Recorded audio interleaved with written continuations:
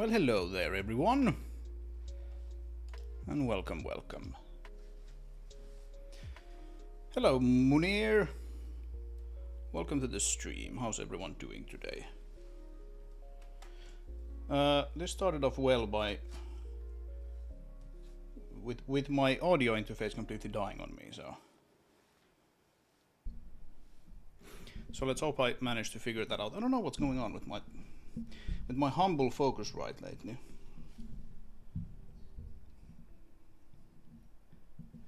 It's been dying on me left and right, causing all sorts of funkiness to happen during these streams. But we'll try to manage. Let's see if I can get my audio levels somewhat good. As always, do let me know in the chat if you feel they are too loud or too silent. And maybe you could also let me know if you can actually hear me and see my screen. Just so that I know there's no OBS funkiness going on this time around.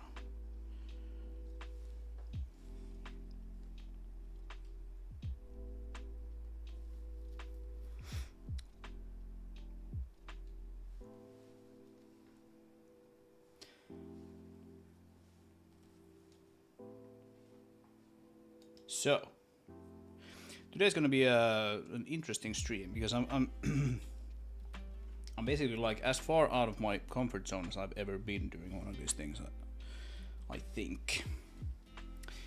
Today we're gonna model props for the game that I'm working on. If you don't know which game I'm working on, we're going to have a look at that in just a second here. Once I get everything set up properly. I'm gonna be spending quite a long time in Blender today, I bet, and a little bit of time in the game engine as well. Level editor, probably even in the game, a little bit. Because today we're gonna essentially model props for the level like there's no tomorrow. I'm gonna try to get in as many as I can. Let's see how many that is. Basically just create props for the upcoming demo of the game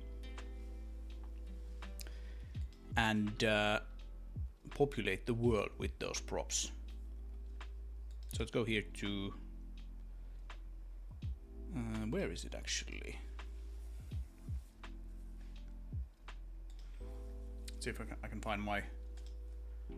Okay, there we go. Right, it's in here. Okay. I went online previously today and took some reference shots of things that I thought we might want to try to model. And came up with this. You can see that it's actually screenshots from Pinterest. We might have to get some more, but we'll see. We'll see what we start with here. Let me just do like a hello Wookie, welcome back. Let me just do like a quick audio checkup here. I'll be right back.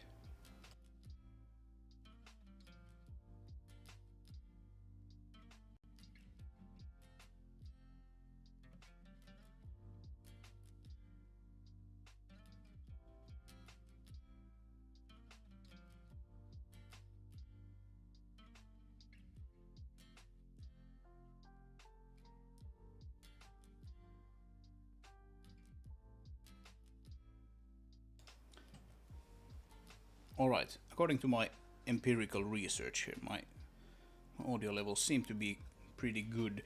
Do let me know in the chat if they are off, either too loud or too silent. And we're gonna try to make it pleasant for everyone involved. Hey Marcus, welcome back. Welcome. All right, so here is the game that I'm building as a mostly solo indie developer, and there is going to be a demo of this available very soon. Actually, it's going to be a somewhat limited demo. This first demo that I'm going to release. But if you want to, you can get your hands on it already by joining the Madrigal Games Discord, and I will post a link in the chat in just a bit, because it will be kind of relevant to this stream, even outside of actually getting your hands on the demo. The demo will take place here in this level that we're driving around in. Let's get rid of the debug stuff for now. And it's a sci-fi setting, and it's not like a super high sci-fi setting, if you will. It's kind of down to earth and grounded. There's still some sci-fi-ish things going on here. What has been bugging me for a while, let's run a quick development hack script here to be able to access this part of the map. What has been bugging me for a while is that this place has been sort of empty of just stuff lying around, right? So we have a refinery sort of place. This would just be like dynamic boxes and you know, all sorts of old crap lying around the place that you can collide with. Just sort of a little bit of world building. Some of them might actually be gameplay relevant, maybe not in the demo, but later. Some of them might be just there for fun, to add a bit of flavor to the world, right? And so today we're gonna try to bang out just like a whole bunch of those and see where that takes us. And so I was thinking most of them will probably be dynamic objects, and that means that there's a little bit of like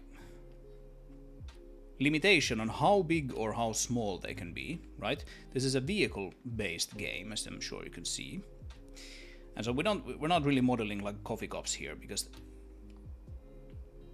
that's just too small to actually represent here in this scale, right? It's more like crates and pallets and that sort of stuff that we might want to put into a game like this. We're not concerned with like pencils and coffee cups. But because we want to make them dynamic, we also don't want to build model like buildings today. So we have vehicles, we have small vehicles, and we have large vehicles. The place is actually too cramped to just put a large vehicle in here, but we can do it up here. There's a larger vehicle and a smaller one right next to it, so you can see there's quite a bit of a size difference there, but still different sizes of vehicles. Need to take that into account. These guys are essentially your game characters. We can also put in a scale mannequin, which is just like a very low poly representation of like what a human would, what size a human would be in this world, right? So here's like a first-person version of Traction Point. Hello person.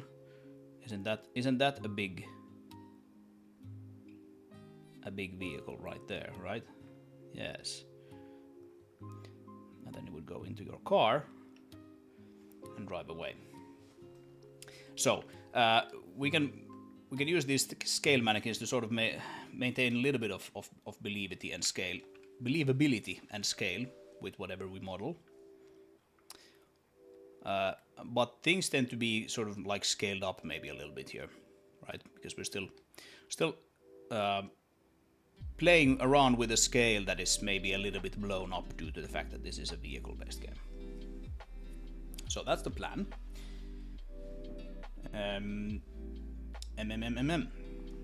What's next? So if you want to, you can participate in this by suggesting props to me. I obviously already have a few, but maybe you have some really good ideas.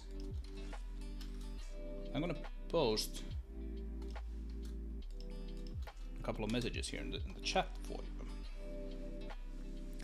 If you have a suggestion for a prop, something that you think we should put into the game and model here today, feel free to suggest that in the game dev channel on Discord. But I ask you to post an image of whatever you want, whatever you're referring to, so that I can look at it and go yay or nay, basically. And it should sort of, you know, should fit into the theme. Obviously, we're not going to copy anything. We're not gonna just take an image and model that exactly. That's not how this works. We're only going to use those things as reference. Sometimes you might want to follow the reference kind of closely. Sometimes you just might want to get an idea for something and then model it differently. All right. How about that?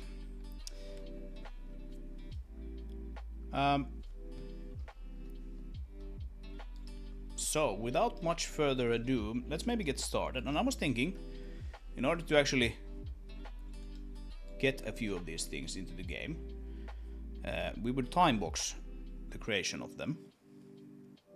I've actually been preparing a little bit for this thing. I wrote the script earlier today that I'm hoping will help me. Let's see if I have it synced. Yes, standard images. Good. I'll explain that when we get to it. We will want to put, especially if we're talking about dynamic props, I want to put them here. I actually have a static props as well. Yeah, so we can create static props. That's fine. Though I think we will kind of try to concentrate on the dynamic ones, because I want more stuff that you can run into and just like topple over, and maybe also lift and all of that fun stuff. So where is the gameplay object? I need to kind of just see here where I actually want these things to. Okay, we have a dynamic props. We have exactly one object in it currently, which is this so far untextured sci-fi crate sort of thing. Maybe we could texture that. It's a little bit of an awkward size actually, because it's sort of like too large to realistically be used by anyone, but it's kind of too small to use, you know, as like a big ass cargo that you put in the back of a truck or something. So we'll see. Maybe we'll have to scale it a little bit.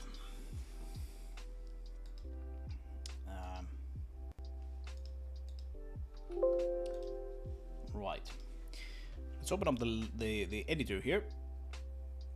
So I'm thinking that how this will work is we'll model one thing. Probably time box each phase to 20 minutes. So modeling 20 minutes, texturing another 20 minutes, and implementation another 20 minutes. I'm hoping it won't take actually 20 minutes for any of these. It really shouldn't. But let's time box it to that, so you know when 20 minutes is up, just wrap up the stuff and move on to the next object. That should allow us to just bang out a whole bunch of these, and every object will be implemented into the game. So we'll probably just jump back and forth between Blender and the level editor for a bit. Yeah, so here's what I meant with this big crate. That's a pretty big crate right here. If you are a person, it's not necessarily a problem because, as I said, like the game character is essentially like the vehicle. But still, it's a pretty big. That's a pretty big crate right there. But okay, let's get started. So what should we model first? So I had some thoughts here on what we would actually kind of maybe need later on in the game. So I'm thinking like we'll probably want to do some sort of crate. We have a crate here, we have another crate here, another one here. I think this is probably like perhaps like the most basic sci-fi crate there is. Something like that could be pretty good to have just later on in the game when we want to have, you know, some generic cargo to pick up and deliver somewhere or whatever. Also some other crates here. These screenshots weren't necessarily taken with a very high resolution, but that doesn't really matter because we're going to be modeling these things from scratch anyway. So some sort of crate, and then I was thinking we'll actually have another larger second crate, and I kind of like this idea of this kind of what do you call that? It's almost like a cargo sled or something that you can fit two of these larger guys into. So something like that maybe, and because this is almost sort of like a not quite like a, we're not going for the you know, junkyard aesthetic, but a little bit in that direction. We might want to have some of these pieces just not this shiny. Just paint some rust and dirt and stuff on them instead. That could be kind of interesting. And then yeah, just some like machines. Here's some kind of thing that's just standing on like a tripod. You can topple it over. Another one over here. This one's actually I like this a lot. These kind of pieces that you can sort of perhaps even use to solve some puzzles in the game. You know, you can lift this up and just put it against something and it forms like a ramp. Depending on how big that is, of course. Some things like this. This kind of looks like almost like it shouldn't be like a dynamic object. It should be more like a static one. And I'm not sure of the scale here, but I was thinking this would be more like 1 meter high rather than, you know, 20 or 30. And more of these tripod looking things. Maybe some lights. Maybe we can actually, you know, put some honest to God dynamic lights here. We don't really do that in the game. There's essentially only like the sunlight. And there's some darker places like this cave here. But yeah, maybe we'll want to have some lights in the game later on. That sort of stuff. This is a pretty interesting sort of platform looking thing. I'm not exactly sure what this is supposed to be. Like, it's supposed to be sort of mounted on top of like a, almost looks like a train or something. That could be kind of nice. Yeah, this is cool. Just like, you know, generic sci-fi equipment. I like this this sort of rack that it's sitting inside of. So yeah, stuff like this, and like I said, feel free to suggest more stuff if you want to, and we'll take a look when that time comes.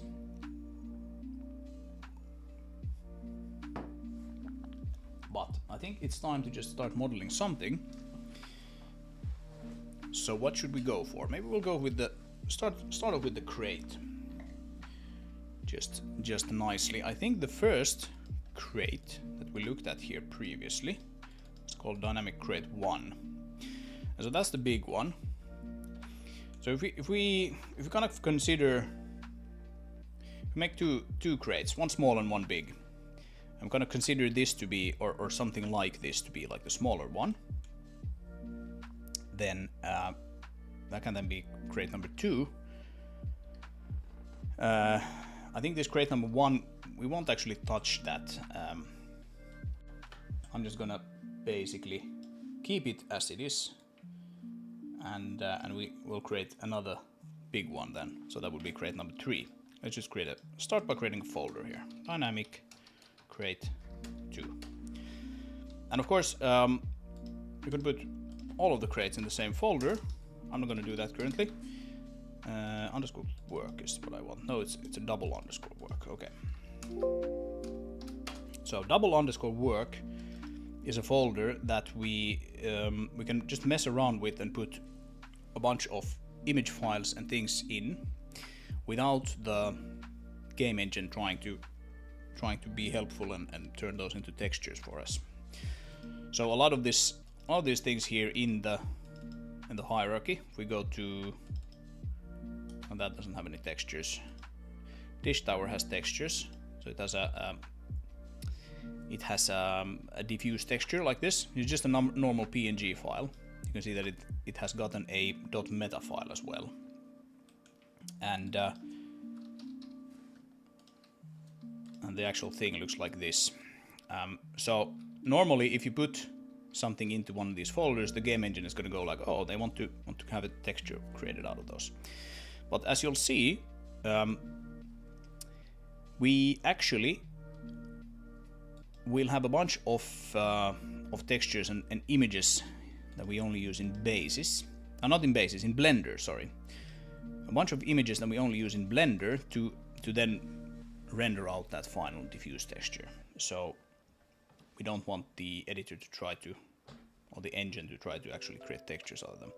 And we can do that with a double score work that is sort of like an excluded part of the data hierarchy here. Okay. As you are required legally by law to do, you need to delete the cube and then add another cube in. That is how everything starts. Everyone knows that, right? And we're gonna start with dragging one of these scale mannequins in. So you can see this is a pretty big cube currently. Actually, probably want to bring that guy down, so we can look at them like this, and we can bring a scout as well. There's kind of an approximate scouty thing here, but because not all of the pieces are actually kind of how should I explain it? It's not really put together in Blender. It's put together in the game engine, but it's close enough. I think the wheels might be in slightly different positions. I just nudged that together so that we have like, this is kind of like the game character.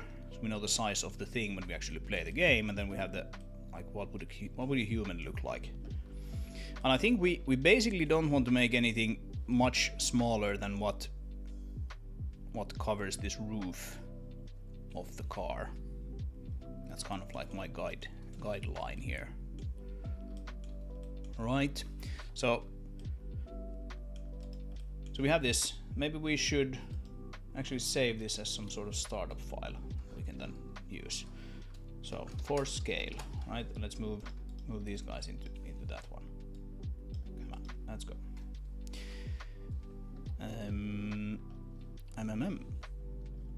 Desktop, and let's just call this like props start, right? This is a pretty good starting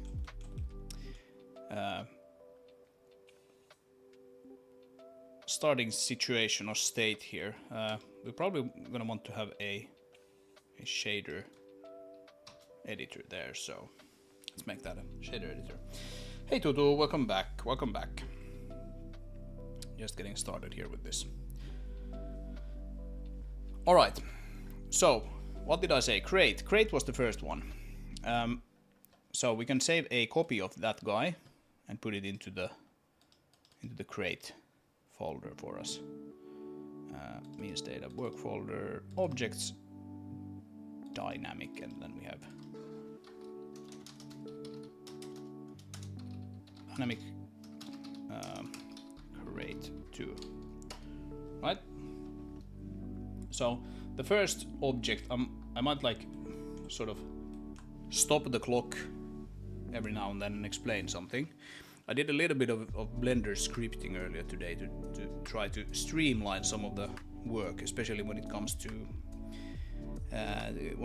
like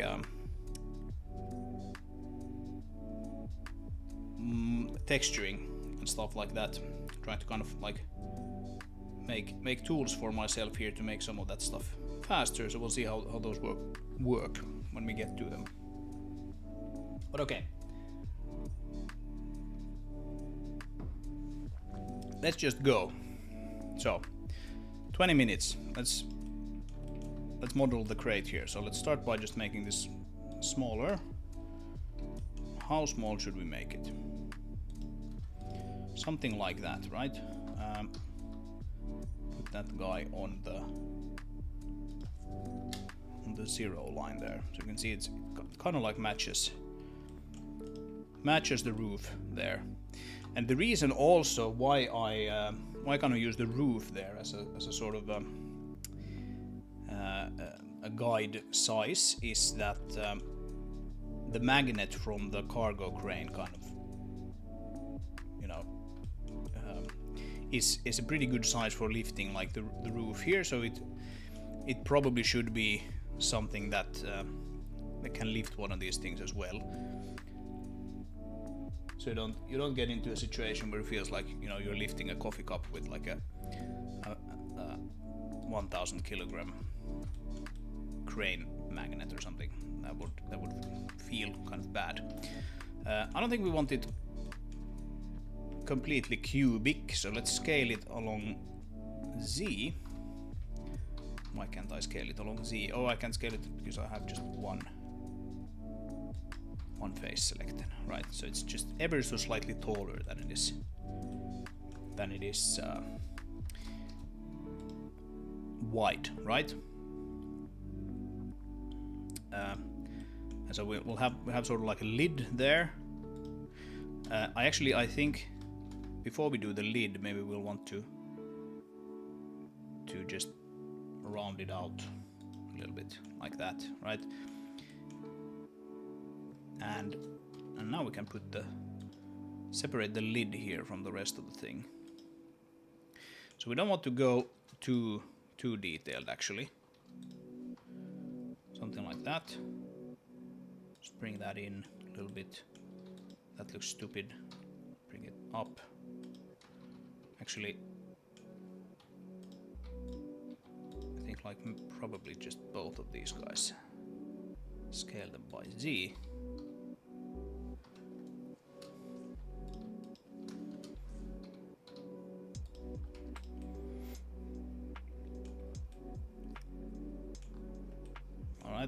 That's a pretty good start. Okay. And then let's do some of these sort of details in here. It's X actually. Maybe we'll just do. Actually, I'm just gonna mirror the thing for now. Let's mirror it along the. Yeah, let's mirror along the Y. That's fine. So just come here, do that, get rid of that, and then add a mirror modifier Y. And now we can do a little bit of sci-fiing. Let's try a manifold. Y. Yeah, it's gonna weirdly like cut that top thing out, but we can quite simply just remodel that face like so. Okay. And this looks strange. Maybe we will want to actually turn it into just a straight face. That thing.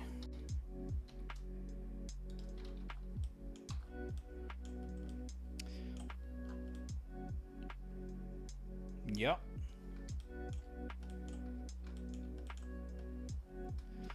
And then we'll do the same with this. Just kind of eyeing this. And manifold. And Y again. And we'll want to come here and look at... Oh, actually, we don't probably need to do that. I was thinking like how far do we want to go, but it doesn't need to be matched to this necessarily at all. I think it will actually probably be pretty good like that, if I'm being honest. I wonder if this should be just straight after all. I think it probably should, just so that it matches the rest of the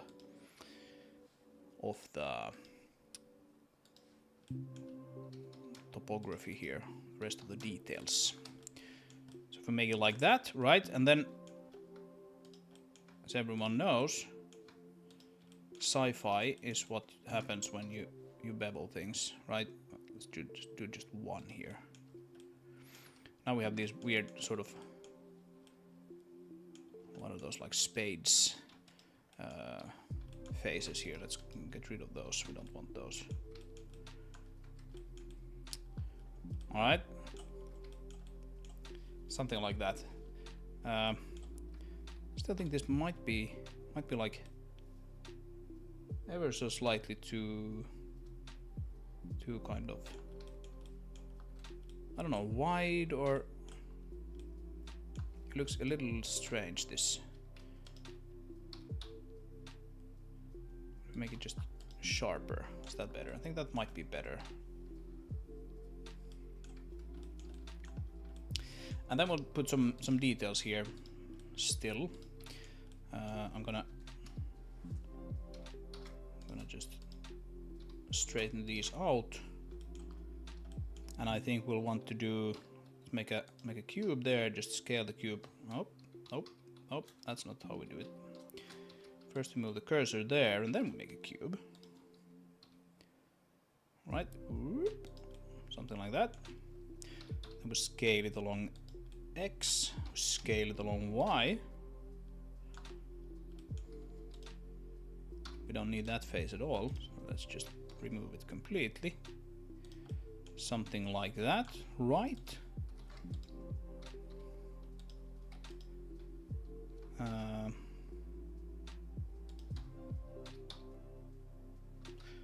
Yeah, maybe let's leave it like that. And then do, so we have some sort of like, almost like a buckle, right?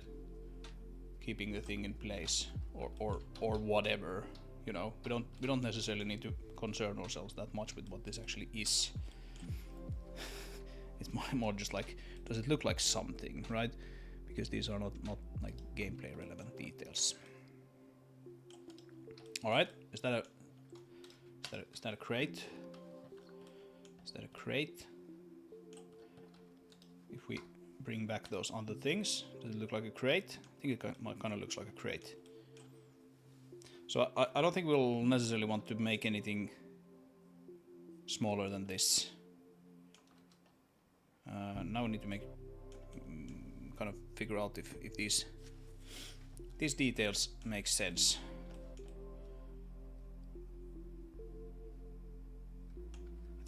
I think they might, but we'll see. Should we actually? I kind of like the top here, but I think the bottom looks too boring. Because remember that we're gonna just be kicking these things around all over the place.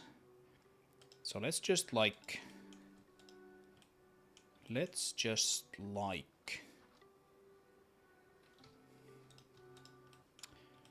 how should we do this? Maybe I'll just get rid of that completely. Then we'll just extrude from here. Extrude Y. Up, not that far. Extrude Y to there. And then we'll fix that up.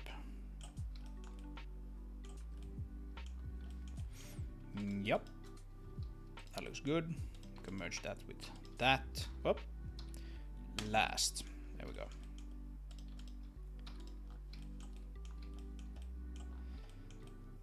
There we go. Okay, okay. And then this looks a little strange also.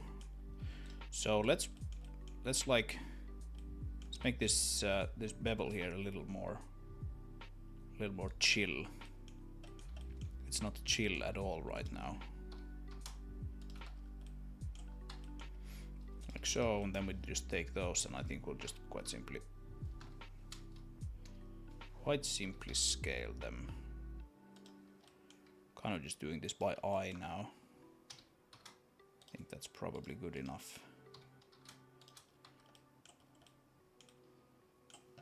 Yeah, that looks nicer. All right, so half of the modeling time is gone. I wonder if this 20 minutes that I gave myself here is gonna actually be enough to do these things. Maybe it is. I mean, it is enough for something, right? But I think that looks kind of all right. Okay. What about these rounded corners here? So some of you might know that we have a sort of an edge highlight art style going on here in the game. You can see that there's like edge highlights. They're kind of soft here.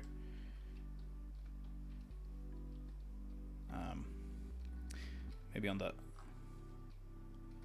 here you can maybe see them a bit better. There's sort of edge highlights on everything essentially, and here as well. Here you can see them really well. So the question is like how do these things work with edge highlights? I think they probably actually will. Like if they will work with these buckles, and they, you know, they hopefully will, then they should work with these sort of edges as well. I think that's actually probably fine. Maybe we should make these buckles a little wider though. Like why not? 0.05.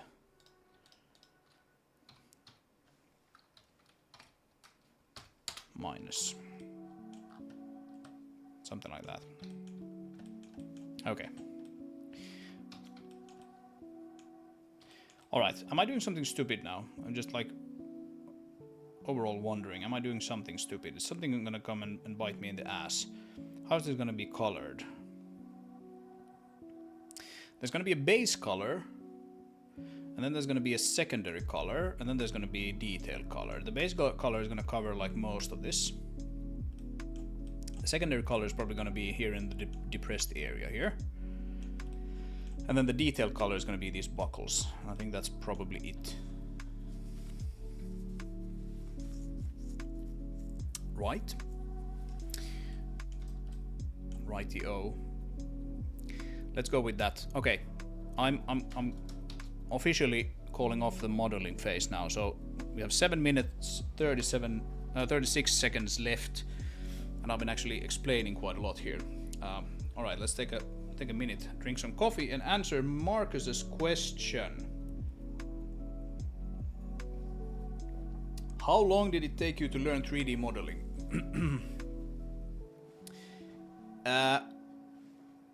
That's a good question, and I don't exactly know how to answer that because I'm getting better at it all the time. Some might argue that I still don't really know what I'm doing. If you are looking at how I model these things, I mean, I'm sure like a professional artist, which I am by no means. I've never worked professionally as an artist. So if you ask a professional artist their opinion of how I'm doing these things, they would probably find, you know, 100,000 small things that would annoy them and they would like me to do differently. So so it's a good question. I think like if you've seen the stuff on my channel and you kind of go like, oh, I wonder how long it took him to get, you know, good enough to do that, and like the kind of overall answer I would give you is probably like maybe a couple of years. I've been doing I did Blender for you know, a couple of years, I think, semi-regularly until I came up with something that I was like, yeah, that actually looks kind of good. I could put that into a game or whatever. That's a very roundabout answer. Of course, I've been using Blender since like I think version 2.2 or something. And this was like way back when Blender didn't used to really update their version numbers all that much, so that was probably like in the 90s.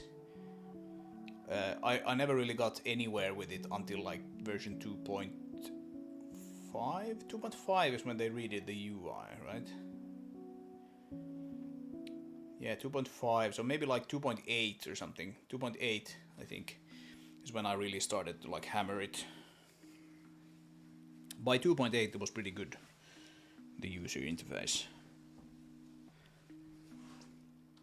Okay, so before I start the next timer here, and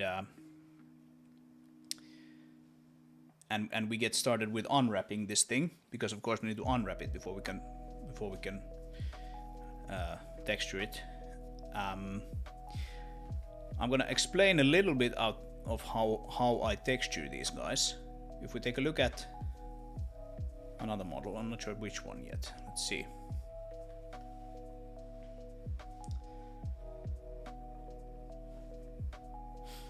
Monorail car, that will probably work. All right, so this guy uses something that like I could almost call sort of like the standard texturing flow that I have going currently. It's not PBR, for those of you wondering. It may be obvious to a few of you. So PBR is physically based rendering. It comes with, there are like 2 or 3 different ways to do it. Some people refer to them as like, you know, roughness based PBR or you know, different workflows, and you have slightly different texture inputs for that. I typically work with 4 different textures for this particular game. This is not like how I do everything, but for this particular game, most things are modeled using 4 different textures. One of them is essentially like the output. One is color placement, and color placement is essentially like you paint different areas of the mesh in like a certain color. Typically I use RGB. Then the actual colors that you want to put onto the thing, they come from this thing here. So you have a base color, and then you override certain areas with another color. And sometimes if I think it looks like ass, I add a little bit of a texture. Like you can see these ground supports here have sort of a pattern going.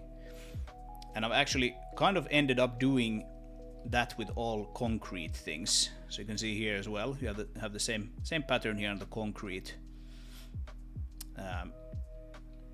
And that's kind of like how I have ended up doing that. Sometimes I use like a noise, just gives a little bit of more sort of, well, texture essentially. A little bit of variation, but a lot of the times I actually just like have a single color and then I paint a little bit of crap on top of them. You can see here there's a little bit of crap painted.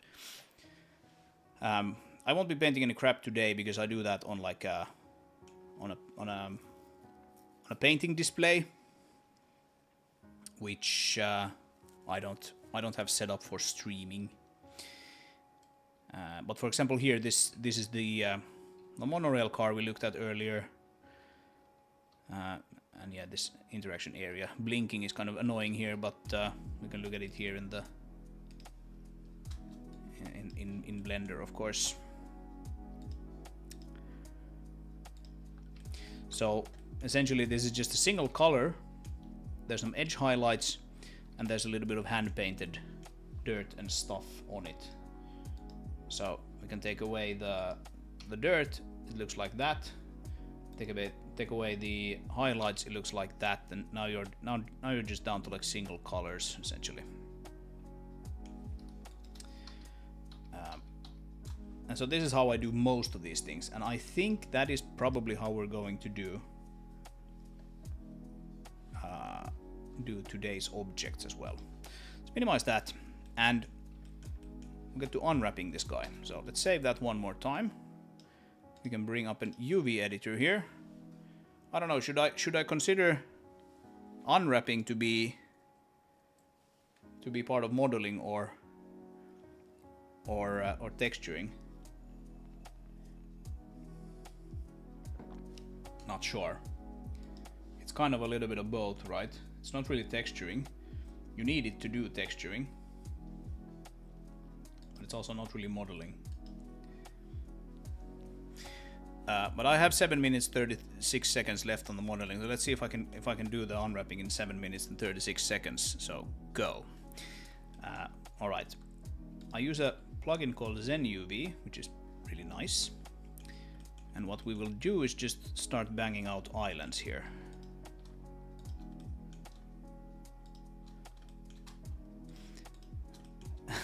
Why not both? Yes, indeed. The question is though, oh, should we, by the way? Yeah, we should actually. We should actually. Let's mark that as a seam. I'm gonna apply that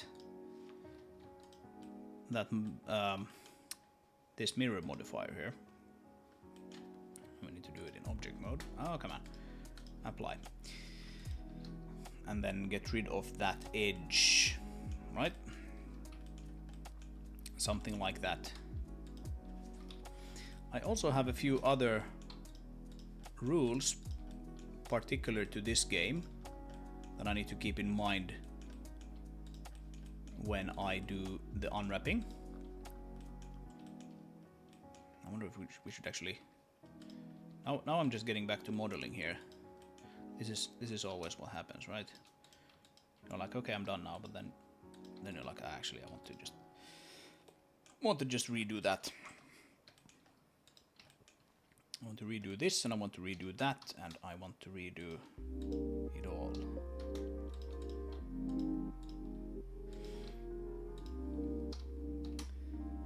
Like so, and then we can merge by distance. Maybe that's nicer, I don't know. We also probably don't need those. I'm gonna get in trouble now because I'm using my time here to do model fix-ups.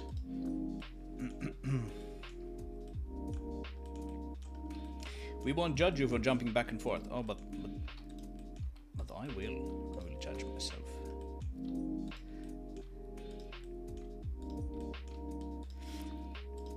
Nah, it's fine. I kid, of course. But I would like to just bang out a whole bunch of these guys today. I think the game will be better for it if we just have a little bit more variety there and a little bit more stuff to mess around with. Something like that.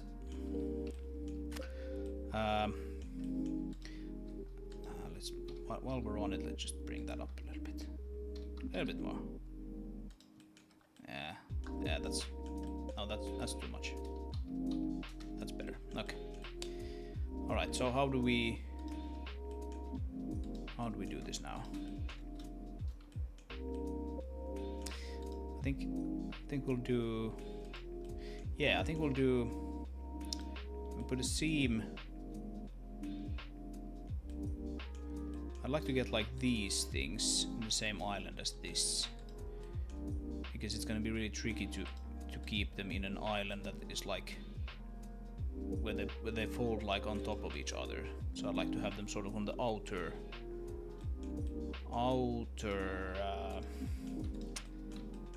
corners, if that makes sense. So let's do like that, and then we're gonna do. That's actually not necessarily that good.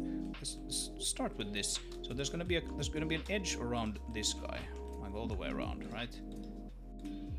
I don't think there's any doubt about that. There's gonna be an edge here, separating that. And then if we fold these things out, there's gonna be relief edges there, and also on the other side. And you can see that one of the requirements here for myself when I do this is that I do not want to have any kind of overlapping UVs.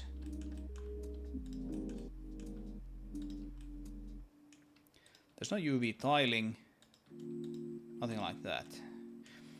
And that is partly because I want to paint on top of this, and partly because I want to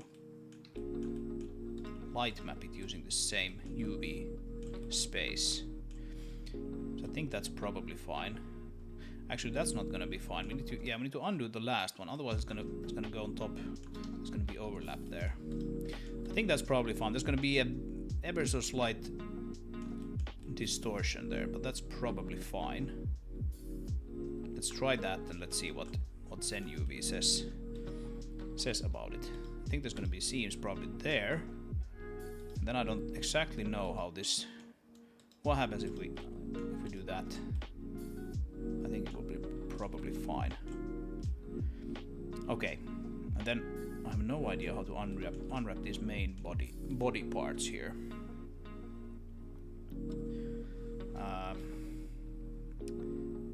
So we can probably do something like this if we like go around like that, and then like this, and around like that, right? And then we do. How the hell do we do this? Do we need to put edges here? Probably, so that we can fold them out. Would that make sense? Like relief seams. Is that a good idea? Don't know.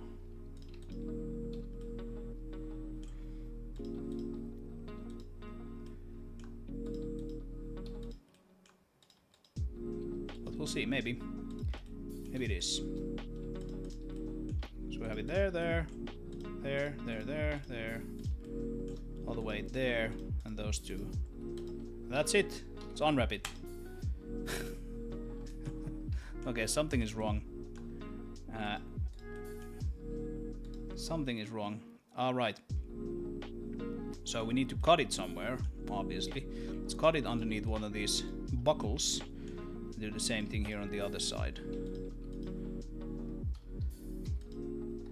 Yep, that's better. We have a little bit of stretching going on here as well. Here's the stretching that I mentioned previously. Let's put a checkered texture on it. You can see that there's actually quite a bit of stretching there. Okay. This top stretching is probably, it comes from the same thing. We need to cut it somewhere, so let's cut it there and there, and that should get rid of, yeah, that gets rid of most of the stretching. So now we only have a little bit here, but that doesn't look very good. All right, I'm out of time, so I wasn't really able to model and unwrap in 20 minutes. So that's stupid. Why was I that bad?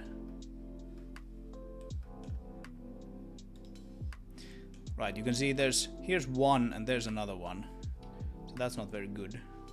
Take stretching away there. So we need to do something about this. How do we actually do it? Oh, I know how we do it. Let's do like a funky thing here where we clear that seam, then we go like this. Right? I think now it should be able to just fold kind of neatly without any kind of stretching or other jankiness. Look at that. Beautiful. Beautiful, I tell you.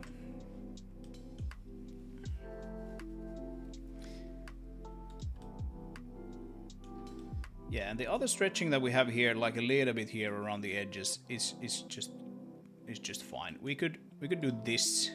We could basically add relief seams there, and now we should basically get, yeah, because see now it completely goes away. So, I mean, maybe and it creates this kind of thing.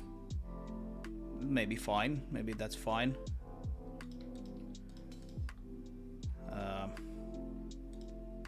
But I wonder if it's actually worth it.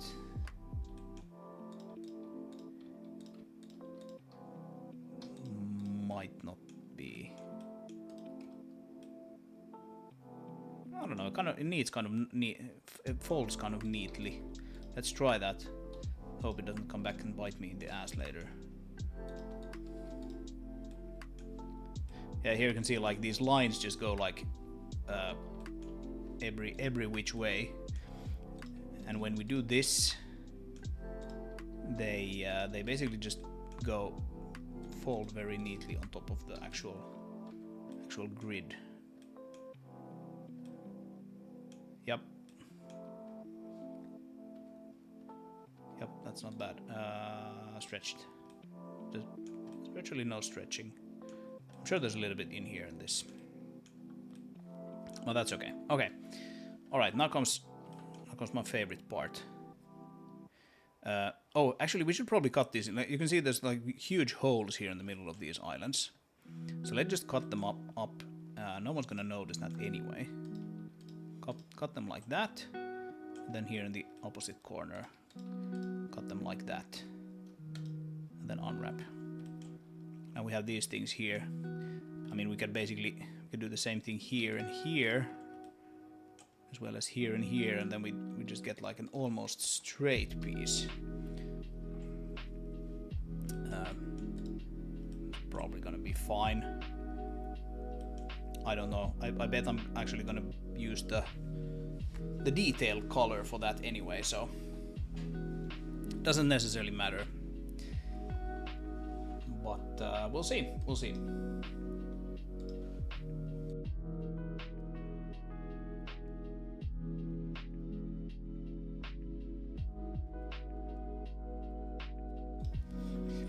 All right then. So now comes my favorite part almost. Now we feed this to the Packmaster. I'm not sure we really have enough islands here to give it anything to chew on, but this is always fun anyway. So we give it a bit of margin. I give it actually quite a bit of margin because of the light mapping. Oh, we don't want to light map this because so it doesn't really matter. But let's give it maybe put it down a little bit there, something like that. And then we feed it to the Packmaster. The Packmaster is going to try to find optimal packing configurations here for us. And this actually, we're at almost at 0.8, which is like something I almost never reach. I'm pretty happy if I can reach 0.75. Some cases I'm gone as low as like 55 or something if I have like a particularly annoying thing to unwrap. But this is looking really good. And it just tries to move these things around and even scale them if you allow that. And rotate them. And it tries to find the best configuration for these islands. Let's let that run for a few more seconds, because it still finds better configurations, and then we're gonna move on to the texturing. I'm gonna start the timer again.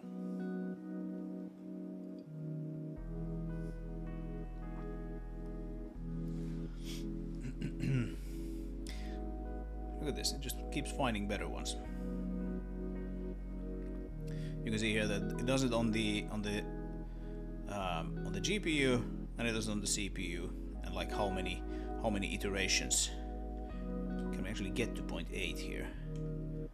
Well, it looks like we might be able to do that. And of course, getting to one of those is just completely arbitrary. It doesn't really matter, but larger is better, so why not?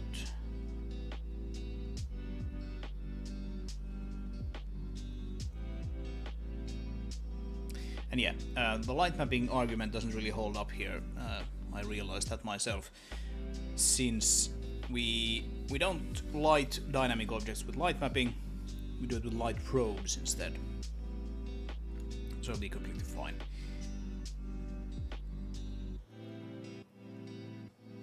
But it doesn't hurt to keep that in mind if you want to light map something later as like part of a static set or something. Okay, 797, that's completely good enough. Thank you, Packmaster. Let's bring that over there. Alright, so now we get to one of the parts that I've sort of prepared a little bit for today. Like normally I would go in and create those textures that I showed previously, those 4 textures, by hand. And I actually created a small script for it today. It's a very, very rough little thing, and I'm like the worst Python programmer ever. But we have this create standard images. We just give it the prefix here, so oh, I actually realized that we've been working in the props start the whole time, so let's not do that. Let's go and save a copy again. Dynamic create 2. And then we need to, at this point, we're going to want to move there, and I keep messing this up. It needs to be in the work folder. There we go. Okay. Okay, so that's stupid. I kind of broke our initial file a little bit there. That's the risk of doing save copy, because it's not the same as save as. I should actually have done save as. Anyway, now we are in dynamic create 2. And here we can see, okay, so we have a 2K texture size set here.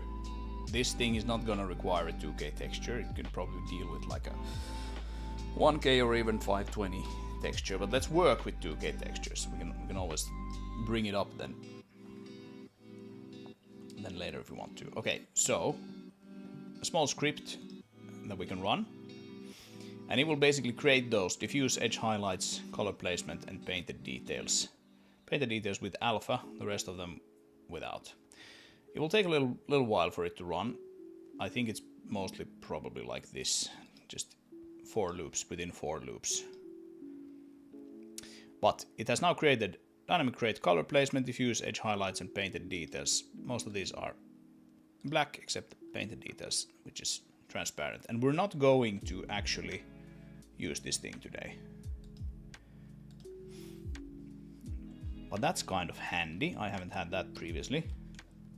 So that should make it much faster than to actually texture these things in the future. So next thing we're going to do is go to cycles and GPU compute, and we'll take here from my asset library my material edge highlights, drag it onto that guy. And here we can see, okay, it's like way too heavy because this object is so small. Let's come in here and adjust the radius. So something like that maybe. Almost looks like it's like a light coming from within it because this is so bright. But we can tone that down later if we feel like it's too much.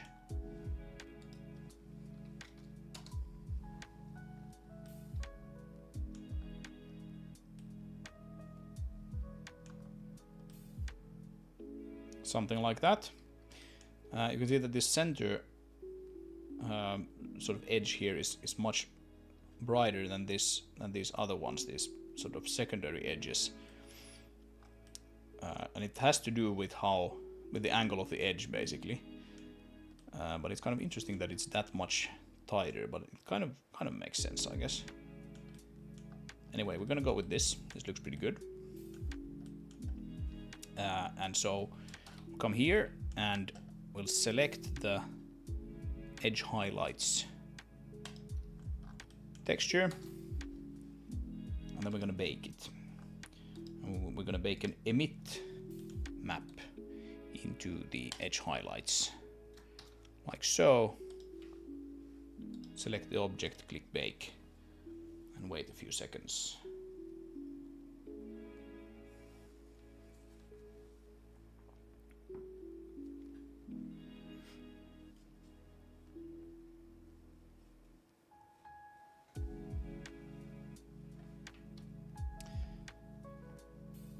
Takes a little while. This GPU is not the best, the one I have in this machine.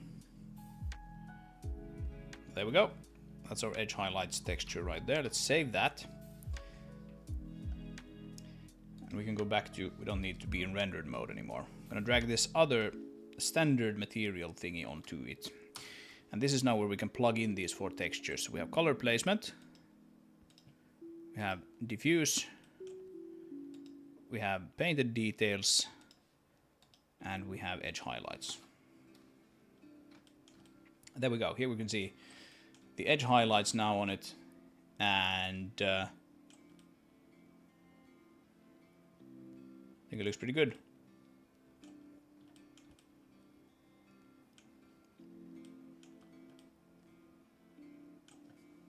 Baking is weird in Blender. Indeed it is. It's weird in a number of ways, and you know, I can't even tell you how many times I've just like destroyed something because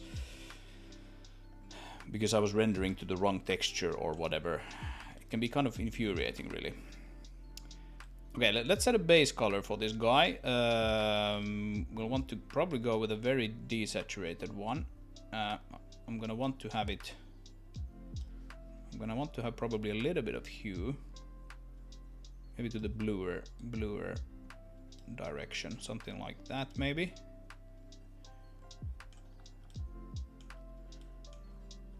I don't know. The nice thing, of course, here is that we can go in and change these things later. We don't have to like repaint any textures or anything. We can just come in here and change these from these dials and bake out the new diffuse texture. So that's cool.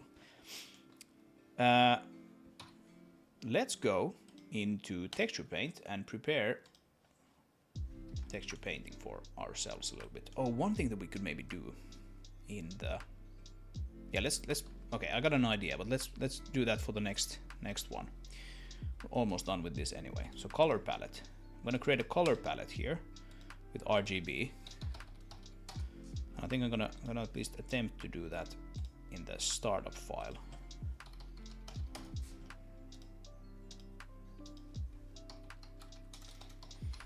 And it might seem kind of strange, like why do I need a color palette for RGB? And I don't need it, but I want it specifically when I want to paint different areas with different color placement values. So we're gonna want to paint this section here. So basically like these faces with another color.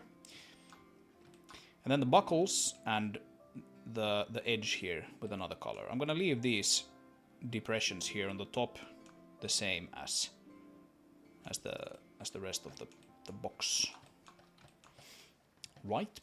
So the way we do this now is texture paint. The detail color is already plugged in here into the green channel. You can see G. So we're gonna use the red for this secondary color. And I can make that something outrageous, like an outrageous yellow. Why not? And then we come in here, select only the paint only the selected faces, and we will paint the color placement map. All right, save all images at this point so that I don't make anything stupid. Make any stupid mistakes. We're gonna view the color placement texture here. You can see that as I click, here's the outrageous, it's kind of like an outrageous brown. Oh, that's because I went with the blue channel. That's stupid. Let's go red instead. Alright, and there's our outrageous yellow. The outrageous yellow color. It's fine. We're gonna change it in just a sec. Let's select these other faces that we want to paint. Annoyingly, I need to select all of that. Let's do like this. Select all 4 buckles. Come on. Buckle face, and those as well. And then just select more. We have all of the buckles selected. And then the edge there. Alright, we'll go with that. And we do green. Like so. And save. And now that we have this done, now we can start messing around with these colors. So I wonder if the value for this should be just toned down a little bit or not. I'm not sure.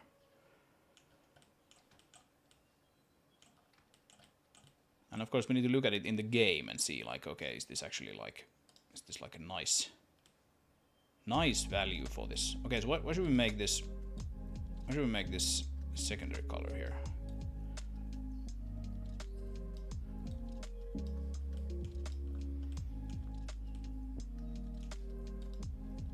I mean, it can be an outrageous yellow, of course, but it doesn't really fit with the kind of desaturated values that tend to be used in the game. Most of all.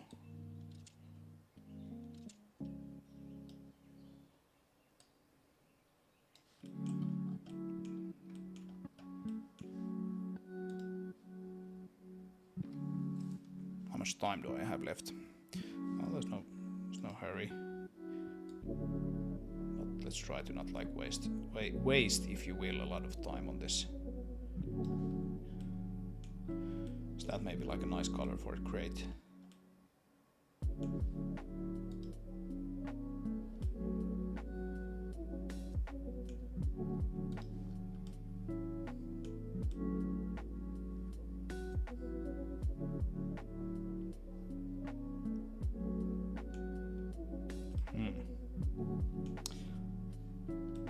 Oh, Tutu likes orange. Yeah, it is of course like entirely possible, even with this material here. We just need to plug it in later if we want to do that, but it is entirely possible to do like decals and things like that on these things as well. That's something that I've done on a few occasions. But yeah, let's see what this looks like in the game. You can always and quite easily, I might add, change it later. Let's see how the fill did. Yeah, you can see like there's some crap here that we need to fix. There was a discussion about this on a previous stream. That it's a little unclear sometimes why the fill tool just misses these things. And of course, if you get something like this, then that shows up in the actual object as well. That would be like the side of a buckle, so it's pretty small. See if we can find it. Yeah, it's right there. That sort of stuff. That's not very nice. Why, Blender? Why? I'm not gonna lose any sleep over it though. I am quite simply going to take this color placement, put it into GIMP, and I'm gonna fix it there. Just because I'm not really familiar with the 2D painting tools in Blender all that well. You can certainly fix it up in Blender if you want to, but color placement. Find the thing, and we just copy some solid green on top of it. There's like a pixel there as well. Is there anything else to fix? I think we're probably good. Look pretty good. So just overwrite that and we are good to go. No, that's fine. So just reload that and we're good. Okay.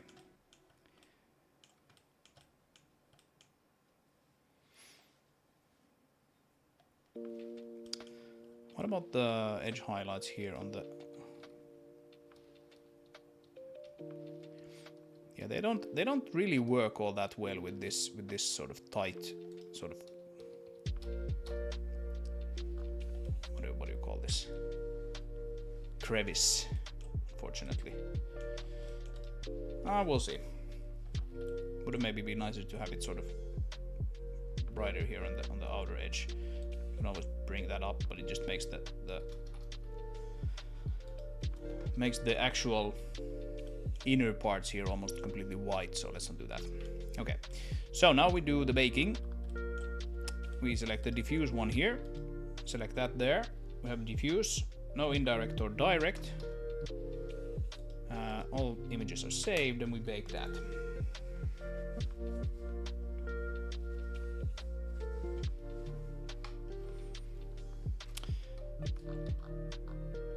All right. I was like, what did it do? Like, this looks like some sort of weird, I don't know, ambient occlusion. but it's just like, there's so many of those buckles there, so it is actually correct. All right, and then we take this guy and we save a copy outside of the work folder. Dynamic Create 2 Diffuse, save as image. And now we go here and we refresh the file system. And we find this Dynamic Create 2 of ours. It's that one. I basically set all of these just to BC7 sRGB, and we'll bring this down to, I think, 512 just straight away.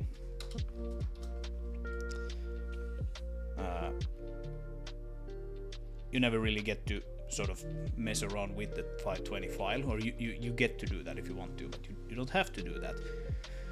You can just look at this 2K version here, and then you nudge that back up or down and do a reconversion if you want to. That is what will be packaged into the game. Okay, the last thing we need to do here before we can put it into the game is create a material for it. So let's actually go here into the folder where I have most of my base materials. And we'll select the correct one, which would be base material diffuse light probe. That guy. So this is a material that isn't really used on its own for anything. You can use it if you want to, if you actually convert this guy. But more often than not, you create a material variant. And that material variant will have some overridden things, such as the texture that we just made. So objects, dynamic props, dynamic create 2, dynamic create 2, like that. And here we actually fill that in. So dynamic create 2. Oh. Did I get that wrong after all? I think it probably was supposed to be just a single underscore and then work. Yeah. I think that is actually... Yeah, it's just a single underscore and then work. Okay. So that's stupid. Let's save this thing. Close it.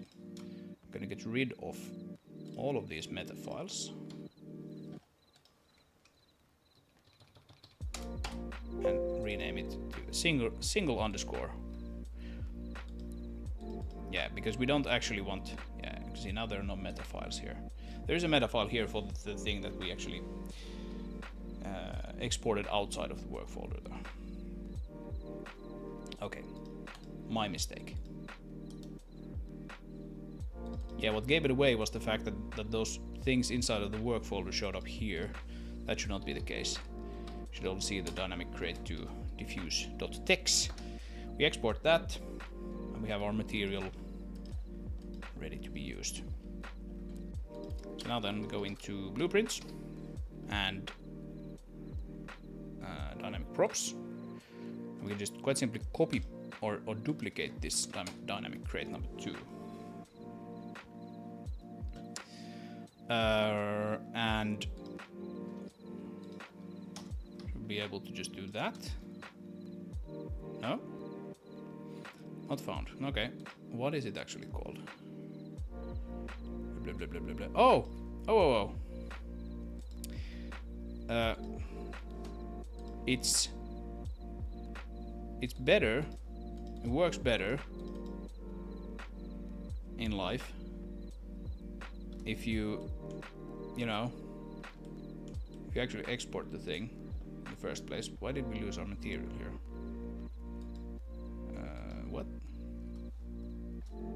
Oh, that's because, right, now we lost the references to those things. Oh, so stupid. So stupid. Okay.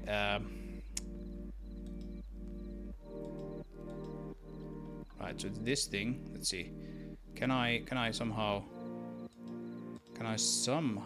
make it figure it out that this guy is actually, we need to go to image editor, right? And then we need to go to image, and then we need to go to here. Color placement, that's that one. Yep. Diffuse is that one. Edge highlights is that one. Painted details is that one. And now we got it back. Okay. Small mistake, but big ramifications. Alright, so we go back out of the work folder, and we export it as an FBX. There we go. Save everything.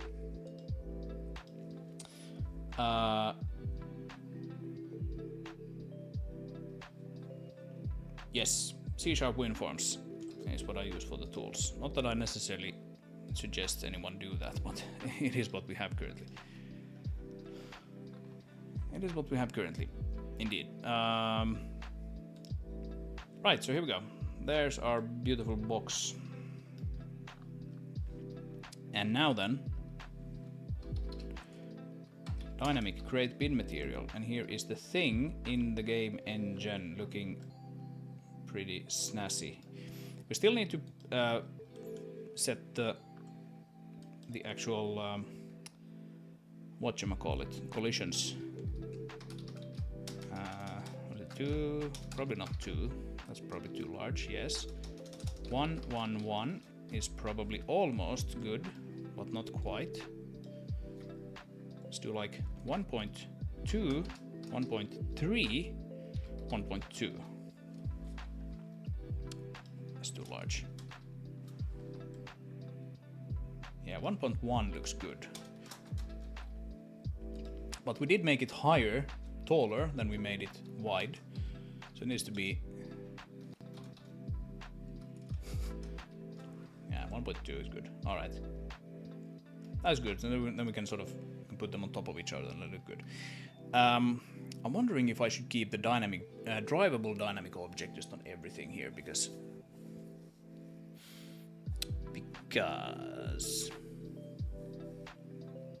we'll see. Mass is another good question. How much should one of these things weigh? Right, because physics, which I use for physics simulation, tends to make things bouncy if they have too little weight. Now I think Physics 5 is better with that, like as it is with almost everything. But if you consider here's a guy walking up to that, it's still a pretty big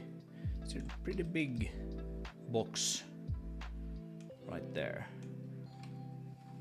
So let's maybe err on the heavy side here and make it 750 and see if that's good. Right, let's make sure we have the rest of the things here set up. So it is not kinematic, it doesn't use collision, continuous collision detection. Center of mass can probably be in the center. We allow sleeping in the sync to sleep state. All of that is good. It is set as a dynamic mesh. It does not block the nav mesh, that's probably good. And we leave the rest of the things at auto.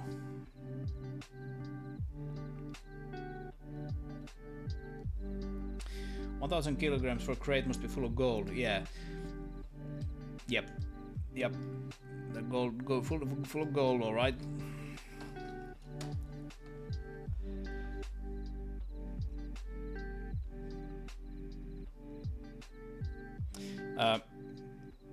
in a sense, you're right. We could try just lowering it a lot and seeing what PhysX 5 does. That would actually be kind of interesting. Oh, I ran out of time. That's fine. It's in the game. We can play some of them here. I wonder if we should we just like, yeah, let's go here to the beginning. I'm not gonna like, I quite simply won't have time to properly think about where these things should be. Right.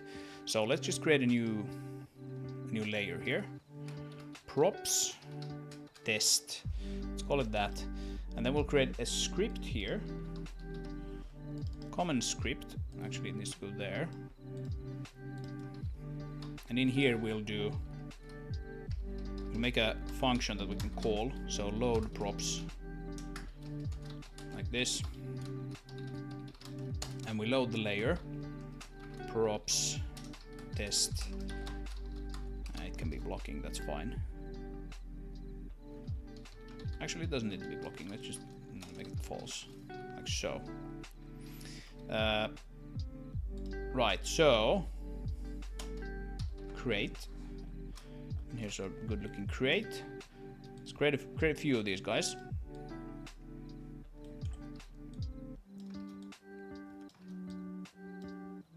Make sure we can you know, put them on top of each other and all of that.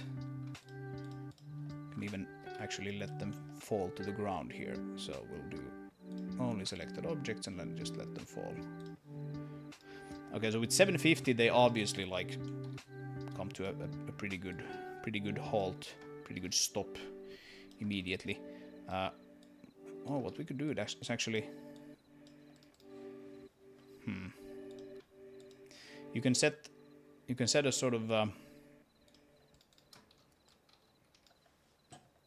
object placement offset here. Placement offset.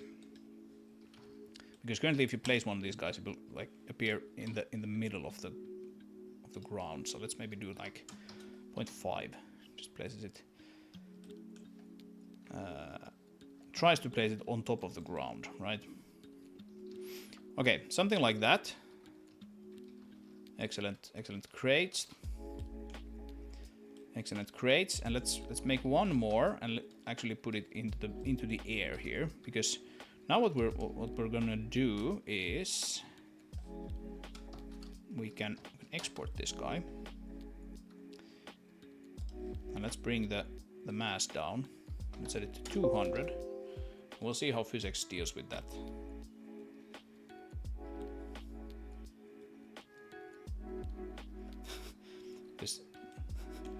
This zebra car here looks weird. It clearly has like the material up from the wheel just mapped to it.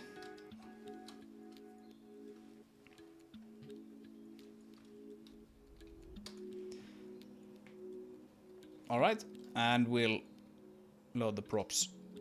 Bunk. And look at that, it actually kind of works. Actually does pretty well. Yeah, it's probably like small enough that... Oh, hey, yeah, okay. Yeah, maybe we don't want to make it drivable after all.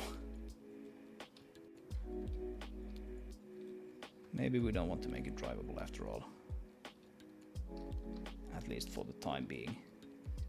Rrr. Unstuckifier to the rescue. Burp. Yeah, the wheels kind of intersected because the wheels are... There's our ray casts. It's fine. Let's see if we can... Is it super awkward to... Actually, we can put a gripper here. Try... That's not a gripper. Let's put a gripper here. And... Just make sure that we can lift it. Look at this, it's stuck. Come on. Yeah, this vehicle is like a heavy reimagining. Probably not gonna go into the demo, but it's kind of bad. It's kind of bad. Right, I need to remember how this thing works. It works like this. We can grip them, and we can lift them, and then we can drive around with them. Yeah, this is probably fine. Rip. Let's get rid of this thing and put a mother vehicle here.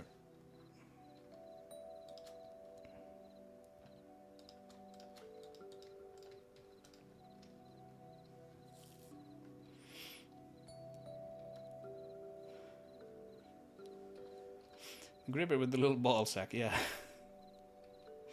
Yeah, I wanted something moving there, which was like driven by physics. So I thought that would look like a nice and fun little counterweight, but I'm not sure. I'm not sure it's nice or fun. Right, so this is kind of what I was saying there earlier with the fact that, like, you know, these things need to be large enough so that you can actually kind of sensibly lift them with this thing.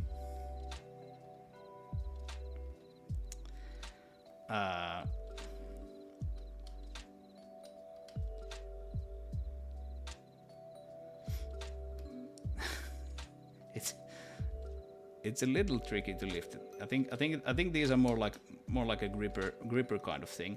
I am also planning to add the thing that I've had in a previous incarnation of this, where I had something that I call like the magnetic attractor crane or whatever it was, but it's sort of like a crane that has almost like a small wormhole or like black hole in the end of it, and you just move it close to dynamic objects and it sort of just slurps everything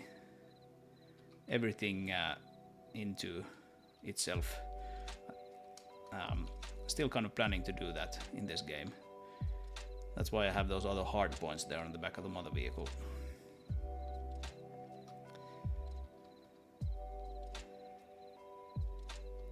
Alright. But yeah, you can lift these guys with this. I think that's probably the most important thing.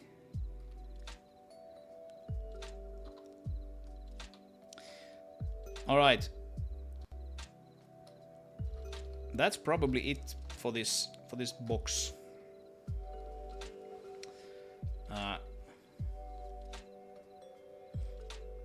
Yeah, it's nice that it actually behaves kind of neatly now with, I think it's Physics 5 is just like fixing these issues as well. And yeah, you can see those hard points don't actually have any collisions.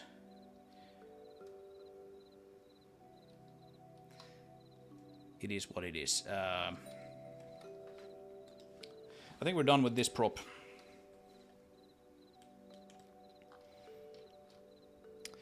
Cool little box. I'm gonna still bump it to 250,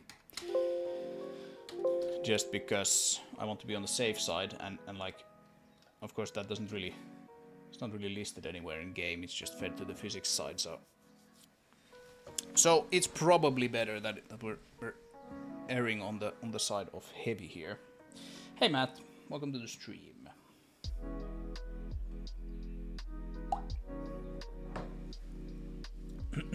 So we are one mesh down, and we are 1.5 hours into this thing. So I'm gonna have to pick up the pace a little bit if I'm gonna do, like, I don't know, 8 or 10 or whatever I was planning originally to do. But that's fine. That's completely fine. So I think we're still gonna do a larger crate and one of those sleds next.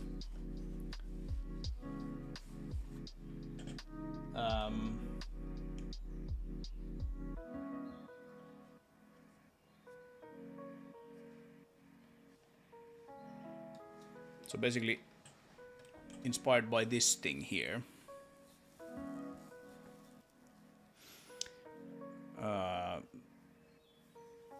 Mostly I'm actually excited about this sled thing, or whatever you call that. I don't even know what to call that. some sort of carrying rack, right? I've actually been thinking about modeling almost exactly this thing, so I might just do that. I think I want some sides to it though, so that we can sort of put those there. There's still going to be dynamic objects inside of that thing, but I think I want some sides there to kind of hold them in place a little bit. So we're going to have to mess around with a bunch of collision objects. What about the actual crates then? Not sure I like that design very much.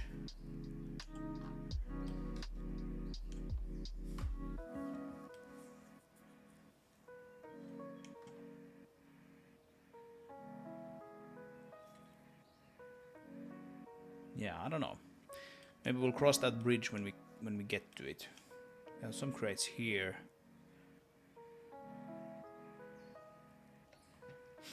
This guy is kind of interesting. It's almost like, I don't know if that is actually what this thing is, so low resolution here that I can't say, but it's almost like there's a little bit of like a spherical thing here in the middle, and then it's sort of held in place with like a more rectangular shape. That's kind of nice. Cargo rack, yeah, cargo rack sounds good. Let's go with that. Portable lights, yeah, I think that is what we will do after this. Something on a tripod, right? And we have lights like this. It's like a tripod thing. Here's actually something that probably would stay upright better. But yeah, something on a tripod like that, or maybe even something like this.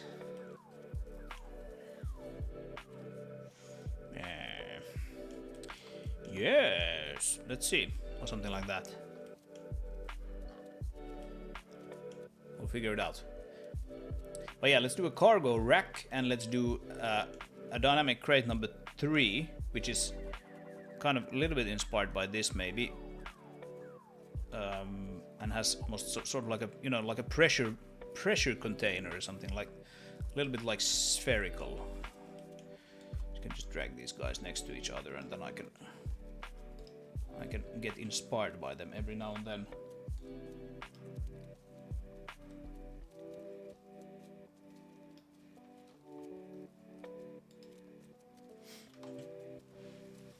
Okay, so maybe we should model those two things together then in the same Blender file. Right, there's actually on the props test layer, let's just add like a guy here. Yeah, they're pretty big things. They're filled with like mining equipment. I think we're actually like closer to that 1,000 kilograms than the 150 actually, but but we'll see. Got any plans for suspicious glowing elements on boxes? I mean, is there anything more suspicious than this? Is that suspicious and glowing enough for you? This thing is actually kind of huge as well. there's your AAA battery for you.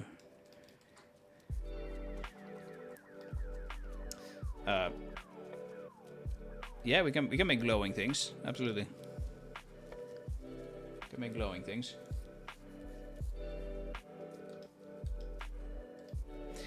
Doing very small glowing things though can be a little bit of a problem with the current renderer. The smaller you make a glowing thing, the more sort of flickery it will get. What if we turn off the sun a little bit here, and then we... Yeah, that's so small that it can't even almost be seen, but like if I turn the camera like this, you can maybe see a little bit of flickering going on there. My bloom probably needs a bit of TLC to actually be good.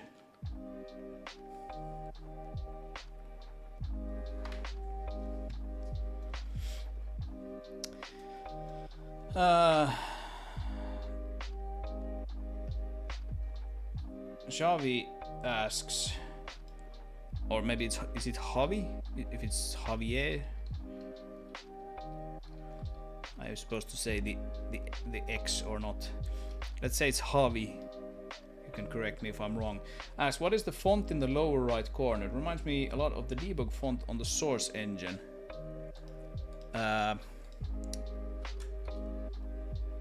What is that font?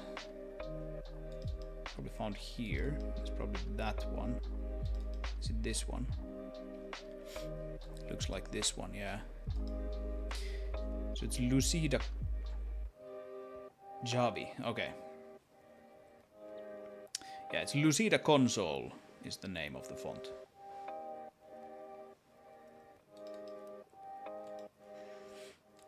This guy. And it has been my my debug font for pretty much all of those 15 years that I've used this engine. You can see I have actually a very small version of it, and then a pretty fat one, which I don't think I really use for anything.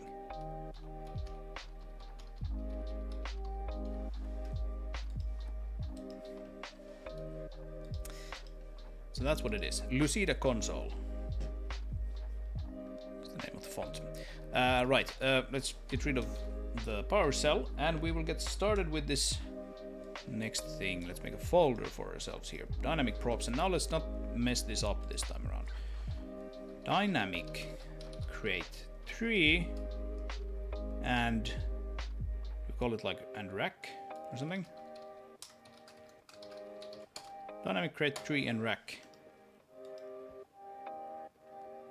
We can maybe even organize them into the same material, texture set and everything. I don't know. We'll see, maybe not. So let's take the starting point thing now and do a little bit of cleanup in here before we start modeling this second thing. Second prop.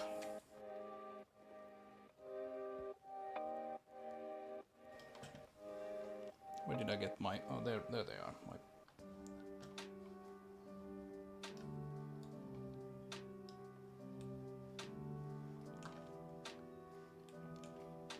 My reference images.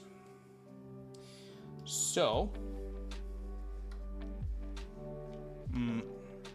yeah, well, we can get rid of the cube. Oh, up. Not that. No. Rebirth, yes. 3D viewport. Let's get rid of that. Bye-bye. We have these for scale here. That's probably actually fine. Yeah, so we can then just... I mean, I know we have different sort of workspaces and whatnot up there, but I kind of like to work with the same one and just resize these a little bit. At least that's how I'm used to working. Okay, so now we do save as rather than save copy. And then we do dynamic create 3 and rack.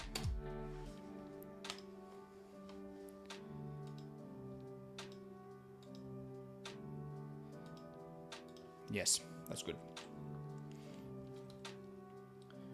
So now then this rack thing can be, let's start with the rack actually. This rack thing can be kind of large. Large-ish. Put a cube down. I think we're gonna have to start naming our things now because they're gonna be there's gonna be several of them. Just looking at this here, I think like the big crate thing is probably gonna be about this size. What is that? That's like, yeah, 2 by 2 by 2 meters or world units. That's pretty good size for one of those things. So we're actually gonna take it and duplicate it twice, and then put two of them sort of close to each other like this. And we'll just move them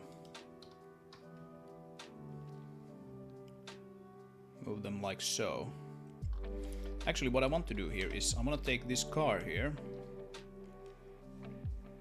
and I want to rotate it 90 degrees, and then I'm gonna want to put it on the X axis and move it along the Y axis, and then I want to take these two guys, rotate them as well, and put them about there. So like if you have two of these boxes, the rack needs to be about the size of this vehicle actually, if that makes sense, and I think it does.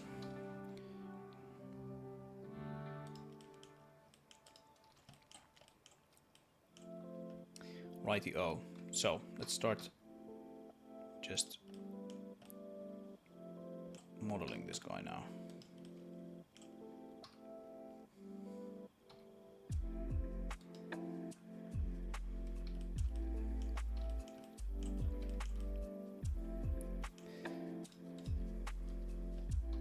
I'm just keeping these here for kind of rough space reference.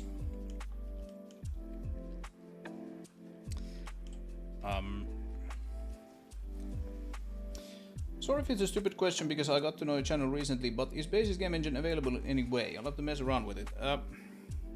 It's not really available for public consumption, no. It's not a stupid question, it's a perfectly valid one. You get to mess around with it in the sense that you get to mess around with the game if you hop onto Discord and come hang out on Saturday. Let's actually cut this in two and mirror it again.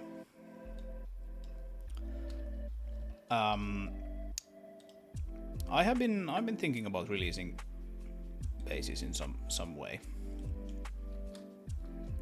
It's not available yet, and like one of the main reasons for that is, well, first of all, I don't necessarily want to spend my time you know, giving support because I want to make this game. And the other thing is that it's really not documented, so it would be kind of tricky for anyone to use it for anything serious. Oh.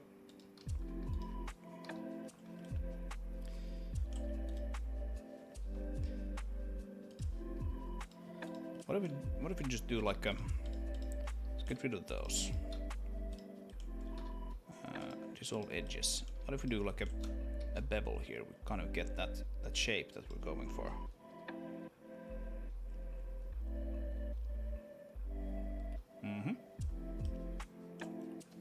Yeah.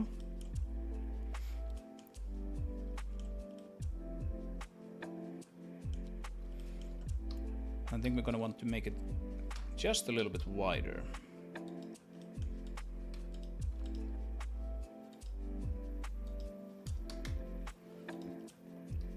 So if you kind of think that, okay, that one of those crates is going to be sitting roughly there, then we want these sort of sides of the rack to be maybe a little wider, like this. And we scale those by X so that we sort of get out of the way of the box, like this. Oh, whoa, whoa, whoa. Faces, thank you. Faces. Okay, I'm gonna cheat now because I feel, well, I feel my deadline looming here in a few minutes. I'm gonna consider these to be two different props. You can take up any complaints with the official Madrigal Games support.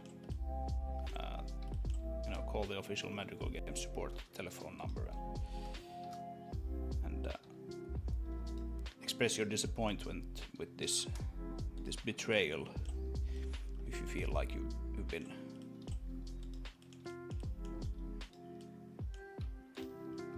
promised something that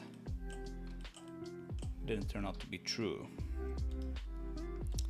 When I said I would do one thing at a time, but I don't think I can make this rack and these boxes both in 20 minutes. That's gonna be too challenging.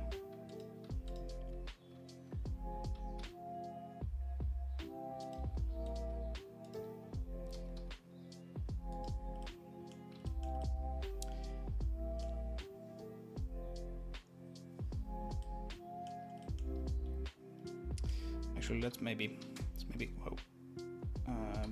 Y is what I want, like so.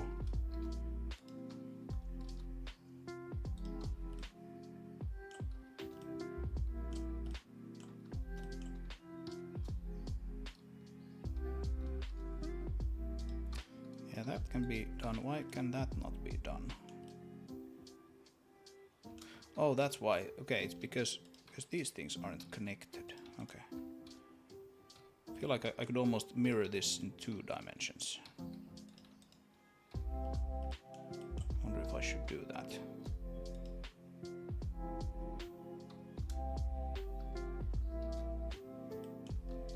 Let's try that. I'm gonna remove all of this stuff, and then we'll put a mirror here, mirror modifier,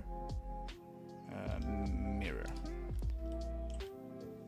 and then we can mirror it in like 2 dimensions like that. Yeah, I think this is gonna work. You can already feel it kind of working. Anyway, now we can do this, which is what I wanted to do. Good. And then we're gonna want to do something like this. We're gonna want to have, let's think about this a little bit. We're gonna want to have like a support thing that comes out like so. Holds those things in place, and also probably around here.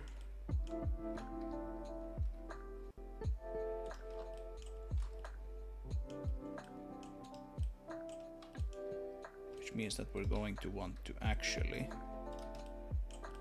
I'm just doing this by eye now, but we're going to want to actually try to have some sort of regularity with these holes here, right?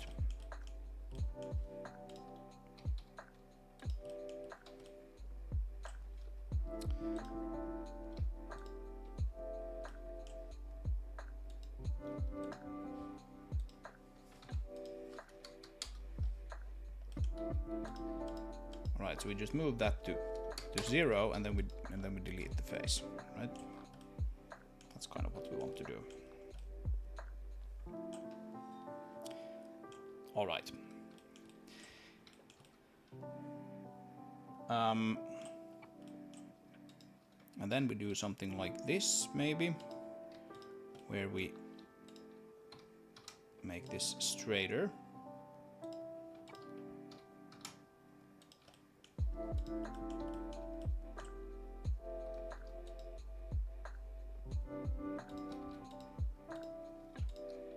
And then bring that down. Then we can do like an extrusion here as well.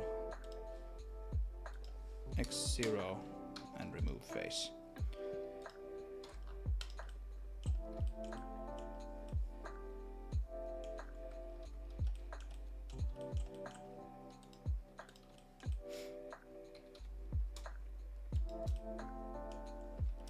Alright, so now we have basically like the shape, the overall shape of the rack here, but it's looking very sort of regular and boring. So now comes the part where we actually make it look a bit more interesting.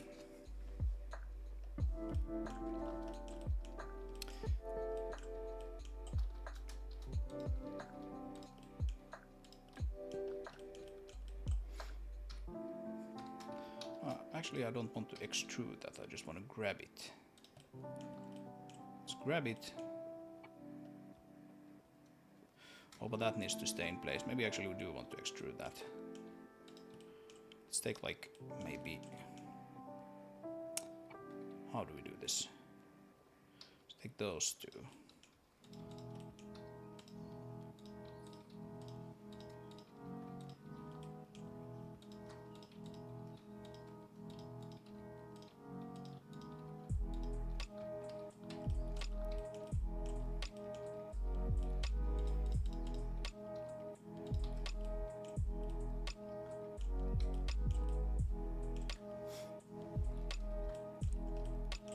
And I think what we actually need to do here to make this look less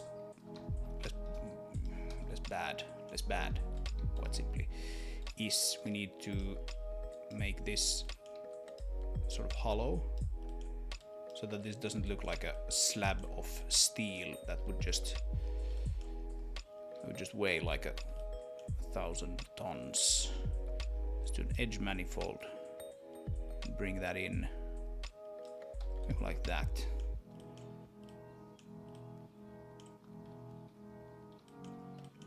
Right, something like that. Maybe.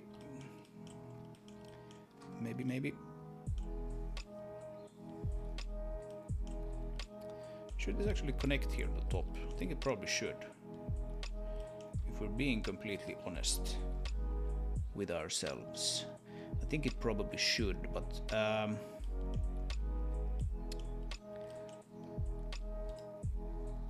let's do it a little bit differently than they did there in the reference thing. I'm gonna bring down this, I think. Bring it down quite a lot.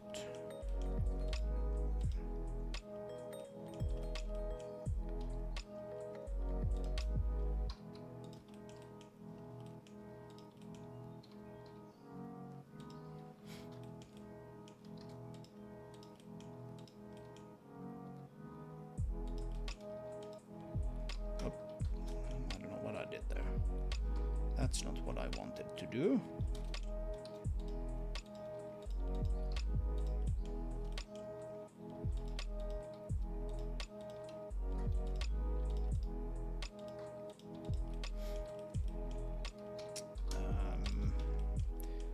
How do I want to do this now?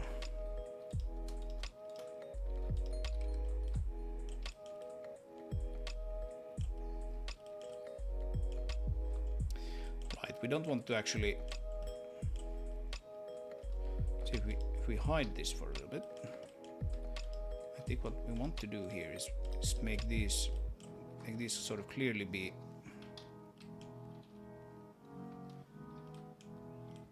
different pieces of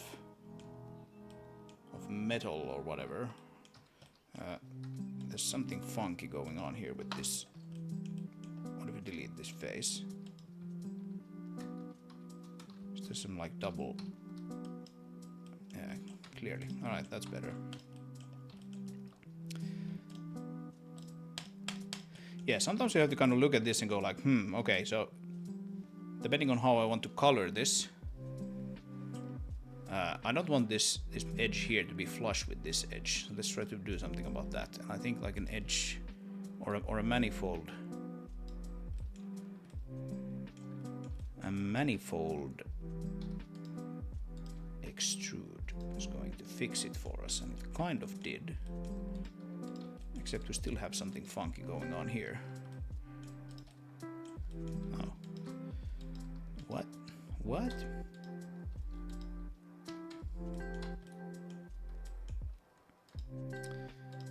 That's not good.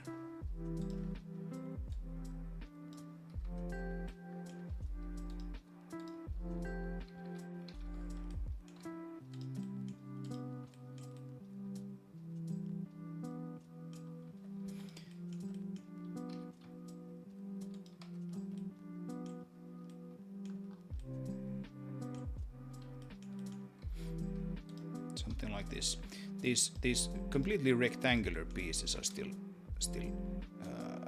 I still feel bad. So let's try doing this and see what happens. Actually, maybe we can do. We select these faces, that face, that face, and that face, and then we do individual origins, and then we scale like so.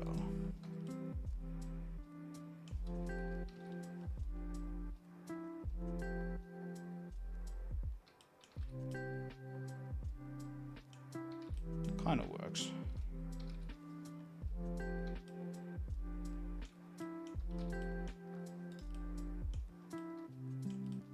Yeah, I think that might work. Same thing here with these guys. We don't want don't want them to be flush against that thing, because we're probably going to want to color them differently anyway. Let's bring them down a little bit. Just a bit, so it kind of looks like they're made out of different pieces. And that kind of helps sell the idea that they are in fact made of different pieces. Except I think I need to bring them quite simply down, further down. Move all of this.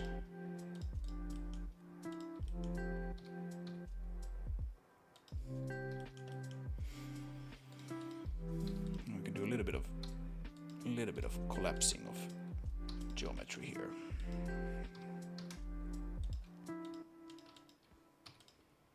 Not too much of it already.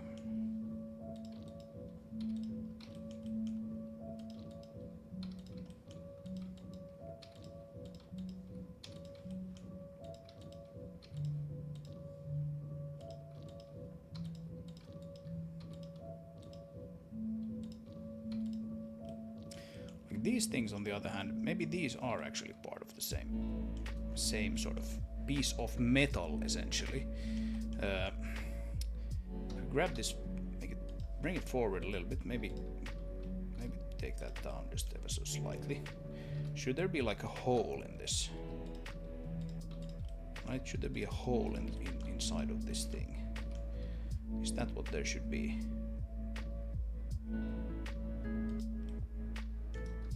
Should this actually just be sort of like a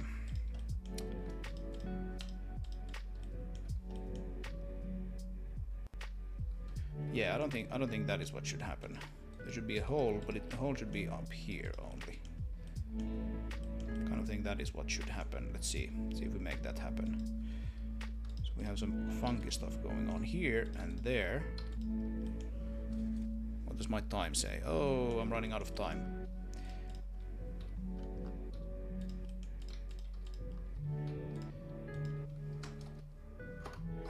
Bridges, loops, right, bevel. Just bevel all of them just a little. Like so, and bevel that one as well. Broop. And that looks kind of something. Looks kind of something. I'm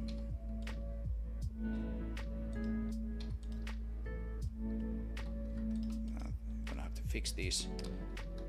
Oh no, it takes a long time to fix them.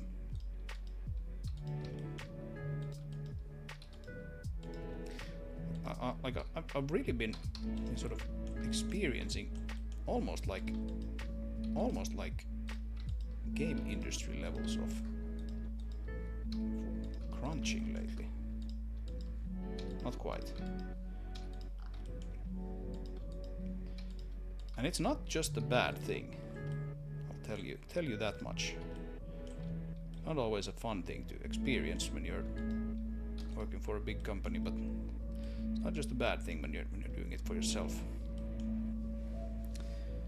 Because you're like, okay, making progress here. Making bacon. Let's bring that in. Right, that look like something. That was kind of bothering me that this is the same. That it's flush with that other one there. So we're gonna have to do something about that. Can't be helped. What? What in the world? Alright, we need to... I don't know. It should be good. Why? There we go. Okay. I don't know why I couldn't snap it to it previously. Yeah, it's bothering me that it's like that. Gonna have to fix that. And again, let's see if a manifold handles it for us, and it does. Beautiful.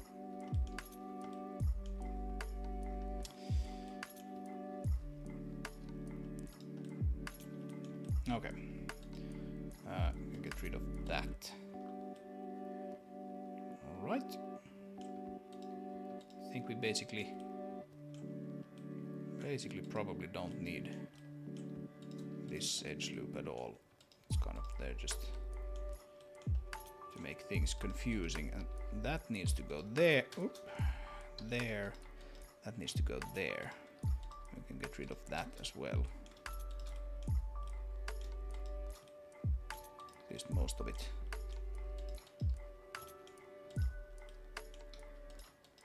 I don't know. Let's not make any triangles if we can avoid it. Okay. Alright, does that look like a rack? Like a rack thing? Like a rickety rack thing? Rickety rackety thing? Does it look like that?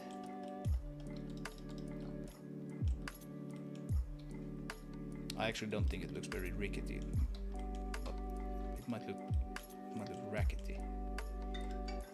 Alright. Time's up. Time's up. I need to finish this. Okay. Let's go. Let's go, boys and girls.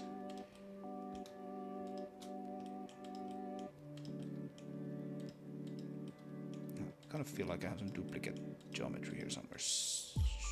Spooking around. Like, what is...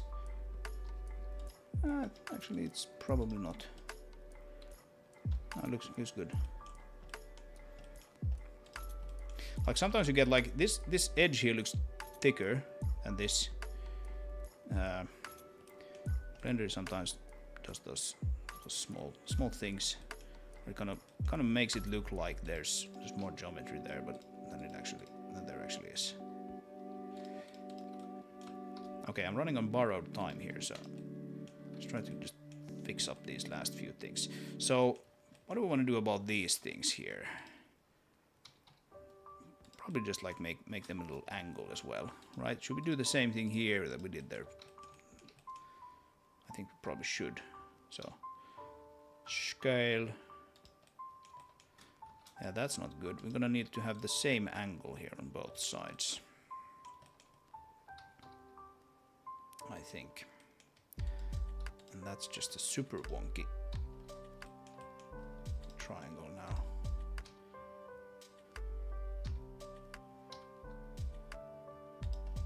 Just super wonk all around.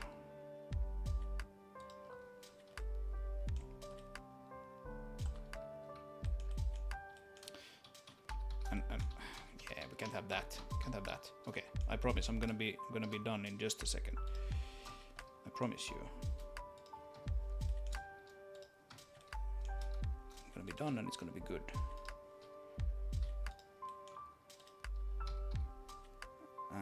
What is that, like point 1?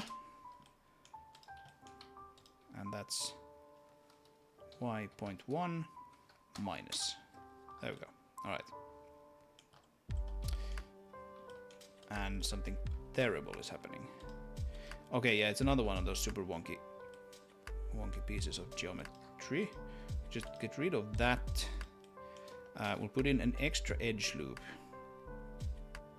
Probably here to like relieve some of the weird sort of pressure there.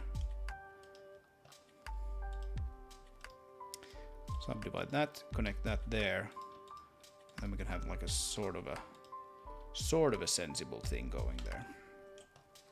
I'm gonna let Blender fix up those last ones then when we triangulate the thing. Right.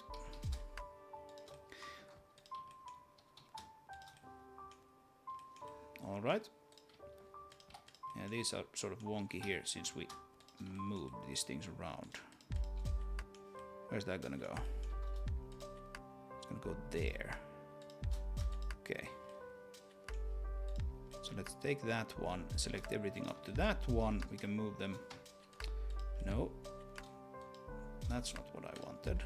I want that. I want that. Oh, it selects it the wrong way. That's why. Yeah, it goes like the shortest way. So it went the other way around. That's why it was wonky. Alright, same thing with these, I think. Just bring them there. Yank that there. And that's it. Okay. I said I did want some side supports though. So, you know, I'm just gonna put those in, but let's maybe model these crates before we do that. If that makes sense. So here we have a person again. The person is standing next to this rack thing here, and it's like, oh, it's pretty big.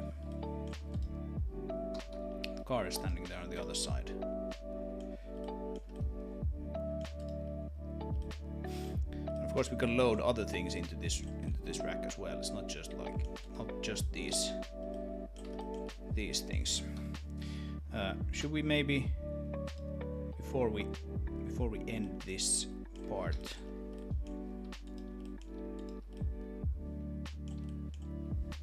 Look at this. Look at these holes here a little bit. Try to make them like the same size. Like, I don't think we will basically ever have anything small enough to fall through this, right? Here maybe. Yeah, that's a bit of a. It's a tougher question, but what if we actually took like one of those things that we just created? I think it's probably a cube. Yeah, you can see this is larger than what will ever. It won't fall through that. So we can just then do the collisions with one big box here, and probably just another box like that. We can do a third one to simulate some sort of diagonal collision here, but I don't think we necessarily need to do that. Well, we'll see. We'll see. That's a whole different thing. It's a whole different question. Somehow it feels like the music has just gotten louder, so let's maybe bring that back a little bit.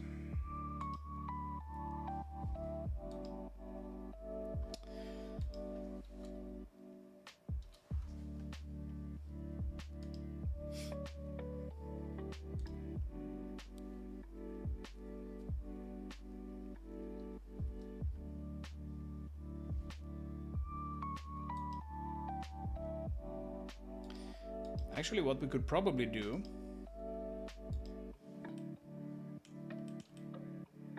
but we maybe shouldn't, it's like add a little bit of irregularity to these things. Okay, that's the last thing I'm gonna do, and then in fact I'm just gonna test it out first, see how that looks. You know, something like that. Does that look cool?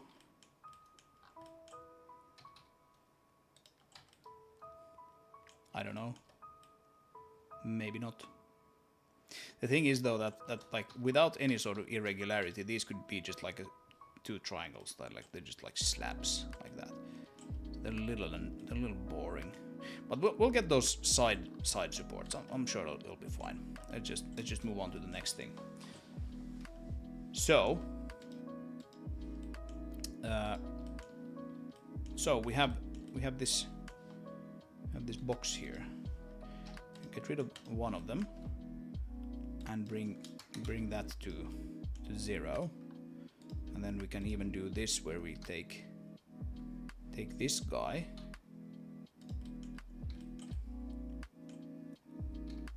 and position it.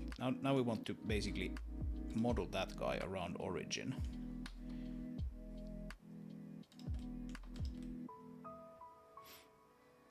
Right, something like that. Let's hide that for now. Let's actually hide the scale mannequin as well. We can keep the car there for a while.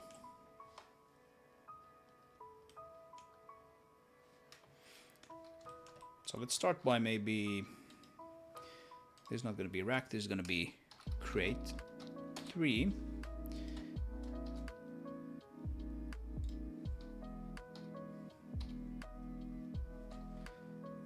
It needs to be median point.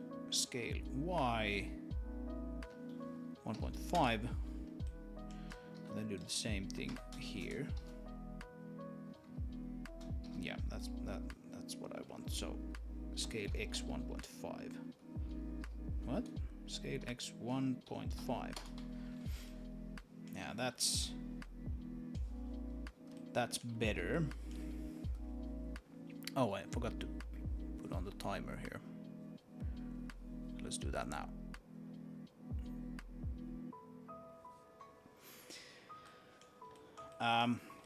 Yeah, and I thought I would have some sort of basically like sphere. Let's try with the UV sphere. This might just turn out to be a complete disaster. I'm saying it now. This might just be a complete disaster. Disaster piece. And let's do something wonky. Let's make it. Let's scale it along X a little bit and make it a little bit sort of oval. Right. Should we maybe, rather than just having like 1,000 million, should we use like an icosphere, or better yet, should we rotate it around X 90 degrees, so we have it like this? Yeah, I'm not feeling it with this UV sphere. Let's put it in icosphere.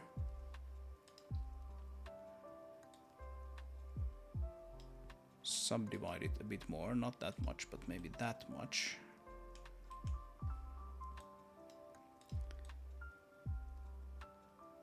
And bring it down. And then we scale it along X just a little bit.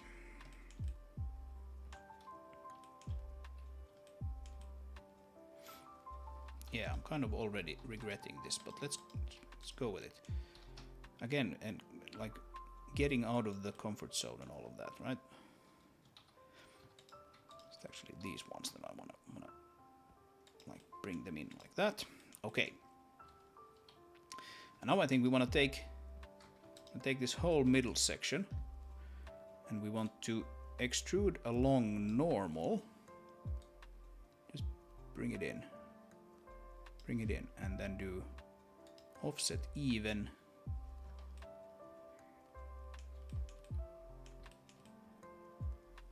Something like that.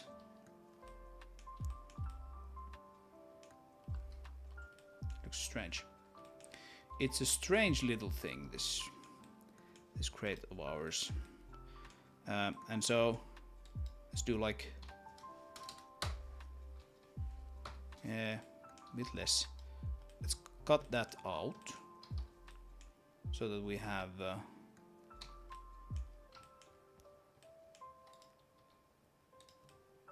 something of a regular base here.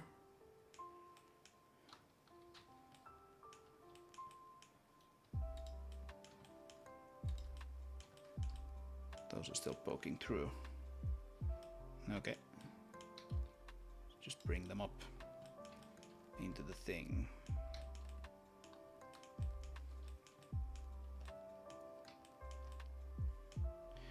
Yeah, this is a strange, very, very strange looking device.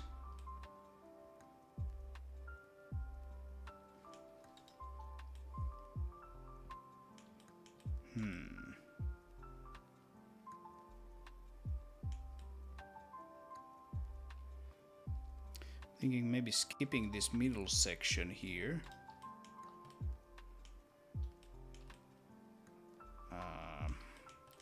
Completely, but then we would have to have some sort of something to kind of like hold that thing in place.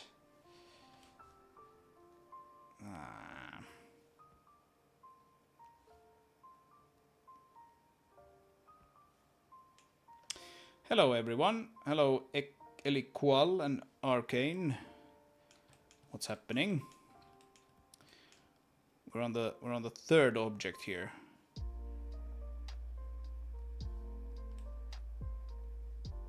Trying to figure out what it is I'm doing. What it is I'm making.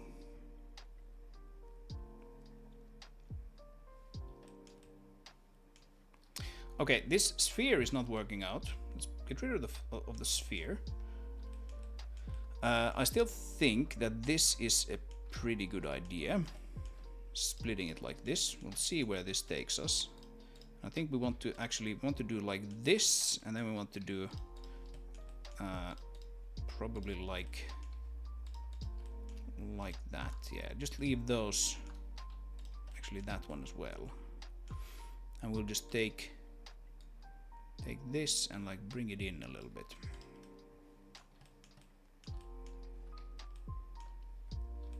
Yeah, I was actually exactly thinking that if I took like let's make another one of those UV spheres, but let's not actually not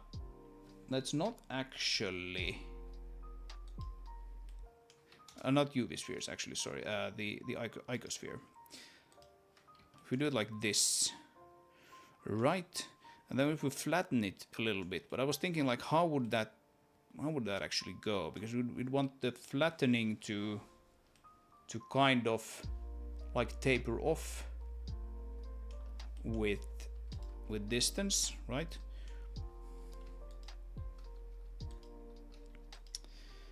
I want that. Then I want that. Come on.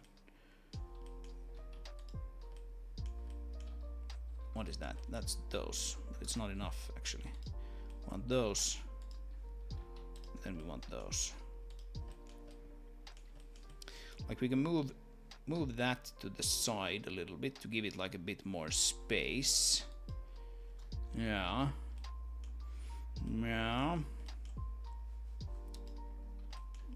Yeah, this turned out to be trickier than I thought, to make a pressure vessel like this.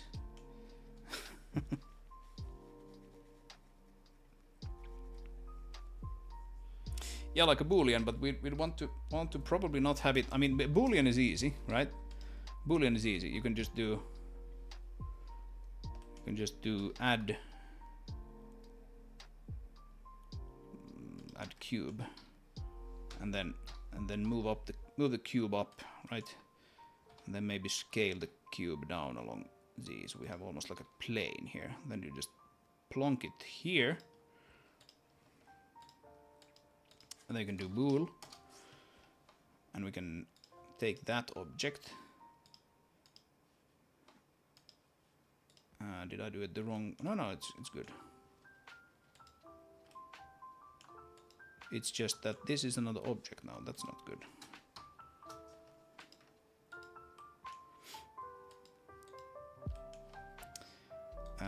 Right, so intersect, difference. Difference is what I want, isn't it?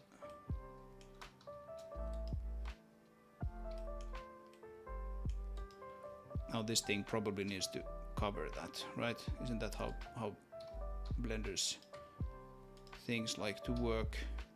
I think it is. That's the intersect one. What? I want to use that as cutter. Why does it not work?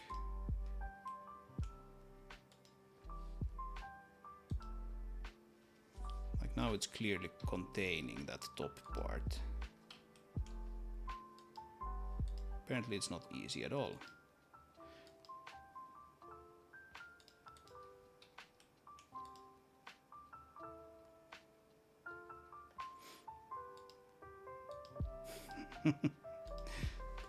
Oh man.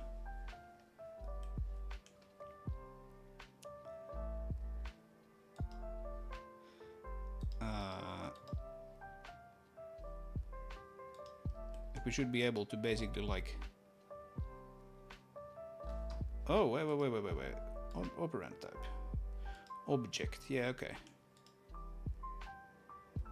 I think that should work. Right, if we make a Boolean operation here. Object is that. And I start moving this thing around.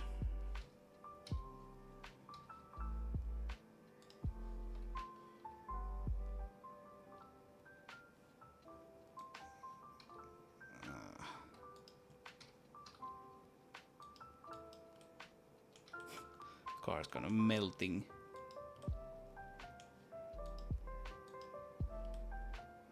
Yeah, that's the intersect. Exactly, but the difference isn't working for some reason. Well, screw you then, Boolean operation. Okay. That's weird. Let's think about this for a little bit.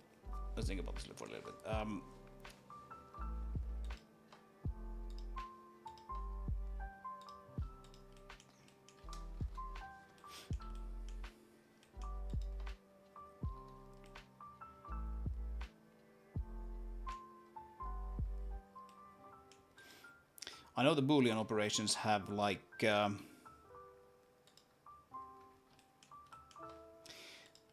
they can sometimes be weird if there is, you know, let's put the cursor there, and then let's put like a, we can put a UV sphere there, that's fine. Oh, actually we don't want to put it in the object, we want to put it as another object. Ah, is that what it is? Do we have any? No, we don't have a mirror on that, but we do have a mirror on this one. So let's apply the mirror on this one. And then we do like a UV sphere here. We can scale that down. It's fine. And then we do Boolean. We select the object. And I put it on the wrong object, of course. Oh no. Oh no. Okay, so now it's working. Now you can see it's kind of like eating out the thing, just like how you would imagine. And you can see just difference, object, sphere. There's really nothing strange about it. So I do wonder why that actually didn't work. You just move it down and then hide it, and it kind of eats away at that. So there shouldn't be any issue with doing the same with this guy. We could take the very same object even and just put it like there, and then we take Boolean difference. Oh yeah, it just like, I don't know, somehow bugs out. It does eat away that thing, yes, but it also eats away the whole rest of the thing.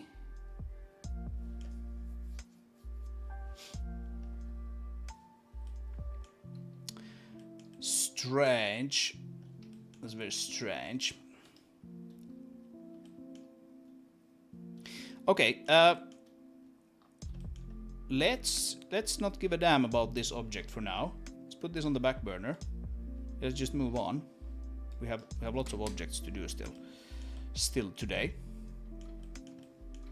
So we're gonna texture the rack, and then we're gonna start looking at some of those probably like one of those tripod looking things. Maybe it'll be light, maybe it'll be something else. How does that sound? And I will have a think about what that means. What does it mean that it doesn't work? And also, how should that pressure vessel thing look?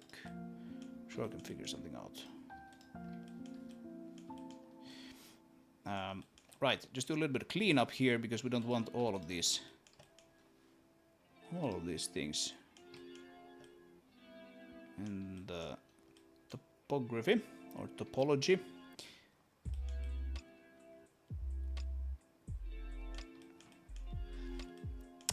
look at this. Yeah, this is the problem that this is the thing that I thought was weird with this. Like here we have an edge, and it goes straight, but on the bottom side we don't. Yeah, this is what I actually wanted to have.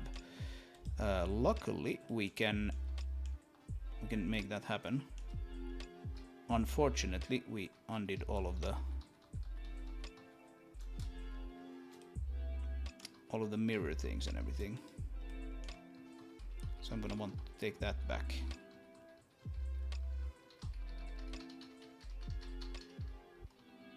Let's see. There's the mirror. Okay, good. Just bring that there. We'll do that. We'll do the mirrored editing here still for a bit still. So take those two out, and then we'll do subdivide. We'll do subdivide, and we'll even do subdivide on this.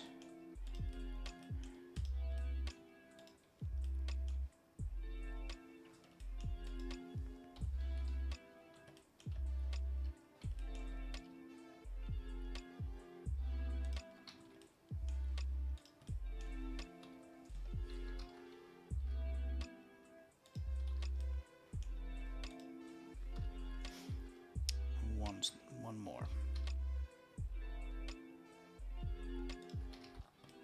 Like so, and then we can go yoink, and we can go yoink, and we can go yoink. Right, that's what I wanted. Okay, good. So save that. And now we do the application of this thing. Apply, or dissolve rather. All of the edges are dissolved. Those edges are dissolved. Is there something more we want to dissolve? Or is this gonna be good? I mean, we could technically dissolve this edge that runs straight through this, but I don't think there's really any point in that. Maybe we want to dissolve that edge, though. Can we do that? Yeah, we can. Same thing here.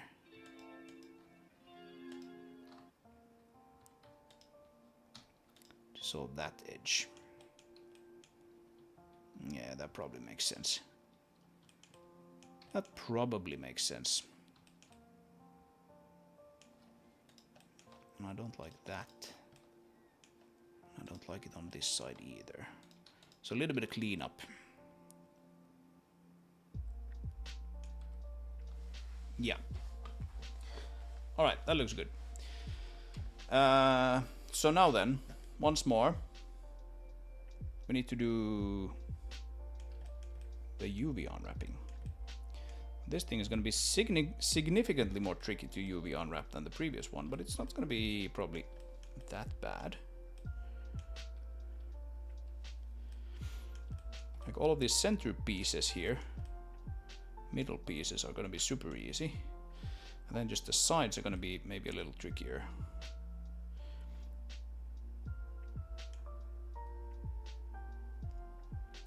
So I mean, what we could do, I guess,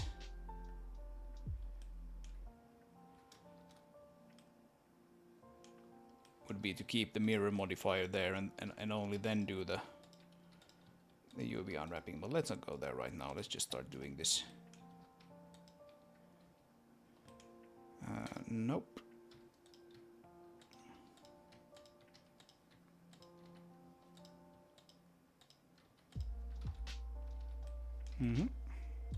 Doesn't know which way to go here. Need to help it out a little bit.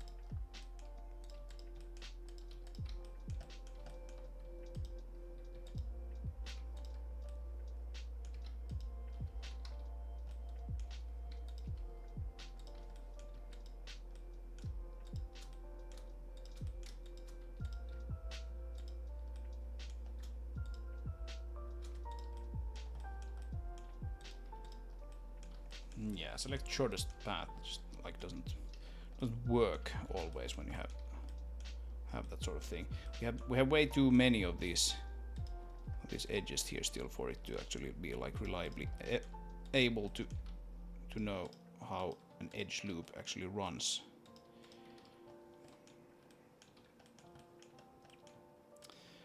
So that's a bit crap.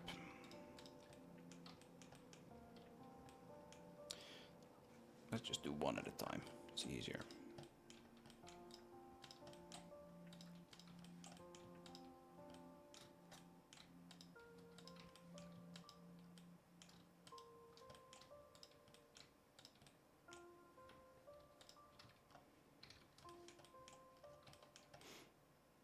Yep, that'll be one side, I think.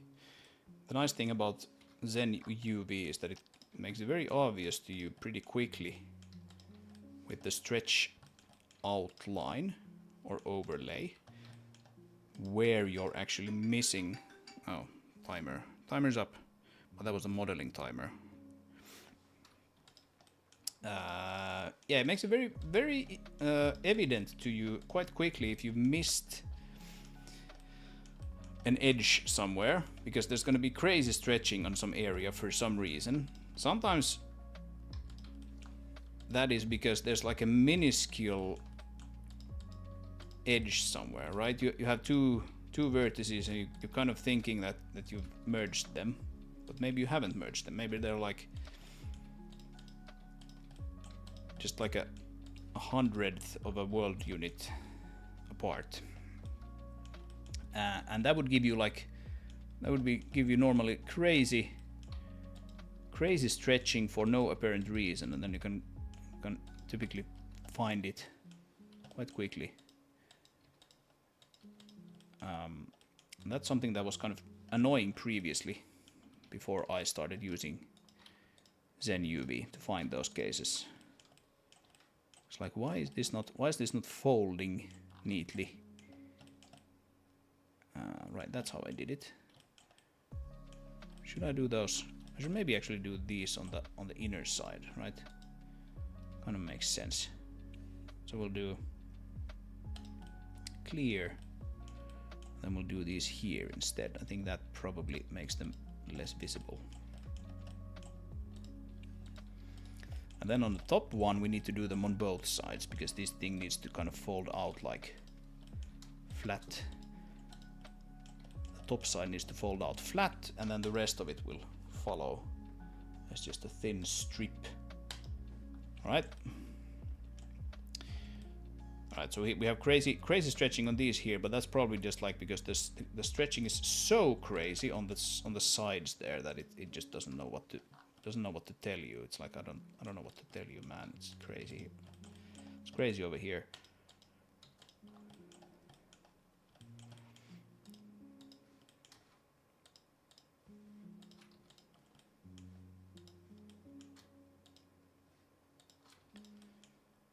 Like that and like that.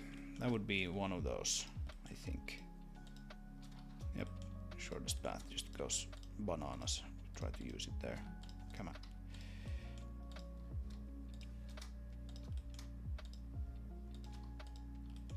Absolute bananas.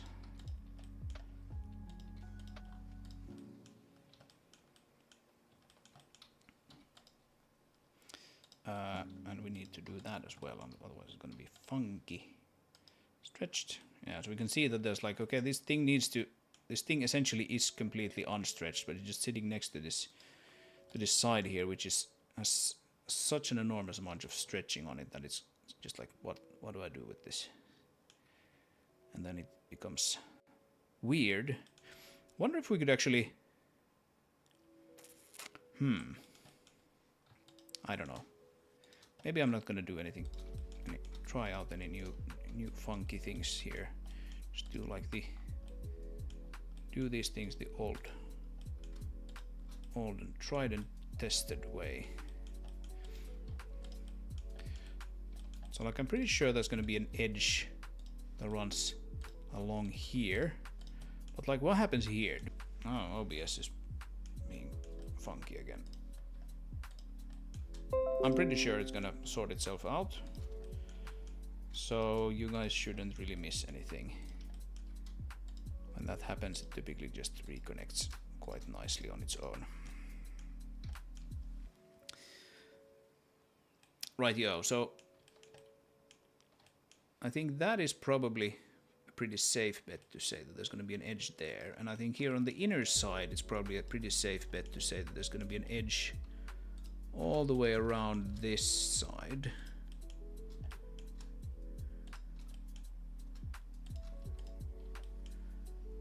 Alright. Well, that's not good.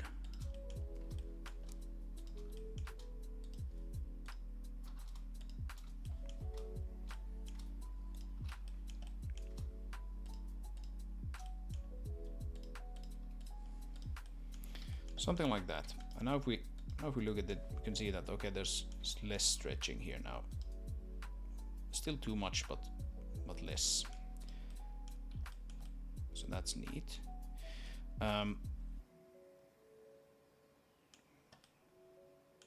Yeah, I think what I'm going to try to do here is let's do like the top can go with either one of these. I think the top will go with the inner one. So let's put an edge there. And then this top kind of just folds along with this inner one here. That should be good. So same thing here and there. And we'll do it on all four sides. Maybe I should have done that mirroring thing that I spoke of. Anyway, and then we're gonna do this. We're gonna put an edge there, another one there. I'm gonna try this and see what happens. I think this might actually be the most sensible way to do this.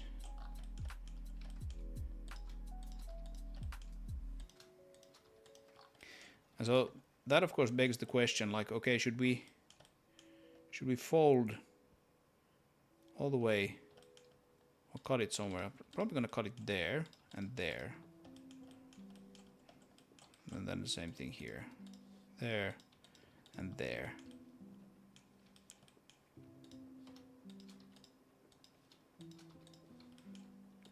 Because you don't want to have like these super long islands. Like an island that starts here and goes all the way here, because it's very thin and quite long. So it's not gonna be using any kind of UV space any kind of efficiently. But maybe if we just cut it here.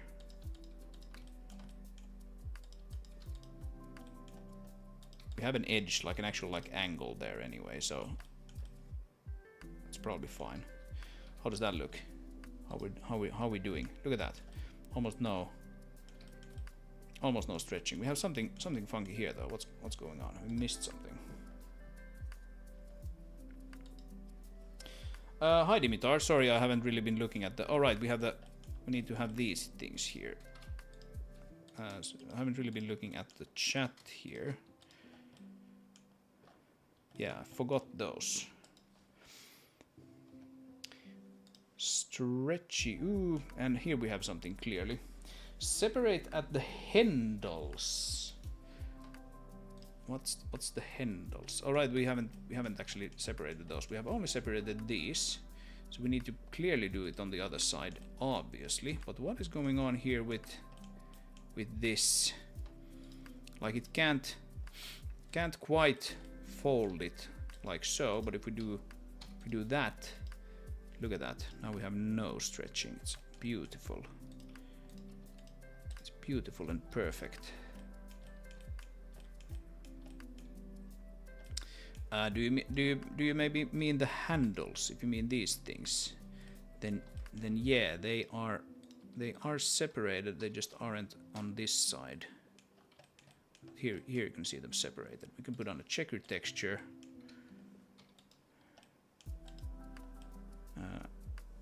Checker texture looks maybe not that good actually. What is this? Is this like a 512? Okay. That's why. That looks better. Handles, yes, indeed. We'll still need to do this side. Still need to do the handles on this side.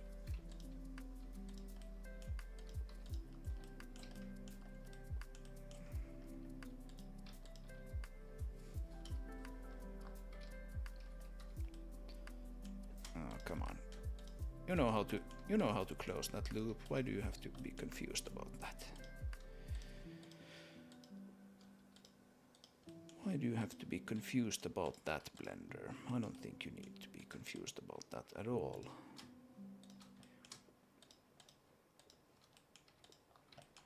I think you know perfectly well what I mean when I say close the loop.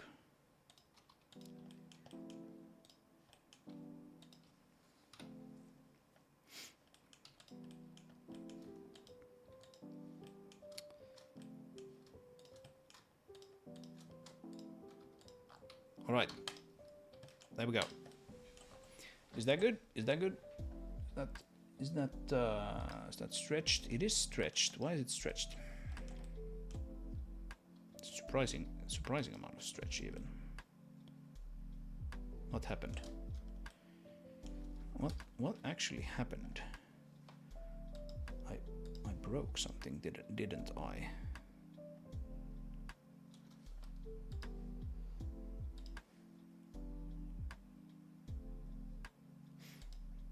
And that looks irregular. Let's see what that is.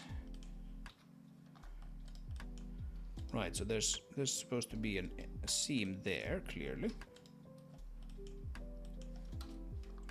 But now that we have that fixed, why is this reporting stretching here? Because it's...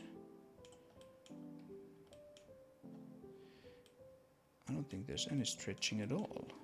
And neither does Blender, actually. It shows me just complete blue everywhere. That's funky. Yeah, I don't understand what it thinks is stretched. But maybe if we pack it, it will be of another opinion. But I think this looks pretty damn good, actually.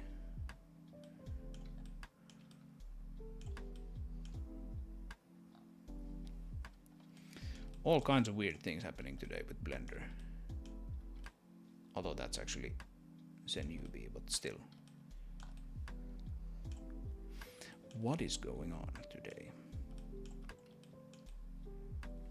Yeah, I don't see any stretching at all, so I don't know what it actually... What do you want from me? Let's try to pack it and see what happens. In particular, let's see if it can actually, you know, use this space for something.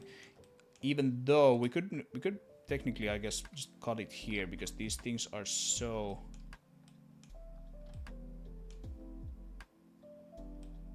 I mean, I don't know if there's really any reason to keep these as one island. But we can try. We can try and see what happens. So let's just feed it to Packmaster and see what happens. Heuristic search, yes. Yeah, we have all of the things here because we used it for the previous. Okay, so now we have some funkiness going on. Okay, what is happening? Oh, this is what happens. Okay, so it gives me an option to have a 2K by 1K texture. Well, okay, thank you, ZenUV. How thoughtful of you. Give me that option. Okay, so now there's no stretching at all anywhere. Okay. I guess I've only myself to blame.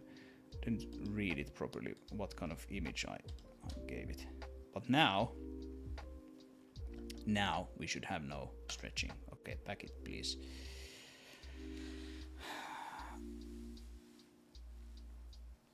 Yeah, 2K by 1K, so it stretched the UV space along one of the axes by 2. That would explain why it just went bonkers.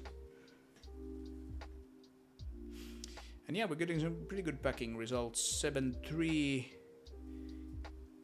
Maybe we can get to 7.5. That would make me quite satisfied.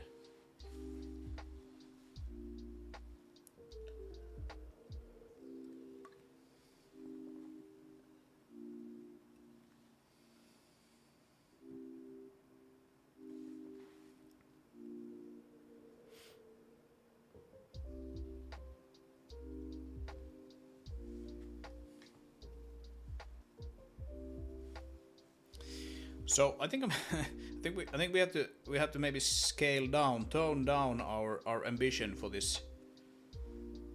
I think I have to tone down my ambition for this stream a little bit, which is not necessarily a problem. I mean, I'd rather do this properly rather than hastily and poorly.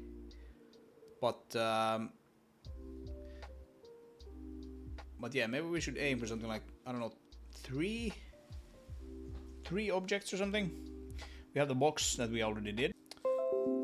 What is OBS doing today? Come on.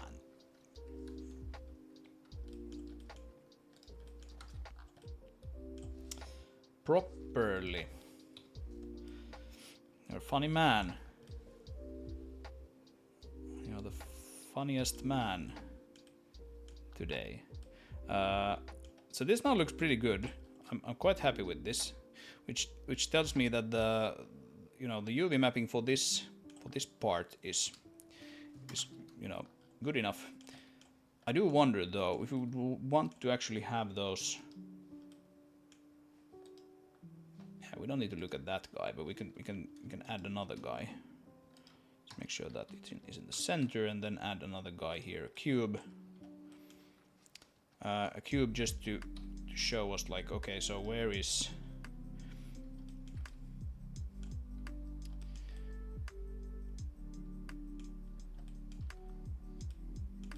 We want to have some sort of side supports, keeping that thing in place. Kind of thinking that, yeah, probably want to have that.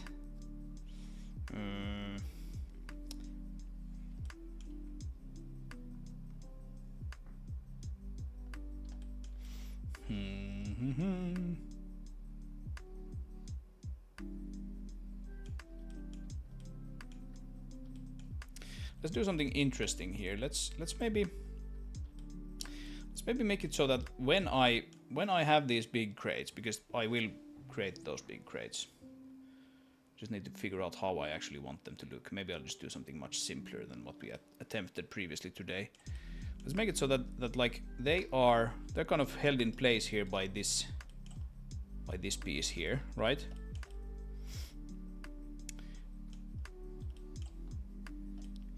And then we'll put something here in the middle, which would hold, like, two of them. So if we had two of them, they would go like this or something.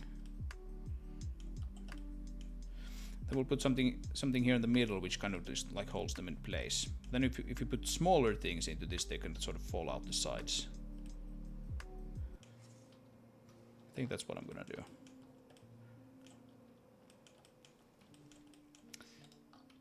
I think that's what I'm gonna do. Let's hide those guys.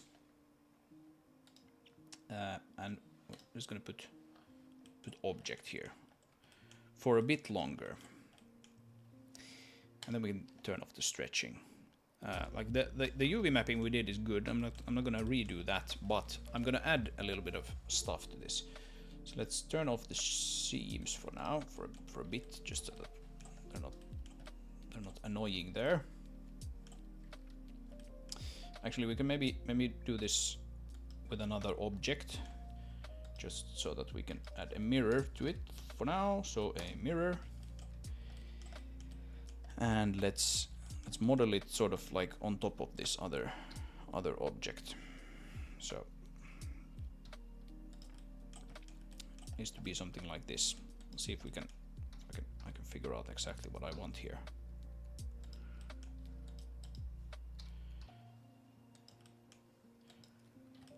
So I was thinking it would sort of attach to this top thing.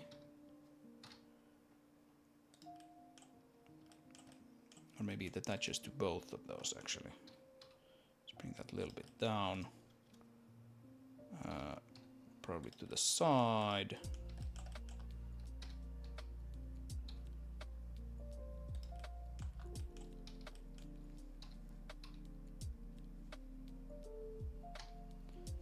Well, can't be that close to the center. It's going to be super wonky to try to scale it.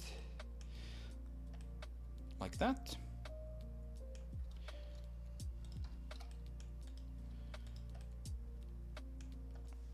So where's one of those cubes?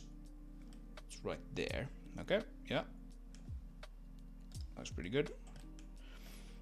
So then we'll make an edge loop there, make another edge loop. Probably there.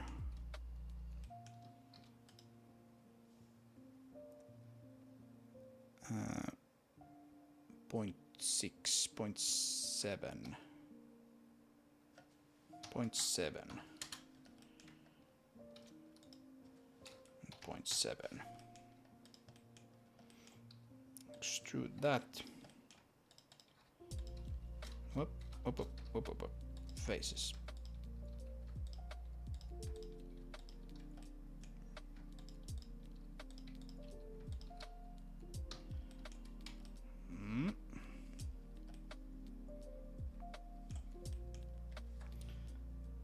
Then I guess, like, yeah, this thing needs to be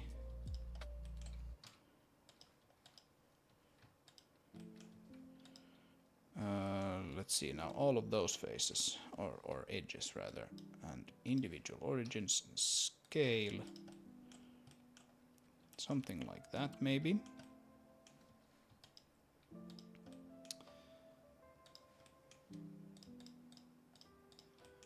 How do I exactly want this to look? Not sure. Actually, maybe that's good. And then we'll do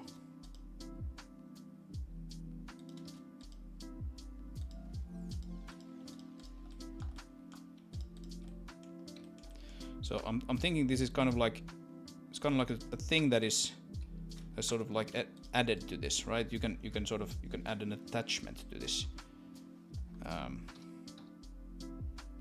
to this rack if you want to have like an additional piece that holds crates like this or whatever in place. That's why I'm sort of modeling it here on top of this guy, even though it will probably become like the part of the same mesh eventually. But just to sort of give you an idea of what the hell it is I'm doing here.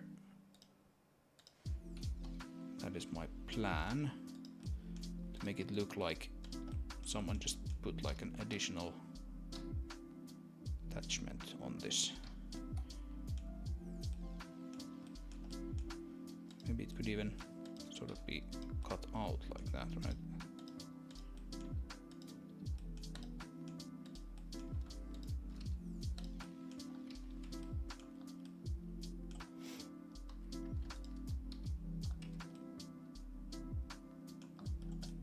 Yep, it looks like something.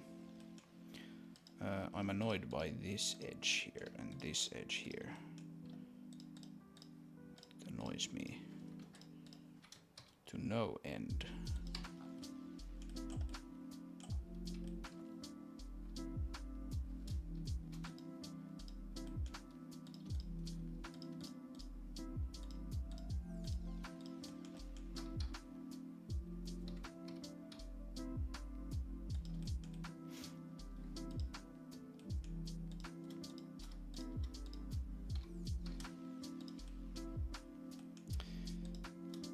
Yeah, this has been an interesting experience. Like I said in the beginning of the stream, this is like probably like as far out of my comfort zone as I've ever been on a stream. Right? Like I am very much not a modeler by trade or texture artist or anything. And so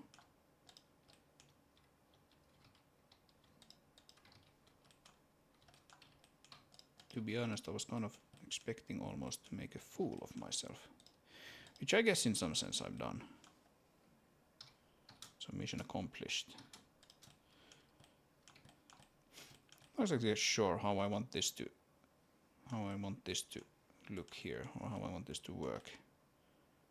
How would this piece be put together or be put onto this thing here? Like, it doesn't matter from like really from a modeling or game perspective, but I find that sometimes doing things this way, where I go like, how was this thing attached, kind of just makes it gonna solve some of the design problems because it makes it look like makes more believable in a sense, right? So it can be useful to think about those things, even though it might seem silly. Faces. Don't be hard on yourself. Well, thank you. I'm not hard on myself. I'm just messing with myself here. To be honest. Shamtastic asks, what is this? This is a stream in which I see how many props I can build for my game on stream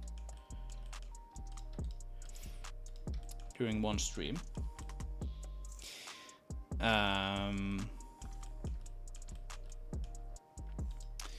I think the answer is going to be about three things, about 3 props, that is.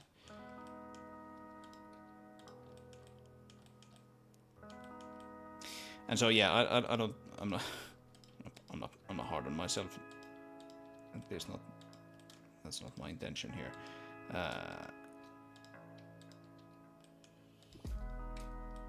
Yeah, this stuff isn't necessarily super easy. That is absolutely true. And I haven't really done anything like this. I haven't done anything like, oh, okay, let's just create a number of things on stream. Let's see how quickly we can do it. Nothing like that previously, so.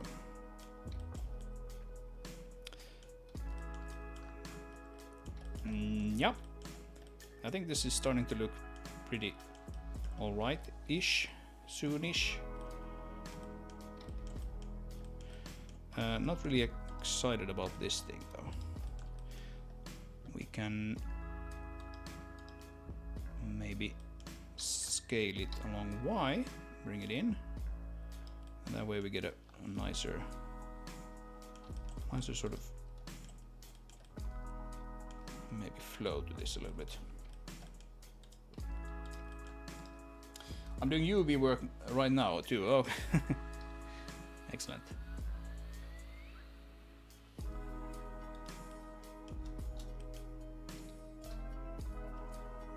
Yeah, UV work is it's kind of a science and an art. Why, like, come on, what? Yeah, that's what I want to do. Why does it not do that when I go and look at it from up top? UV work is kind of like a science and an art, and it can be kind of relaxing actually. Like that's the sort of work that I can imagine listening like to a podcast while doing quite well.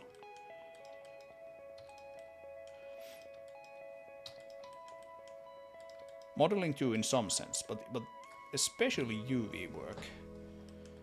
You're just trying to unwrap something and you're like, so how do I do this? Especially that stuff it's almost like playing like a game of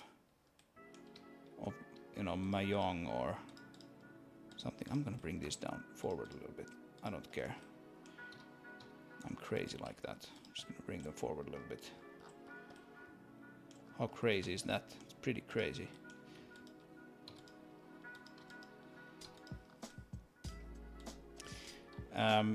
And so so I don't actually mind UV work. I'm not necessarily all that good at it, right? But I don't mind doing it. I have a like for me, in some sense, the fun stops when I have it UV unwrapped, because at that point I need to be a texture artist all of a sudden, and then I'm like, oh my god, I have no idea what I'm doing now. Why does this look so bad? And all of that. Which is of course one reason why I've gone with a pretty simple texture art style in this game. Okay, let's bring in one of these.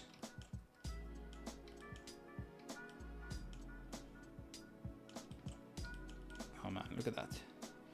It's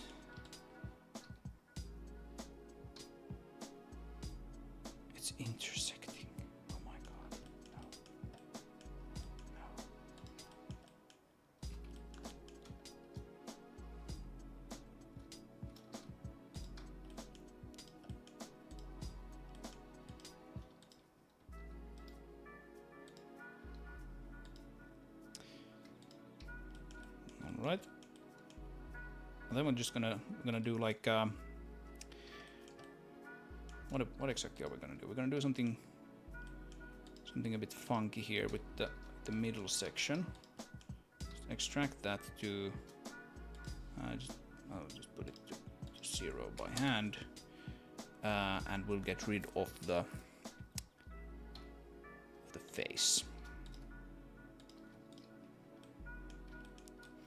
And then we'll extrude that up. Of course, it's gonna be twice as large. I always do that. I extract something out to the center, and then I extract in a different direction, and then the thing is twice as wide as I was thinking it would be. And then I go like, oh, I always do this. Right, and so now we are going to bring this up a little bit like this, and then we're gonna connect them there. But again, I do want to make sure that these are treated as separate sort of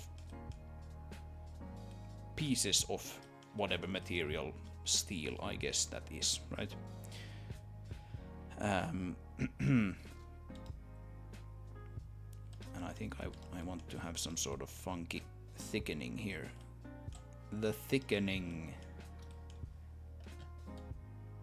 of this thing, but just a little bit.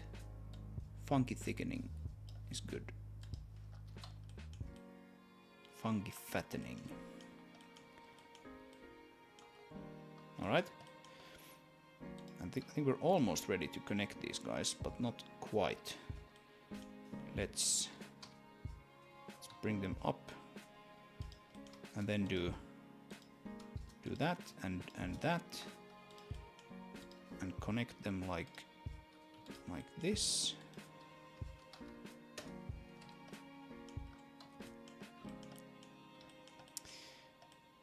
And then we're going to, let's see, now this thing is still too wide. Still have the same essential problem that I spoke about.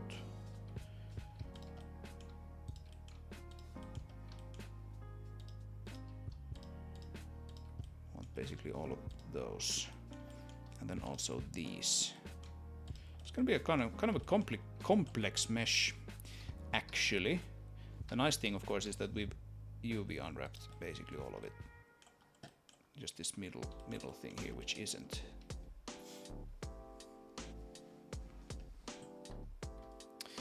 You understood me. That's why I'm here listening to a good voice and resting. Of course, your game is great. Oh, thank you. Yeah, I'm happy if this provides people with like background noise while working or playing or whatever. That's awesome. I do consume content quite a lot in that way myself, right? So I'm happy if it gives other people the same thing.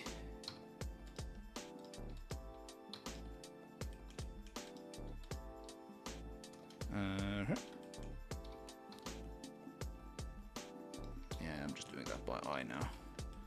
That's fine. That's gonna be fine. That is the finest thing I've done in 5 minutes.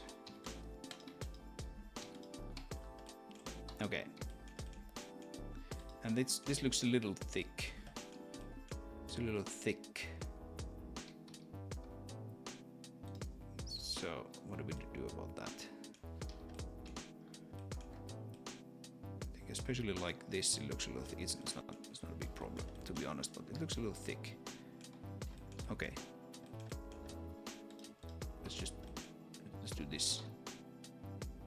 And now it's less thick. Yeah, that's good. That's good. And then maybe we can even do a little bit of yoink. And then that's good as well.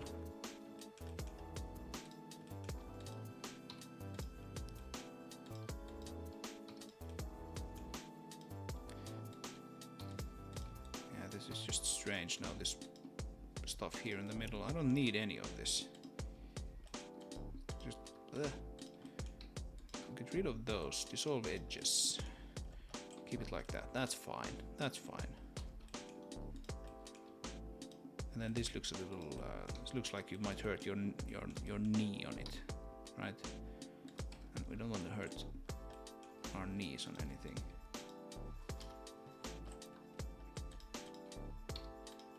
I would hurt my knee on that thing, like for sure, if I was loading cargo into this rack. My knee would be just like completely messed up. Is that actually... hello? Yes. Yeah, we have some... Okay. There's some faces there. Let's disable that.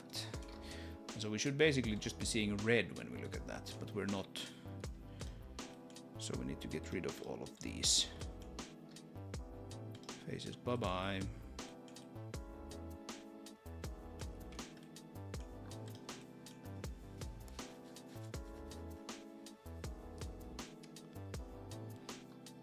Yeah, all right.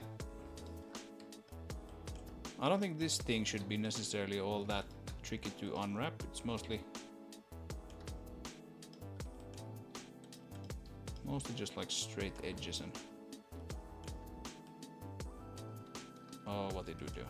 Again, it's the same thing with if you're not paying attention when you're doing the get me the shortest path thing, then you're going to just dissolve some stuff that you definitely shouldn't. What is that? That's a funky face. It's a funky face. Funk face.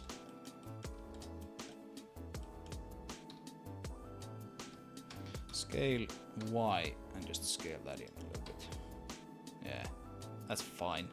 That looks like a good concrete slab of steel holding that in place now.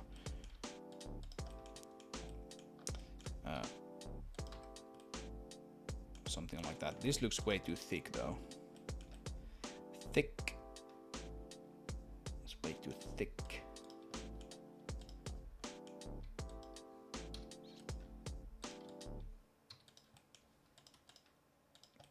Is it maybe time for another manifold?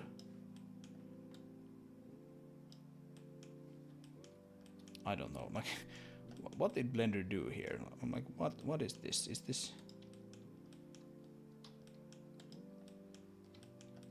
this stuff I have to clean up now, or what? We do have a little bit of extra edges here that we probably don't need at all. So let's just get rid of those, and that, and maybe even these. Oh, that looks pretty all right. You can always run. There's a very handy add-on in Blender called the 3D Print add-on, which tells you all kinds of things about your mesh. Among other things, it tells you if you have any non-manifold faces, or sorry, edges. So we do this. We do check all. Non-manifold edges they're all here, which is where we want them. We don't want any other. But we don't have any other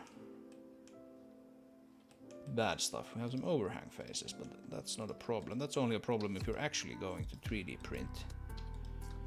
Or it might not be a problem even then, but I mean that is something that you want to know if you want to 3D print it. We're not obviously going to do that, so this is fine, as the dog says.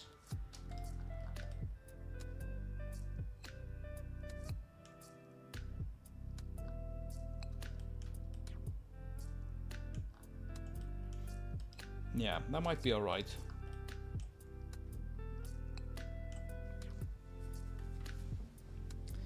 Okay, a little bit of water and we'll unwrap that guy, and then we can can move on to texturing it. Actually, let's do one more thing now that I look at this.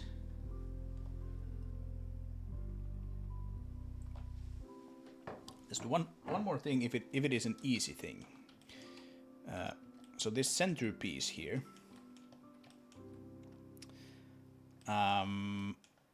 if we can actually make it thicker, just so that it looks like it's plugged into like another piece, and it's sort of made up of like, you know, different pieces of metal or whatever. Then that would be pretty cool.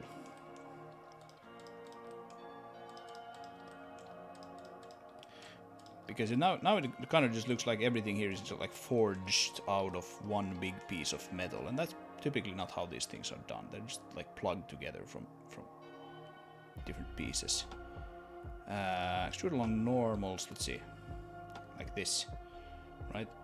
Something like that, and then we have to do the offset even thing. It looks a little strange, but let's have a look. Have a look at what it actually did.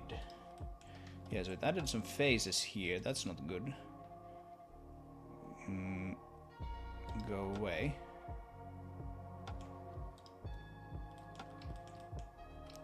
And then let's make sure this is sitting at the same width as that. That would be good.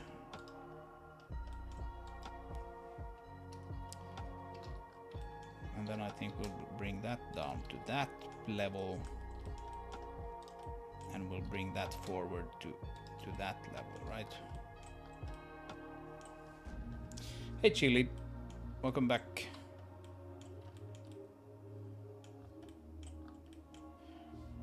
Welcome back. What is going on with this? Like, there's clearly some. Yeah, look at this. Like, what? Oh. I don't think this is what I wanted. Yo, Blender.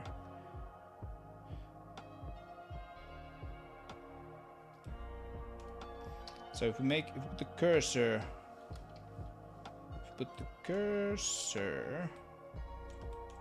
yeah, let's put the cursor there, and then we take all of these guys. Actually, how do I want to do this now? I want to select them carefully like this, and then we'll do scale X. No, Y actually. 0. That should flatten them out. No? Scale Y. Oh, I need to set it to 3D cursor. Scale Y 0. Flatten. Then we do the same thing here. Scale Y 0. Alright, so now there's no funky lighting going on anymore.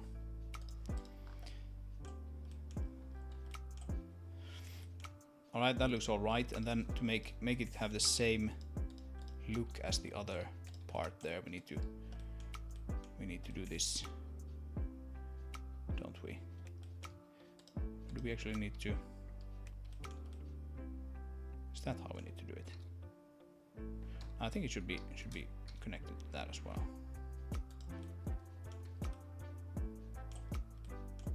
Something like that. But again, let's what Blender? What are you doing? I'm sure it's my fault, but still. What are you doing?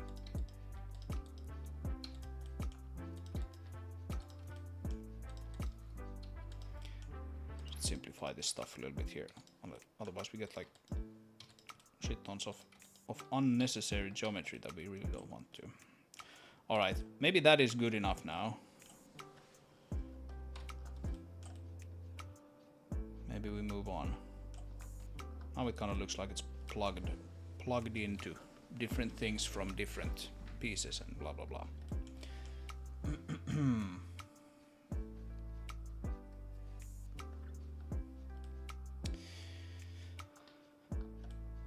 Alright.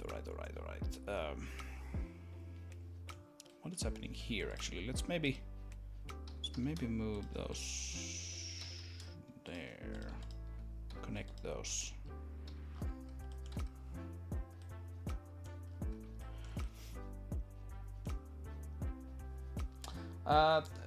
Thanks, glad I got your stream, but it would be fab if you had an overlay in some corner displaying the keyboard and mouse button presses. Huh.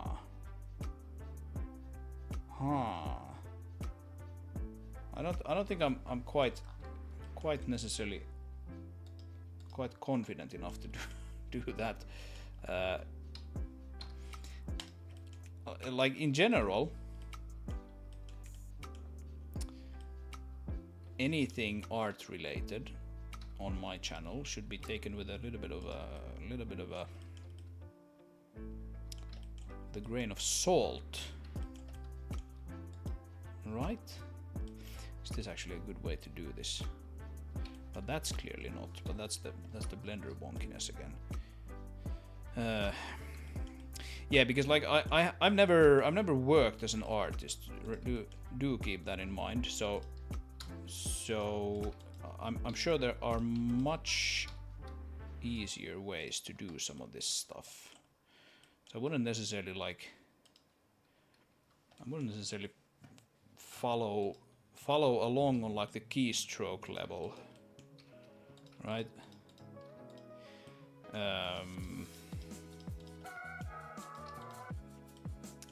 I definitely don't intend for these to be like Blender tutorial things, you know.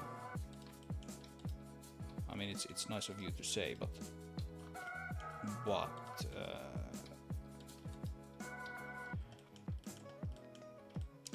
I think maybe on some sort of slightly larger, so slightly higher level, I might have some interesting things to say about art production, but when it comes to actually like how do you model this thing in the most optimal way, yeah, I don't know. Anyway, you know what? We already have this rack unwrapped, as I'm sure you all remember. Let's maybe not actually mess with that at all, and let's keep this centerpiece, if you will.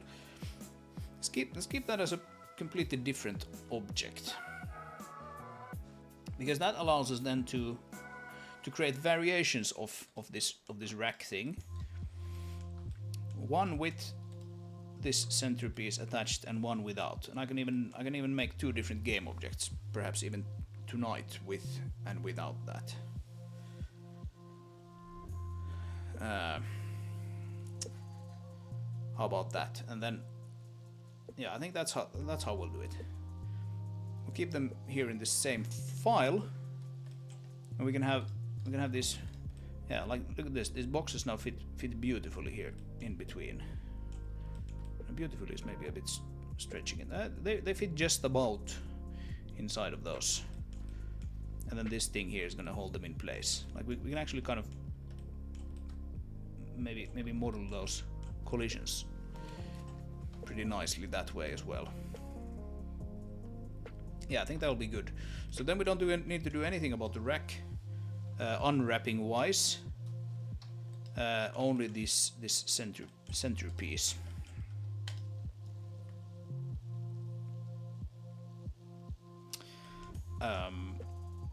I can't even hand draw a freaking stickman well.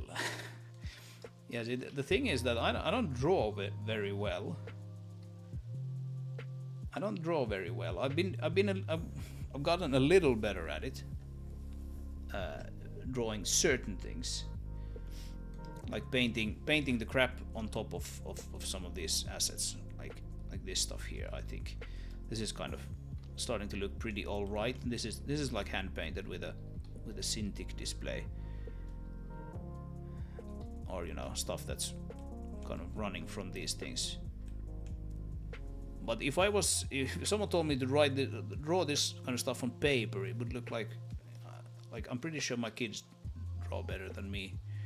If I can do it with in digital form with an undo button, then I can sort of manage a little bit of rust and crap flowing over things.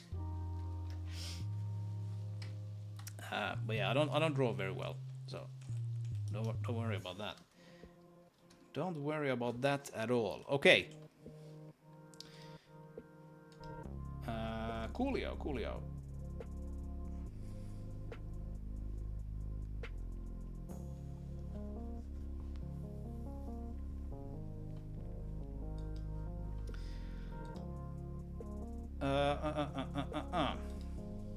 So, okay, here's what's gonna happen. I'm gonna go make myself a cup of tea.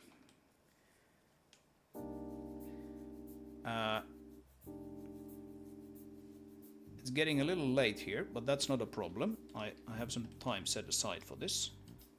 So what we're gonna do in this stream today, I'm gonna prepare you right now. Actually, first of all, let's bevel that because I want it to be beveled here as well. What we're gonna do in this stream, still tonight, is we're gonna unwrap this guy here, this bad boy. Actually, I don't want to bevel that much. I want to bevel it so it is visible. I want to bevel it just a little bit, like so. Right. Anyway, we're gonna unwrap this guy, and then we're gonna texture both this guy and the rack. Create materials for them. Bake their. Oh, what is this? What is this fresh hell now? What did I do? Is that something I did just now, or has it been like that for a time? Look at this. This is all just, yeah. What happened? Okay, I messed something up. Yeah, okay, I did at center. I should have done it at the last one. Okay, good. That was just a silly little mistake. Okay. So what I've been trying to say for like a minute now is that we're gonna put textures on these guys, and then we're gonna create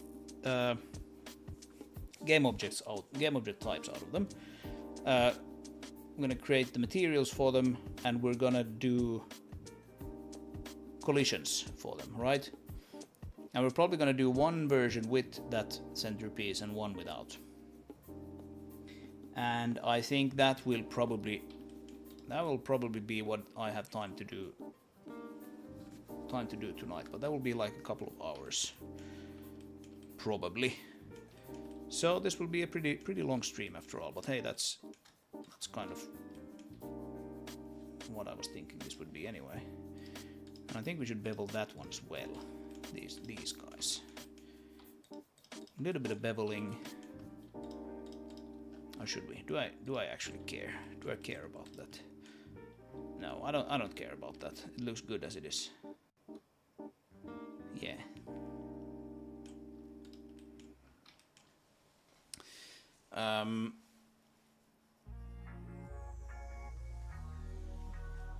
This rack element in particular reminds a bit of the artwork from the wonderful game Armored Core 2.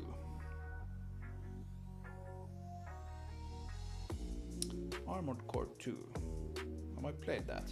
I think what I'm thinking of is Armored Fist 2, which is like a tank game. Armored Core 2, I don't think I've played.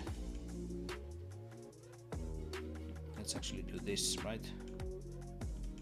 Right, we need to do this. Right? I just keep coming up with things to do here. When really what I should do is go make that cup of tea. I think that looks nicer.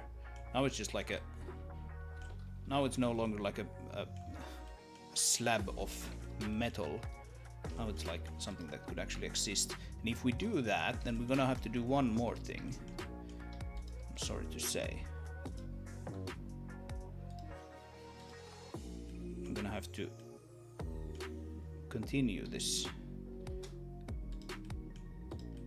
beam here or whatever inside of this, right?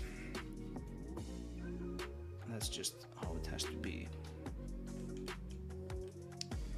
And can I now, Blender please, can I now manifold extrude it to where's the vertex? Where's the vertex? I don't know. Let's see if we can figure it out.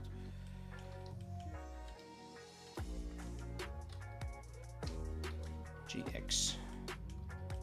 Yeah, that actually looks like it did it properly this time. Right? That's what it actually should look like. That side. Yeah, that's good. Do the same thing here. Annoyingly, I did that. I removed the mirror modifier there, so I have to do it by hand.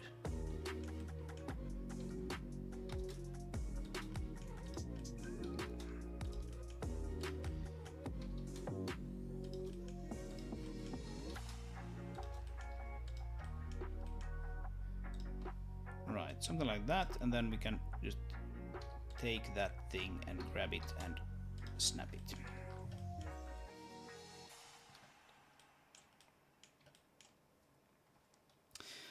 Is that texture of grime coming out of the vent in the diffuse base color texture of your material or as some extra effect?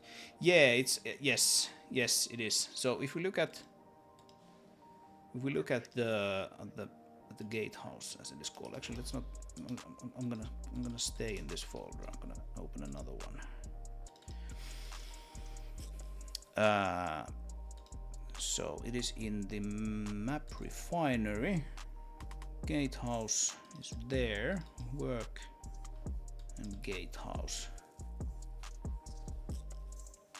So what I typically do is I if you mean this thing here, what I typically do is I start with like base colors, just plain colors in this particular game, that is. And then I add a little bit of edge highlighting. You can see these edges are highlighted here. Sometimes I have a little bit of a pattern going. I think these are just actually completely single colored. There's no patterns or anything, but I can add a little bit of a noise or like texture. You can see here in the I actually showed this earlier in the stream, but let's have a look at it again. Here in the concrete, on this concrete support here, I have a little bit of a pattern going, just to give it a bit more texture. This material here is actually probably pretty simple. So we have color placement, which like according to a texture that is like RGB colored, looks something like this. Just RGB values of different areas. We select from this sort of palette of colors here and color different pieces in different colors. Then we add the edge highlights. So if we toggle them on and off, that's the edge highlight. You can see here if we toggle them on and off, that's the sort of effect that has on the asset. I think this like kind of just looks very bland without the edge highlights, so I add them to everything basically. And then we have some decals here. Yeah, that's like it's this text here basically. So it's just a decal texture that I've actually rendered this thing to separately. But then the grime and stuff is just hand painted. You can see here painted details. There's actually quite a bit of just crap on this house. So if we take it away, like these walls just become almost completely single colored. I've actually painted quite a lot here on this guy. You can see the effect if I toggle it back. or toggle it on and off here on the roof as well. Just a little bit of. Basically, what I do is like I look at where the edges are, and then I start like just painting along them a little bit. And then, you know, there's Blender has some pretty good like smudge brushes and stuff like that. You just smudge it a little bit. There's like low frequency detail. And that's it basically. Then you just have light mapping, giving a little bit of extra, sort of making it sit in the scene a little better. We can toggle that on and off here in the editor. Just it kind of gives a little bit of extra sort of flavor, makes the house actually pick up a little bit on the surrounding colors. So this is a slightly greener wall than this. That's it. That's how that's lit. And yeah, I'll probably do like a paint over on these things that we do today as well. I do it on most things. You see it here on this building as well. There's a little bit of like crap and stuff going on. Even on this vehicle here. This would be completely single colored actually if it wasn't for the crap I just hand painted on top of it. Not everything has it. The Scout currently doesn't have any kind of hand painting. I should probably do that as well. I should probably hand paint a little bit of rust and whatnot on it. But yeah, that's how that works. It's not very high end. It's not very high tech, but it kind of works for this game.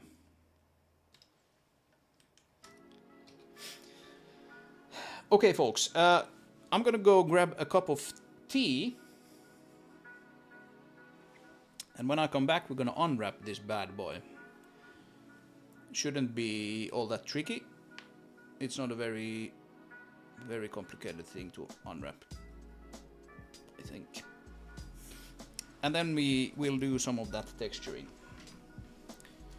that we spoke of a bit. So I'll be back in about 10 minutes or so. Maybe we'll put up like a graphic here if someone comes in and wonders what's up. So we have a quick break. And I hope to see you in a bit.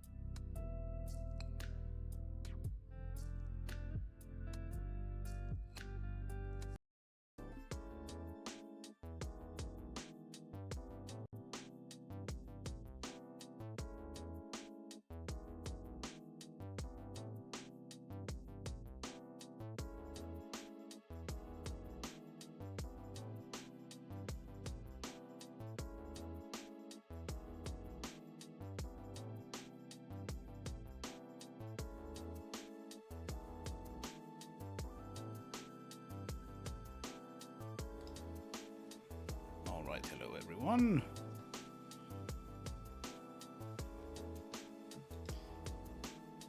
Back with a cup of tea. And people talk about coffee. I would love a coffee right now, but I think if I had a coffee now, I would not sleep tonight, so I better not. But please enjoy your coffees or other beverages. And in the meantime, I will enjoy my cup of whatever the hell this is. Yeah, my wife is picked up like a proper interest in teas these days, so some sort of colored water.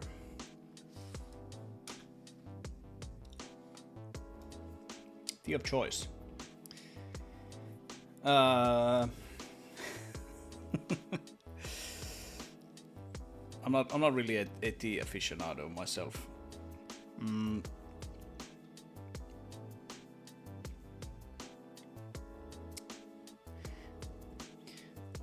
That's a pretty good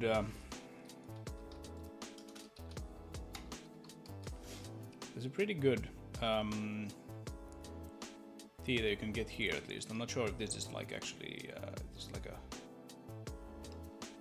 Finnish thing, or is it probably not.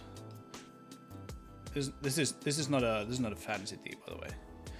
It's something you can get in most stores.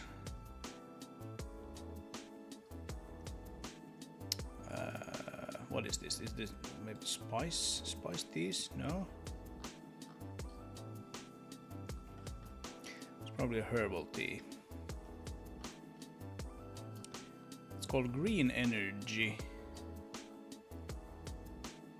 and it doesn't seem to be Morning Energy. Yogi Tea Green Energy, yeah, that one. This thing.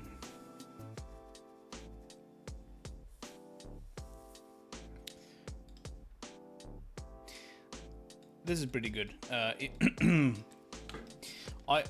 occasionally drink too much coffee, and if I'm like, you know, working away on something, and I'm like, I'd like a cup of coffee, but I've had like 3 cups already today, then I have that. That's pretty good.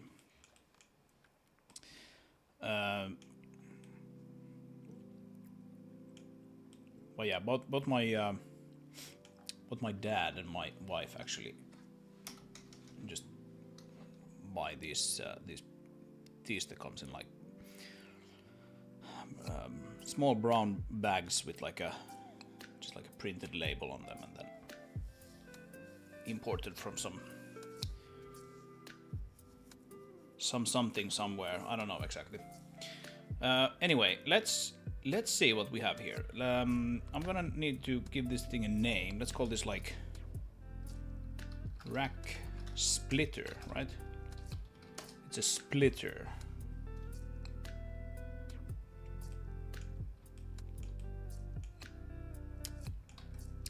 Green tea is also caffeinated. It is indeed, and that energy tea that I showed you just a second ago, that has like guarana and all kinds of things in it. So it's like it is definitely not something that you want to drink at this hour. The thing I have now is something completely different. It's a cafe, non-caffeinated decaf. It's not actually decaf. I think it's just like naturally lacking caffeine.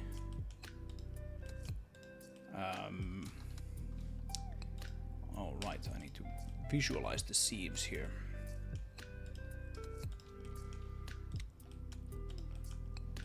So I should be all good. But yes, green tea does have caffeine. Quite true. and not necessarily even any less than black tea. Kind of depends on the brand, but green tea isn't necessarily better for your sleep at all than black tea would be. That is true. All right, I think we're gonna.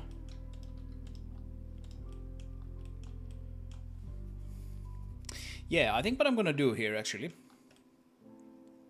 and I don't exactly know why I didn't realize this before, but it is still pretty easy to just cut this thing up into 2 halves. So let's do that, and then just UV unwrap half of it.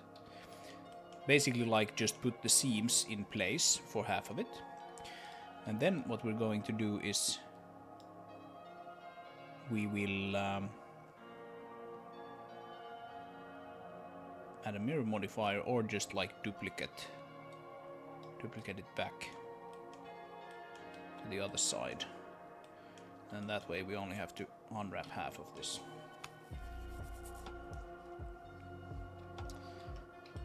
Let's see what happens.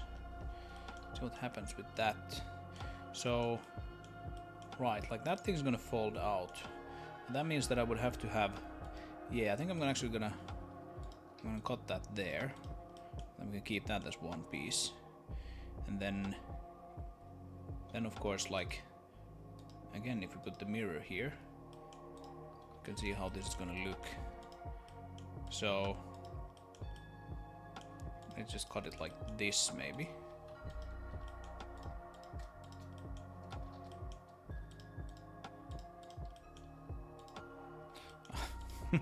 I'm trying to cut the mirror. My brain is kind of like done for today, it would seem, but I'm not gonna let it. I'm actually kind of excited about seeing this thing textured, so we're gonna soldier on for a little bit. Okay, and this thing should fold actually out kind of neatly. Like this. That should be good. We can actually just unwrap it now and then enable the stretched, and we should see, yeah, this thing works pretty well. It's not a problem. How about this then? Like that needs to be an edge, and then we can cut it up with just relief seams, like that. And here we need to do something funky. We need to do that, right? And that. Wouldn't that work? I think that should work.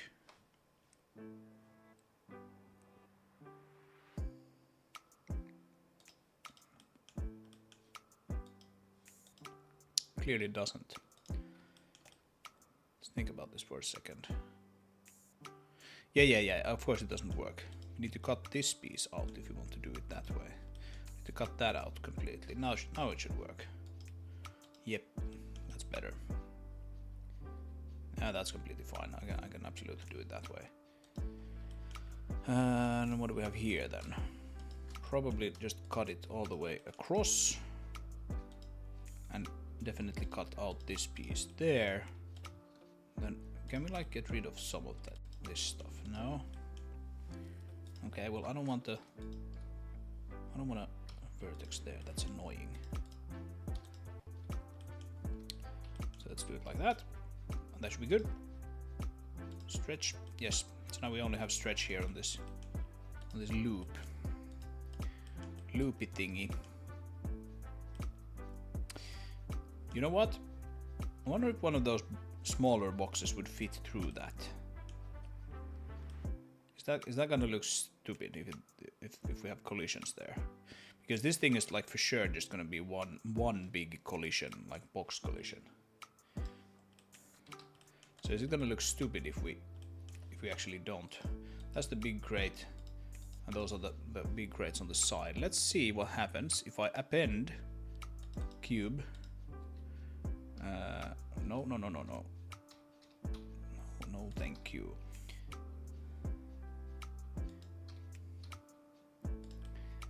Nah, it's not gonna fit. Yeah, that will just work. That's not gonna fit there. That's actually pretty good. Yeah. Can we fit 2 of these guys here on one side, though?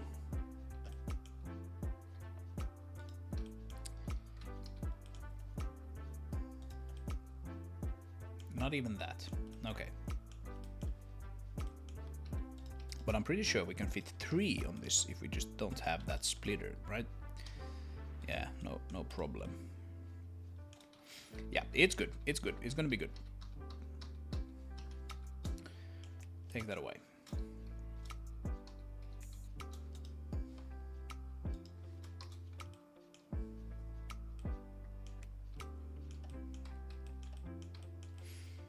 All right, and now then,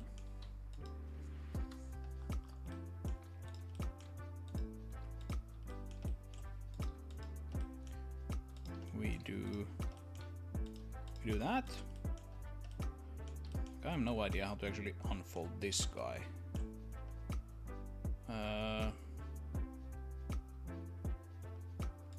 Maybe we can do it this way. You know, cut around all of this. Like that, maybe? Missed one there. And then this can just be cut basically there and there, and I think that is now.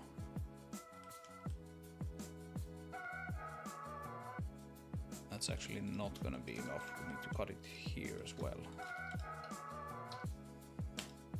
Oh. UV on that, thank you very much. Stretched.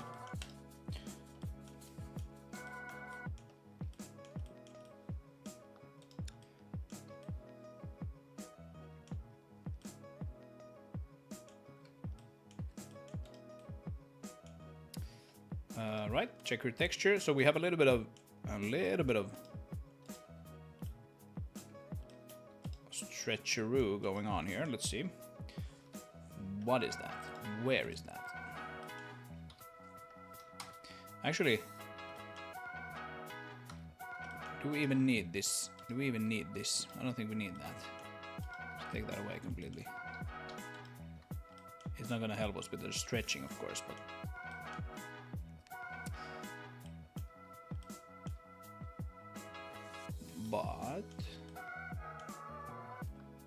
yeah, maybe we could fix that. I heard you have oil. Hello. Hello to you.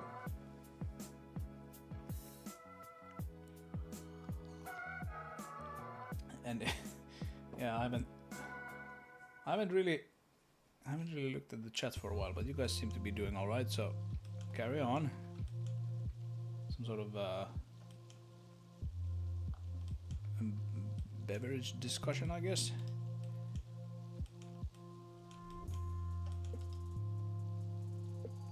Yeah, what do we do about this? This is a little annoying. It's a little too much distortion here for my taste. But then again, this is kind of like we can. This is gonna be sort of crumpled together because these things don't fold out nicely. I don't necessarily want to make that into like its own island like that. That would be just stupid, wouldn't it? Now it looks like that. That's not nice. And I don't think it's really beneficial even.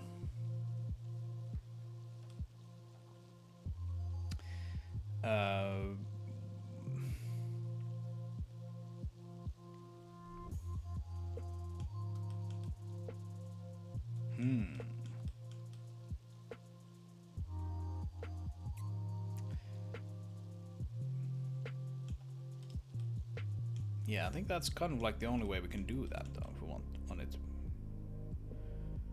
it nicely. is it not? Because like no matter how we cut this, there's gonna be some like inner corners, and inner corners mean basically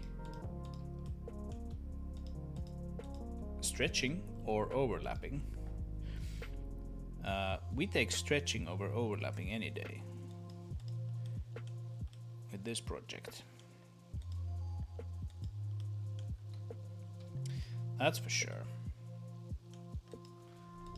But we don't like stretching either. Just take that away. Like, look at this boy here.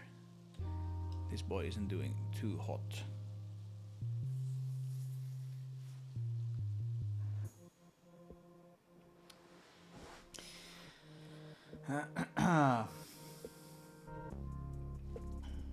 Would be funny to have another game dev beverage focused Discord server text channel. I mean, if you'd like, we can always make a food channel on the Discord. I don't mind. I don't mind. I've been known to eat.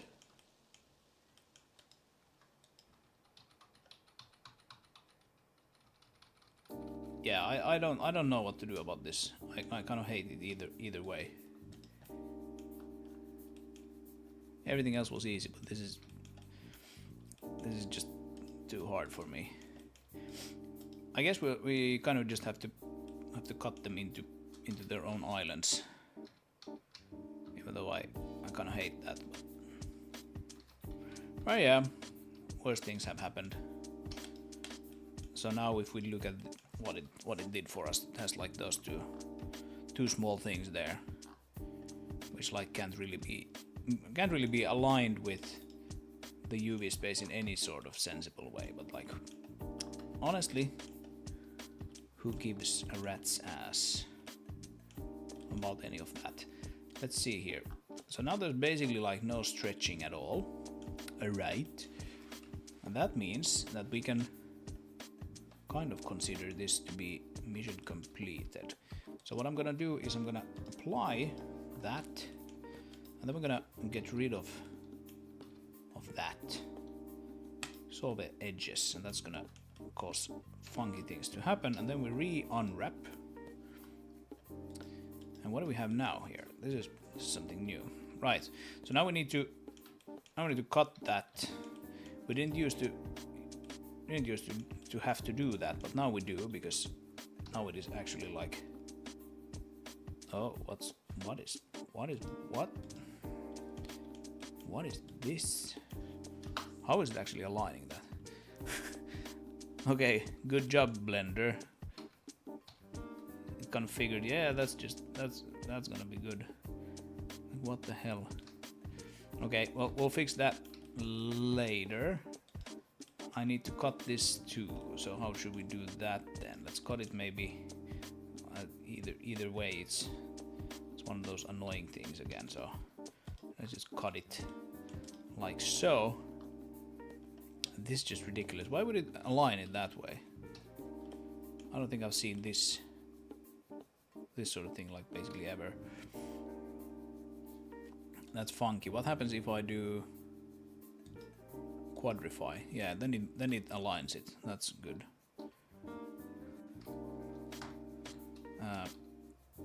Yeah, that's fine. And we can move it off to the side. Right, we have a little bit of stretching here. What is that?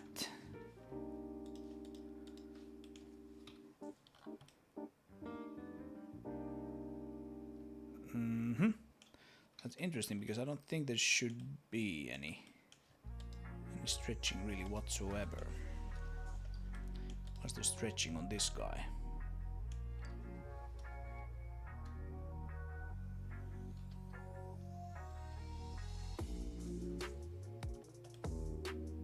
Yeah, you can see that. See the lines being a little wonky.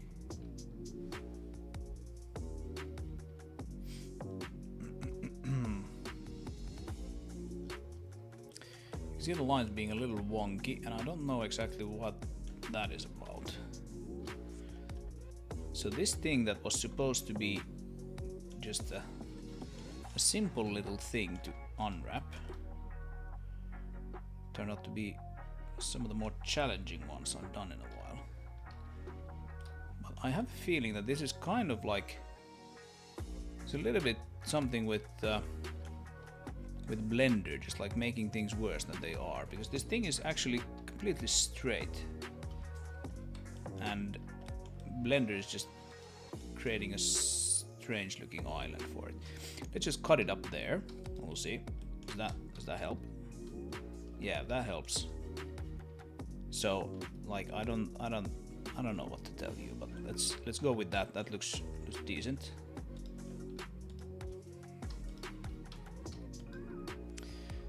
Maybe that makes it easier to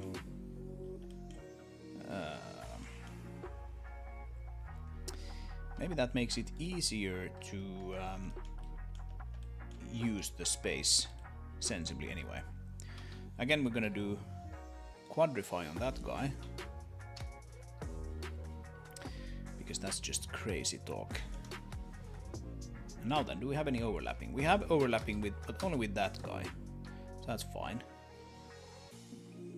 We expect overlapping because we rotated it, but Packmaster will solve that for us.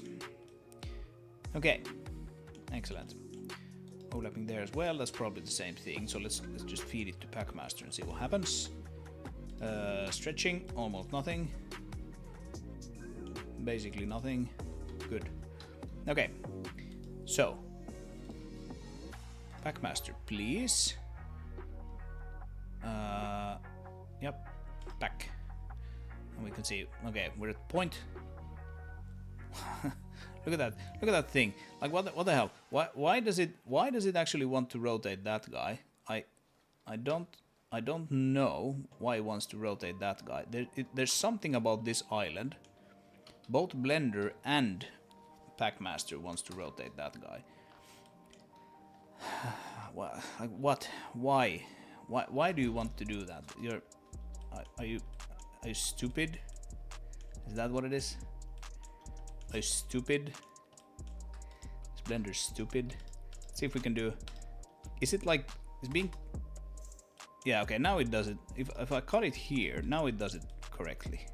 So you can't have like a plus looking island here, or both Blender and Packmaster are gonna try to actually rotate it. That's weird.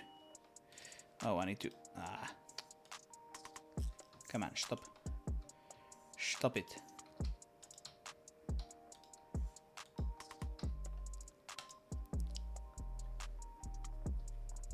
Probably a bit jutting out. Yeah. Exactly. Yeah, there's another thing as well, which maybe I can show you.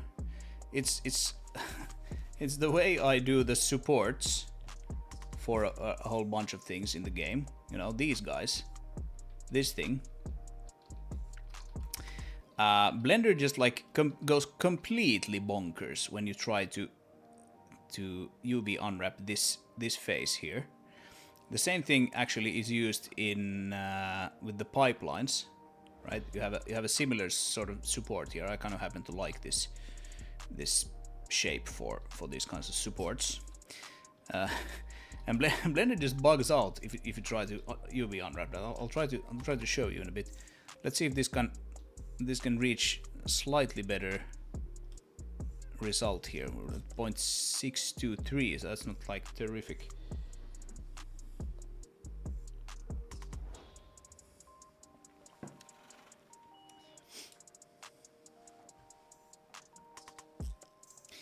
It rotates so it gets more texel density. I'm not sure it gets really more texel density by rotating it.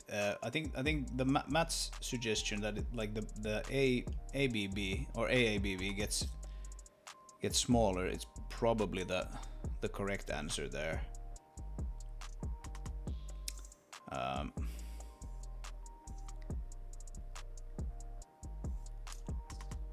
Right, like the texel density wouldn't increase just from rotations. So yeah, I don't know. It's strange. I think it is basically exactly what what Matt said. If you draw an axis-aligned bounding box around that thing, there will be 4 areas in the corners of that box that are going to be empty. And then it probably goes like, oh no, we can't have that. And then it rotates it. And then that fixes it. The annoying thing is that Packmaster seems to do the same thing. So they typically pack things very differently, but in that particular case, that seems to be the case.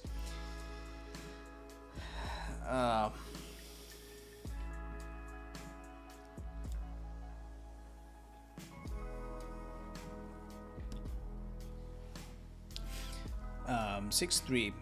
Okay, well, I will probably have to cut some of these things up into smaller pieces if I want to get some better usage, like these L-shaped pieces, for example. The thing is, I don't necessarily want any seams along these, if I can avoid it. That would be annoying. Still finding better solutions, but it's not going all that fast.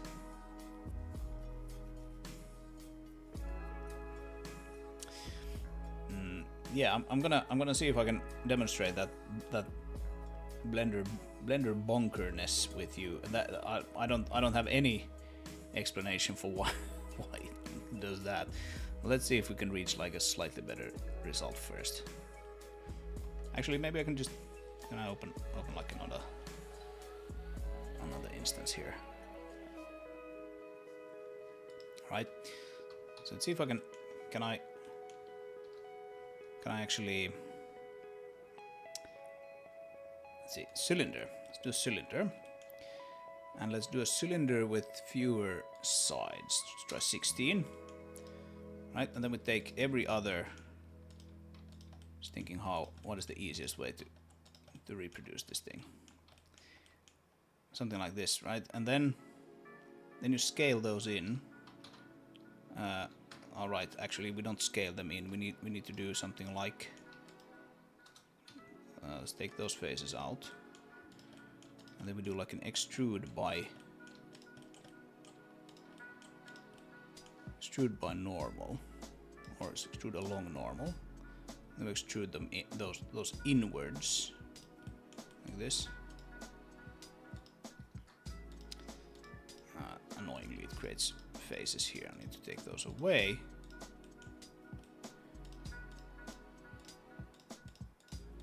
This will be kind of a cutter.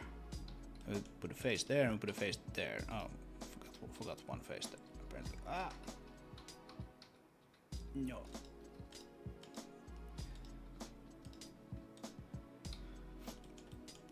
Something like this. While it is doing its thing in the background. I'm hoping this will actually, I'm not 100% sure this will actually reproduce it. But. And then we take another cylinder and we make that larger. The radius of this larger. And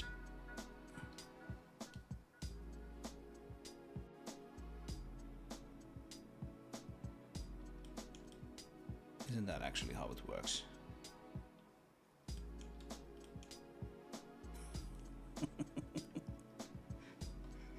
Oh, I don't remember anymore.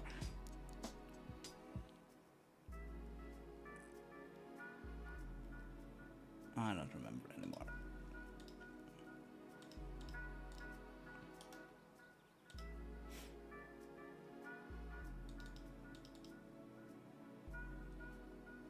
Yeah, it's in here. Yes, okay. We'll just take that. But I want just these, right? Basically just come on. Other object, go away.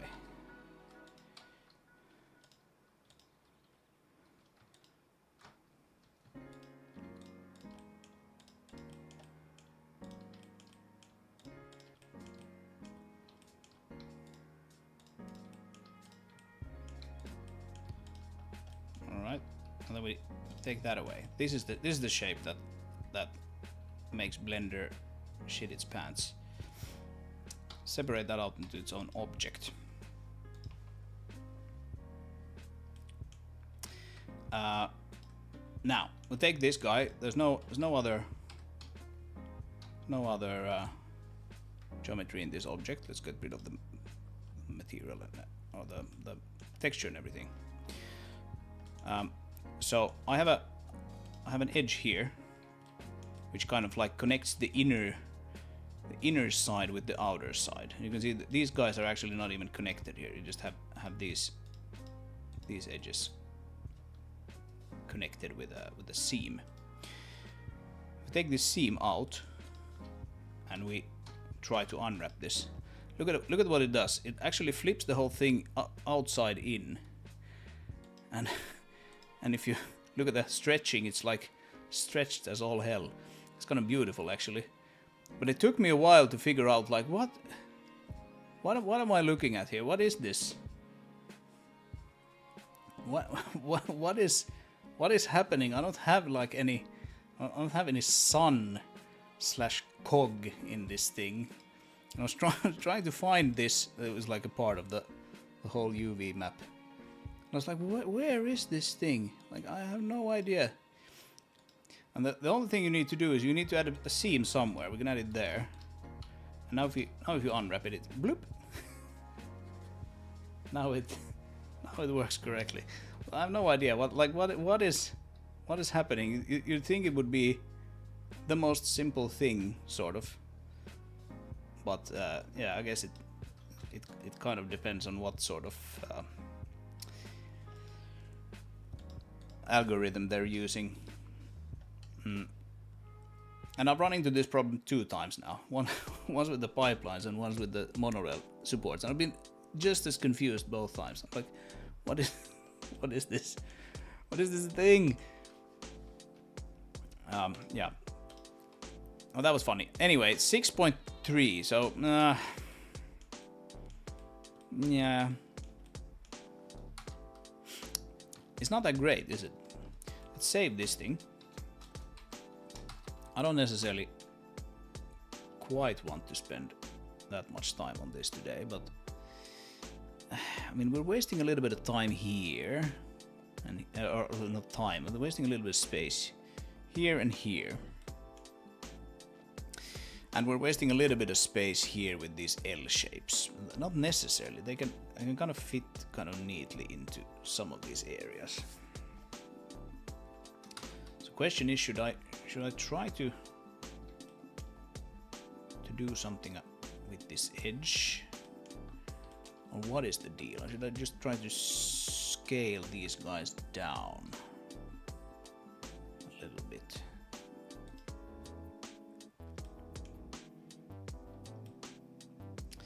I don't know. Back. Do we get like a higher result area from that? We get a little bit of higher result area.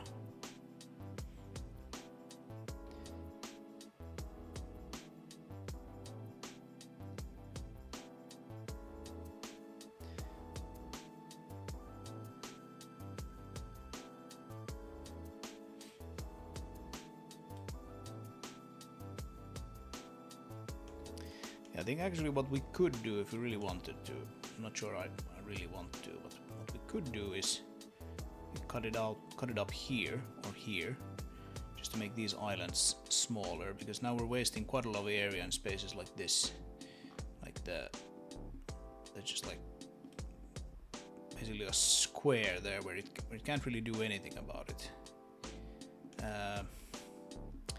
So that's a little stupid. But I don't know.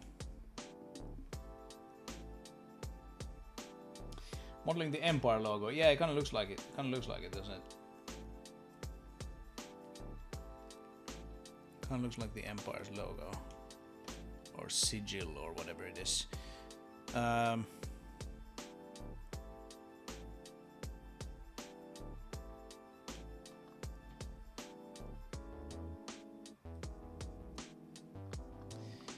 Yeah.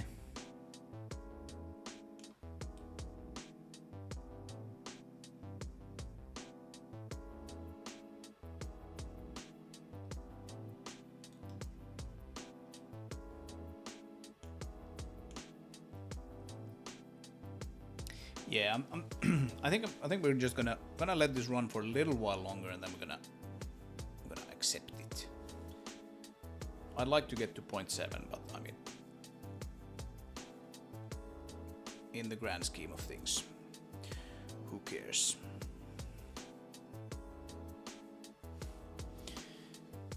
Because now we don't have any seams in like annoying places. It would be even more important if we were light mapping this thing, which of course we aren't, but still, it's kind of neat to have it set up like this.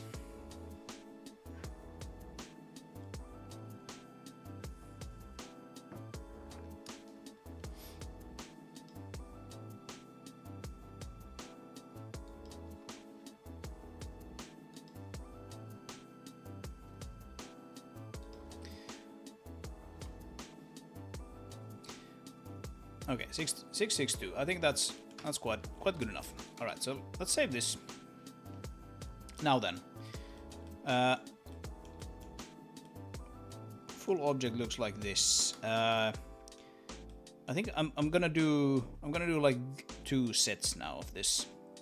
2 sets of textures, 2 different materials, and then we'll export them as two separate meshes and everything. Sort of from the game's perspective, they are 2 completely different things. They just happen to originate here from the same Blender file. So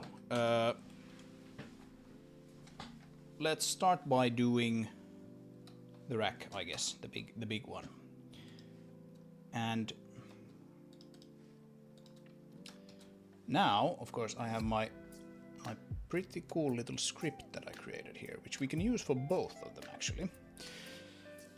So what we want to do here is call this something. What do we call it? We call it like dynamic crate rack or something. Dynamic rack, dynamic cargo rack. Cargo rack. Let's actually call this cargo rack as well.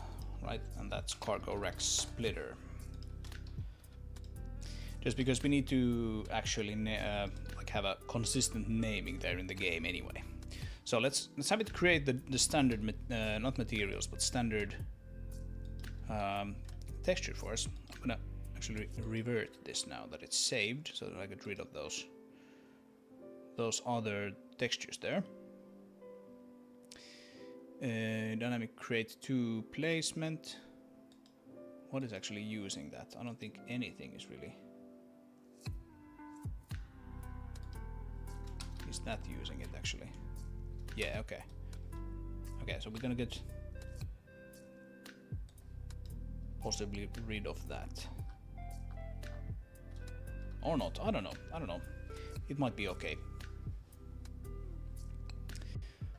Anyway, cargo rack is the prefix. Size is 2K. Again, we're not probably gonna keep them as 2K in the game, but we'll create them as 2K.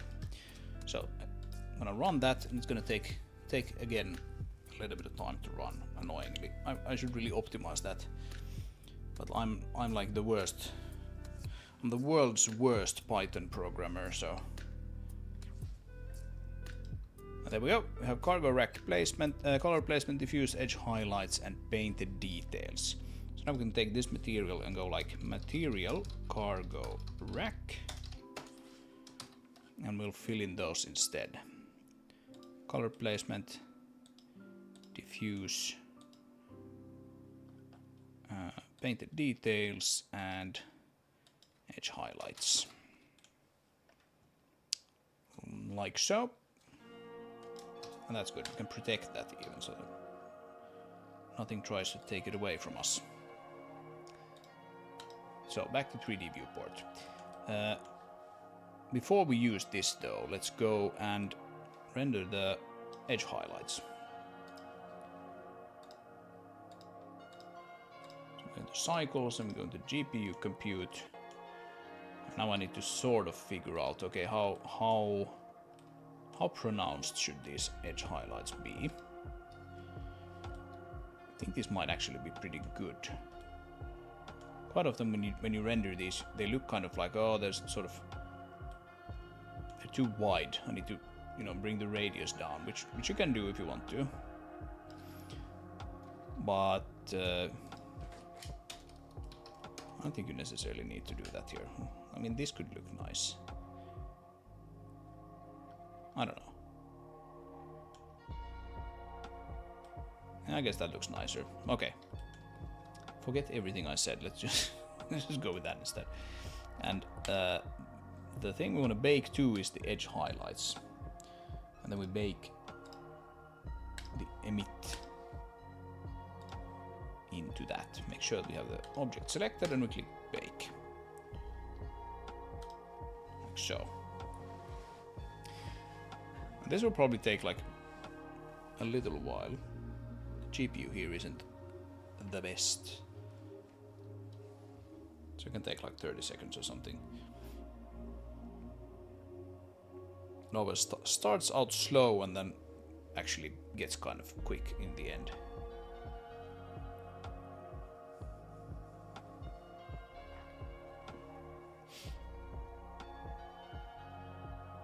Yeah, that worked out fine. Okay, so we save that. We can protect that just because we need it for the other one, so kind of no sense in throwing it away. But now we can drag this. Oh, actually not that. We can just switch it here. The material cargo rack, and we can see that. Ooh, now we have the edge highlights there. Yeah, that vehicle is just kind of annoying now. So we probably want to lay out some different colored areas again.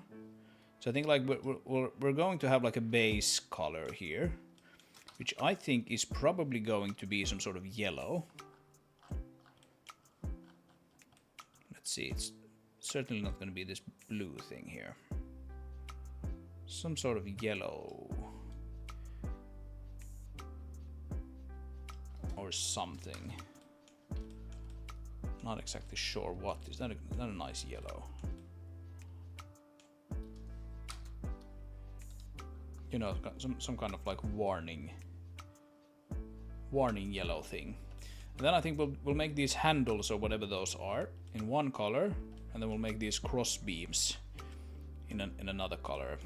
And I think actually do those first.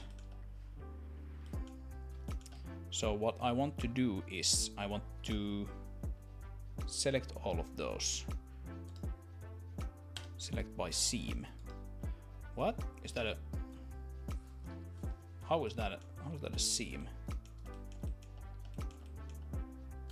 How is that selected by seam? Do we have like leaky seams here? That should really not be possible because we don't have any stretching. Alright? Seam, seam, seam.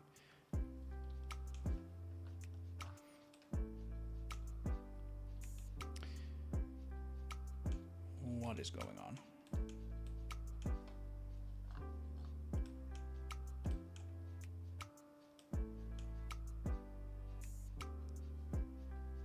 Yeah, we cleared, like these things are clearly not connected to these things. That is definitely not the case.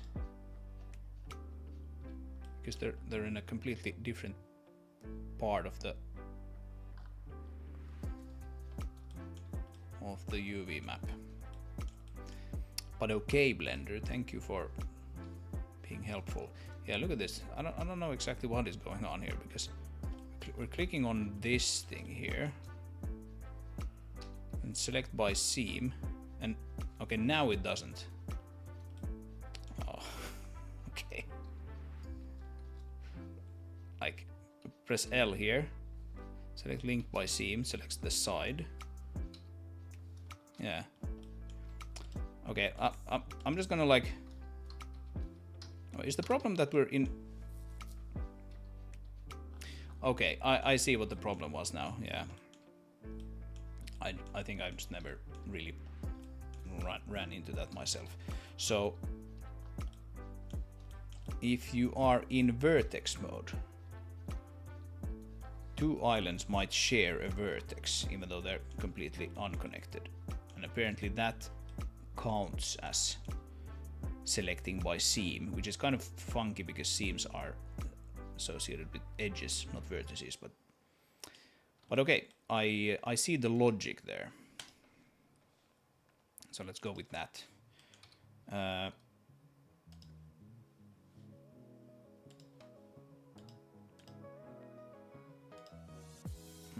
Do I have a color palette? No. I seem to have a palette actually. But that's not the palette I want. What? Okay, that's strange.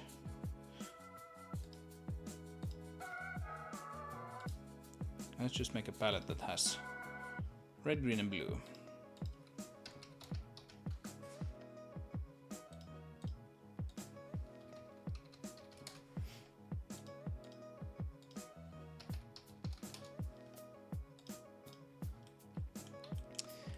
And these cross beams, or whatever we're gonna call them, we're gonna paint them with red, the red channel, which actually kind of incidentally now is mapped to a reddish color, but it can be any color, and we can change that later, so it should be good. We need to make sure this color placement texture is selected, and I like to actually look at it here when I'm doing this, so I see that it goes into the correct texture. So now if we start clicking here, you can see red appearing on the texture, and we have these things colored. And now we can go in and mess with this color. Like it's not necessarily that exact red, but we have sort of marked the area in which we want this one color to show up, so that's good. Then we go and select these guys, all of the handles or whatever we called them. Handle, handle, handle. Handle, handle, handle, and I think that's it. All right. I think so. And then we select green for this. And then we paint that with green. I think that is probably actually the color we want those handles to have. That's a sort of detail gray that I use for a lot of this. But I want to change this color. This is not good.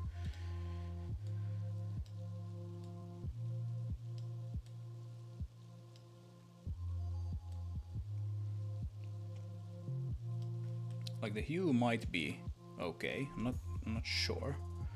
Might be okay, but like the saturation should be way down, and maybe the value too. Right? Something like that. I'm not sure.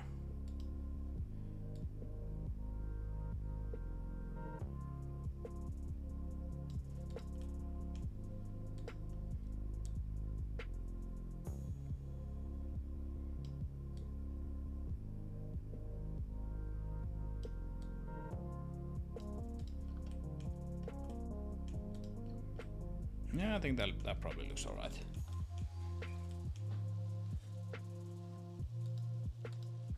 Should be darker though. I don't know. I'm not sure. Anyway, we can go with that. We can change these colors later and then just rebake the diffuse. It's a very simple thing indeed. Before we go though, we want to just make sure that has Blender missed any of these texels here? It has missed a few, just a few this time around. The flood fill in Blender is wonky, as has been established previously. So that's something that you quite often have to like fix up just a little bit, and I typically do it in GIMP because that's just way easier than doing it in Blender, to be honest.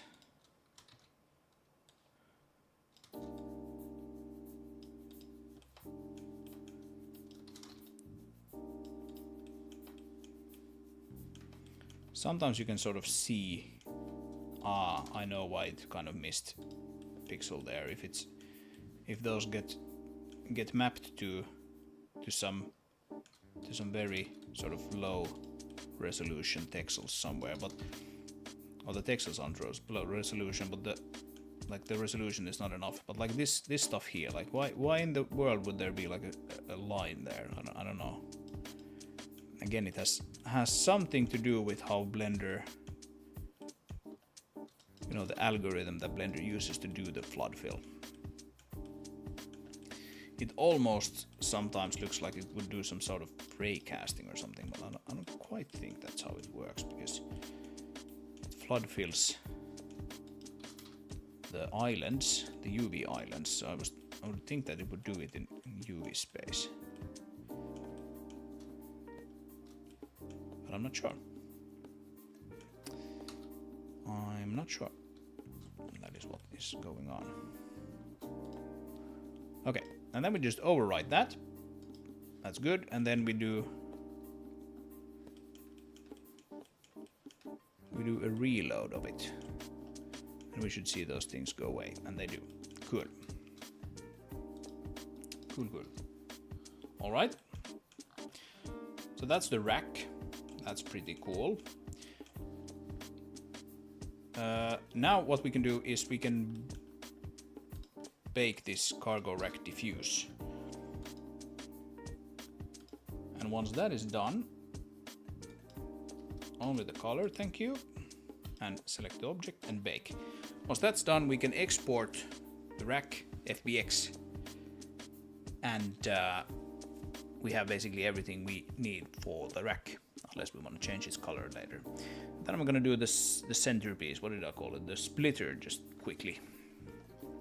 All right, and here's the rack. Rack had a pretty good use area. Very happy with that. Right, and now we want to do cargo rack FBX, like so. So that's that. We have all the images saved, so that's good. Now we can go and do cargo rack splitter instead. And I need to start by creating those images. So cargo rack splitter, we do the same sort of thing, 2048, and then we'll downscale the images to like 1K tops, but the splitter might even be okay with like a 512. We'll see. Right, back to 3D viewport, and we'll do the highlights.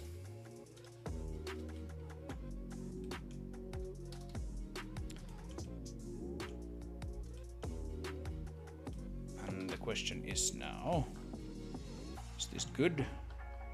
We've already brought down the radius, and I don't think we want to bring it down any further. So let's just switch this from cargo rack edge highlights to cargo rack splitter edge highlights. It's so nice when I have that script that just creates those images for me. I should have done that like ages ago.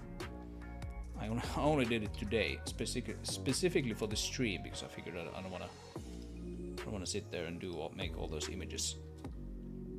Specifically, I don't want you guys to have to sit there and watch me do it, so I just wrote a script to do it. And lovely. It is just lovely.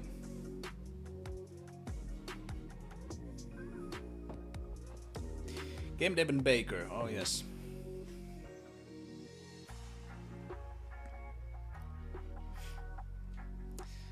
I bake both virtual and physical goods,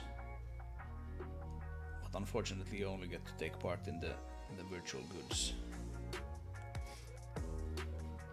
It seems to be maybe a little faster this, because I don't know, maybe because the object is like physically smaller.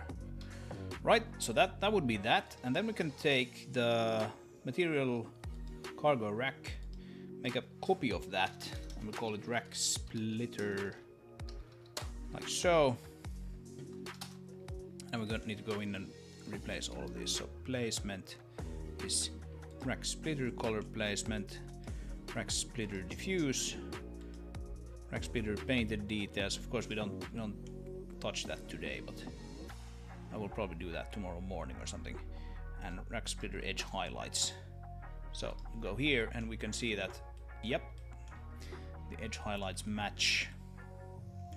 And now I'm wondering, like, okay, so how do we actually want to like color this now?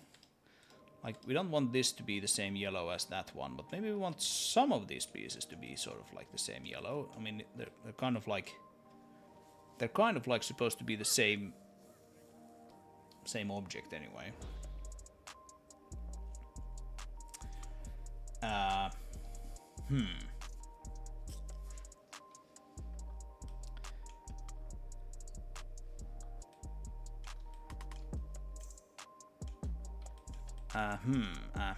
Yeah, okay. Well, anyway, let's start with the things that I know I'm gonna want to have that same sort of detail gray, or whatever I called it. And that would be like that, and that, and that. All of this. Probably even that. Maybe not this. That's like part of the same pillar that comes from up there. Let's leave that out for now, at least. And all of that, right? And that too. And even now we have a, yeah, okay, this is a little stupid maybe. Now we have like an island that should potentially have had a seam there, but it's not really a problem. It's quite a clean seam, so I think we'll manage. Let's see, bloop bloop bloop, everything there. Right, so all of this we now want to color in a certain color,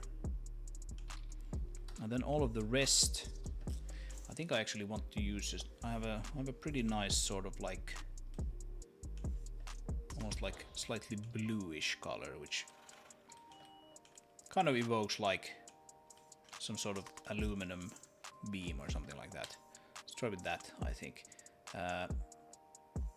Now though, texture paint and color placement, and we're gonna want to use the green one again.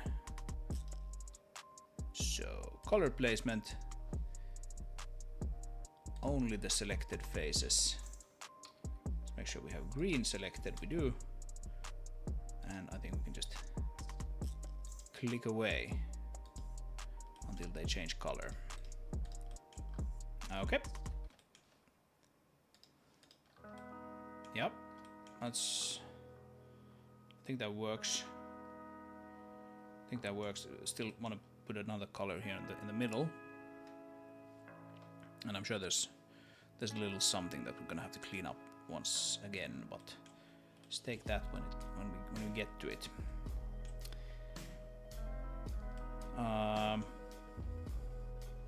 Let's have a look here. Where do we actually have that blue color thing that I spoke about? It might be this blue actually. This water tower is made up of. Might also be those pipes there. It might also be that blue color. And these things might be that. I think these things are actually probably that blue color. Just had this open actually. So we got the gatehouse. And we look at the material for this guy. Hello, where are you? Gatehouse, thank you. So it's this. Yeah, it's that color. Let's copy that. And we can bring it into the rack. Rack 1. Rack splitter. let's just put it here. Put it in the same channel, we just have a higher value for it. So essentially we do click, click, clickety click.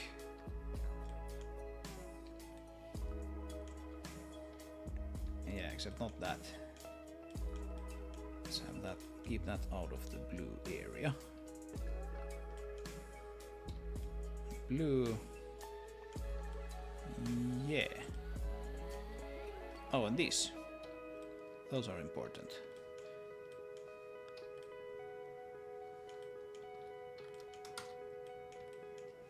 Right?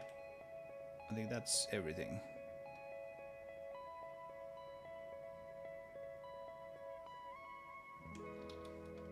I think that is everything. And then we go to texture paint. And we're back here and we want to basically paint it green. First it's gonna assume that gray color, keep clicking, it will go to the blue one. It's a little bright. Let's bring down the value a little bit. Make it a little more chill.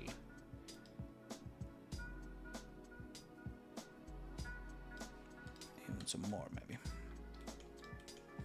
How about that?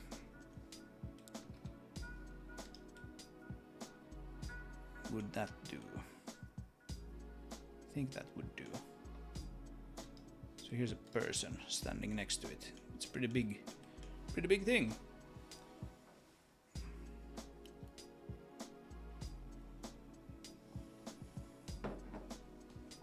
Yeah, I think this will do.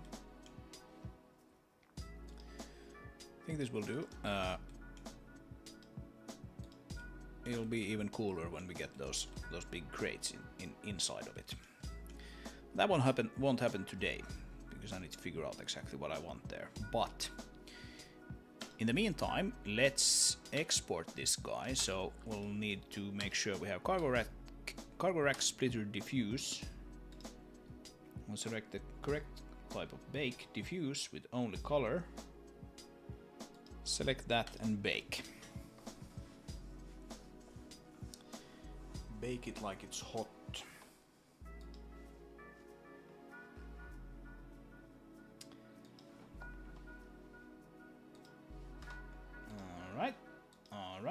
All right.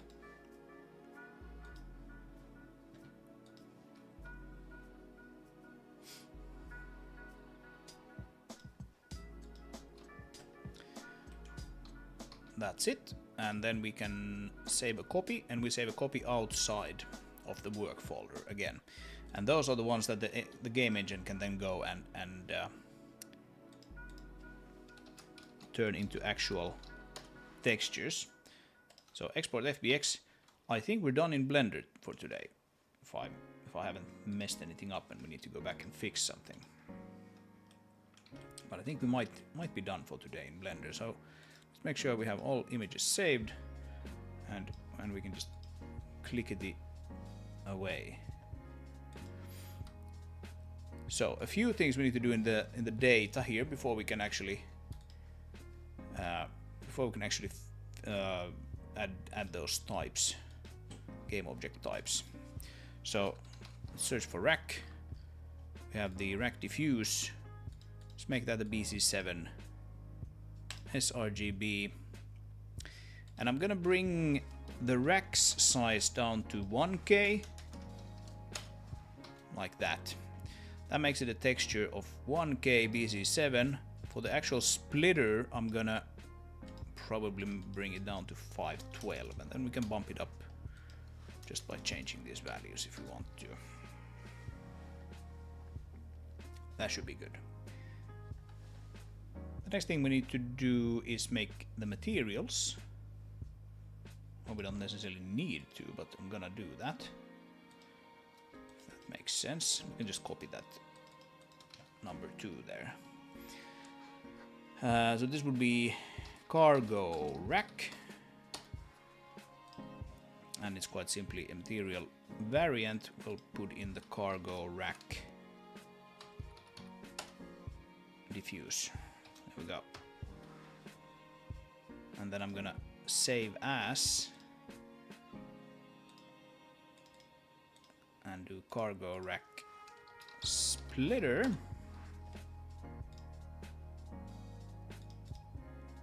and splitter.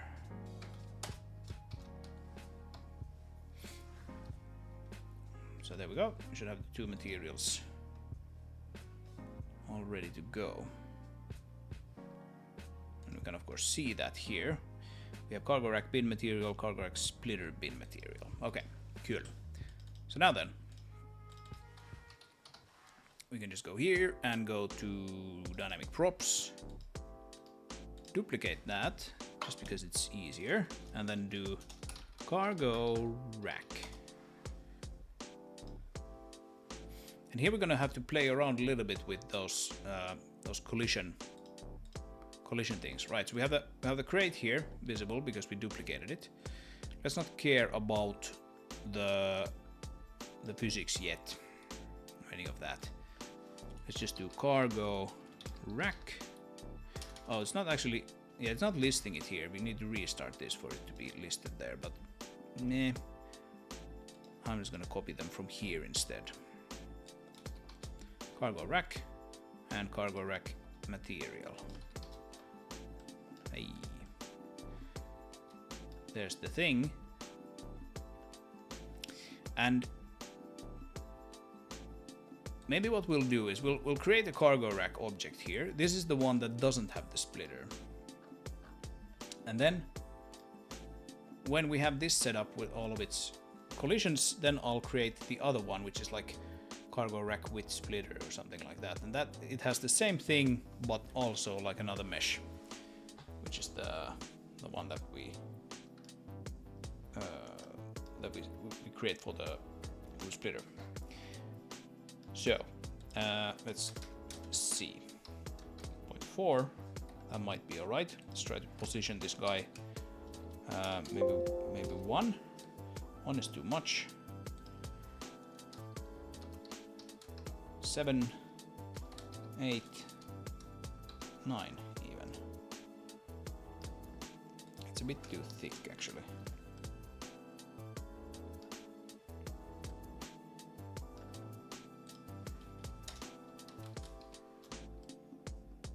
Yeah, I think that's probably fine. And then size would be like 2, 3, 2.8. 2.8 looks good.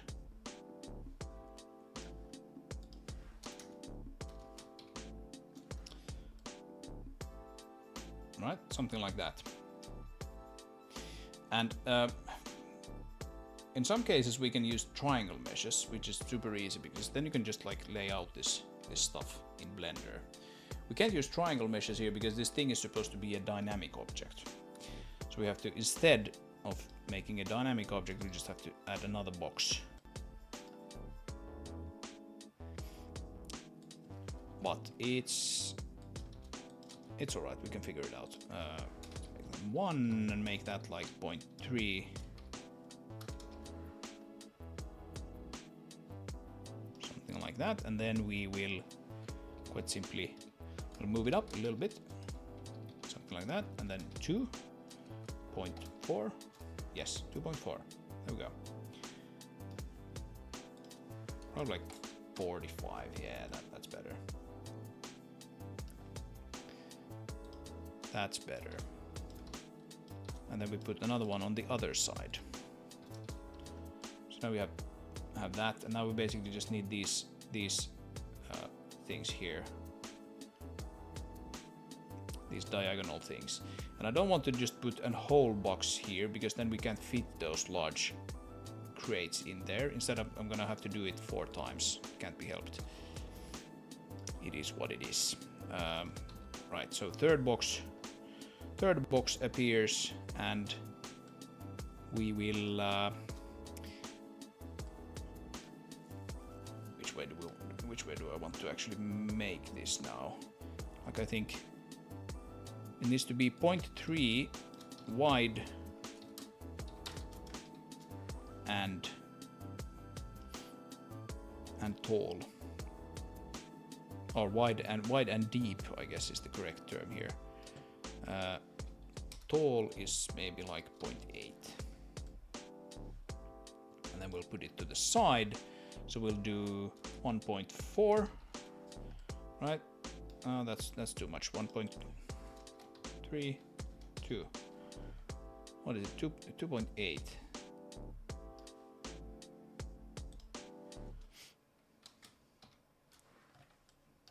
Yeah, that looks good. And we move it almost as much as we move those. So maybe like maybe 2. That looks like a decent starting thing. 0.8 is too much. 0.5 is pretty good, and then we need to rotate it. We need to rotate it 45 degrees on the X, right? That looks good, and move it a bit forward still, and a bit downward still. That's almost perfect. Turns out that thing is not exactly 45 degrees, so let's make it like 43 maybe. 42. Yeah, that's pretty much perfect. Let's bring it up just ever so slightly so that it doesn't actually get stuck on that. Like on this edge here, that can be kind of annoying if that happens. I think we need to bring it in. Maybe just a bit. Nah, that's fine. It's fine. Okay, and now we can basically like copy that 3 more times.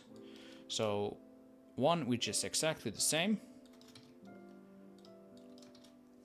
except it's on the other side. So minus goes there, and then we have 2 more which is this or which are the same size. One is negative on the, actually I want it there, right? If we want to do the same sort of order here, like that, but then we need to rotate them the other way, so minus 42 instead.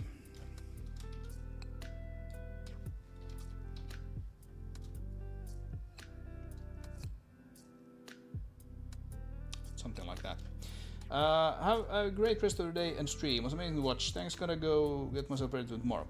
Well, thank you for hanging out as always. See you next time.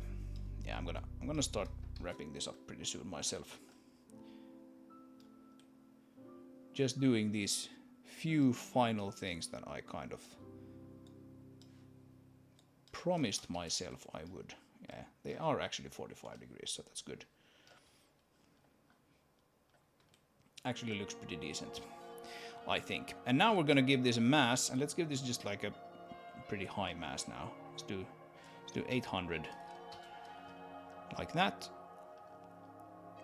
Center of mass is probably fine where it is. Good, and we're just gonna duplicate that and go cargo rack with splitter, and we can do exactly the same thing. We'll just bring in one more mesh component. Mesh. So we call that the splitter mesh. Splitter. Yeah, it's not visible there. We can get it here. Where is it? Where is it? It's that's the material. We want that there.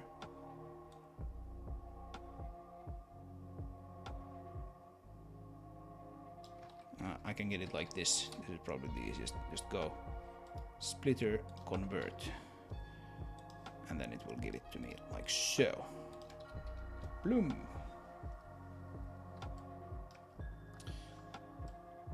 All right. So what we need to do here is basically just three more boxes, right? One box here in the middle, which just represents this actual splitter, and then 2 more boxes that are kind of jutting out like this, holding those big boxes in place if you actually put one of those there. If that makes sense. I think it makes sense.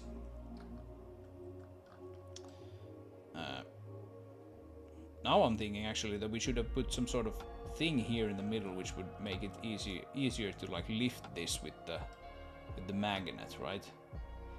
But yeah, I guess we can add that later if we want to. But it might be kind of cool to be able to lift this with the magnet. Maybe even have some sort of arch here on the top that, you know, is used for lifting it that way. I don't know. We'll figure it out. Let's see, how many of these do we have? We have 7 because they start at 0.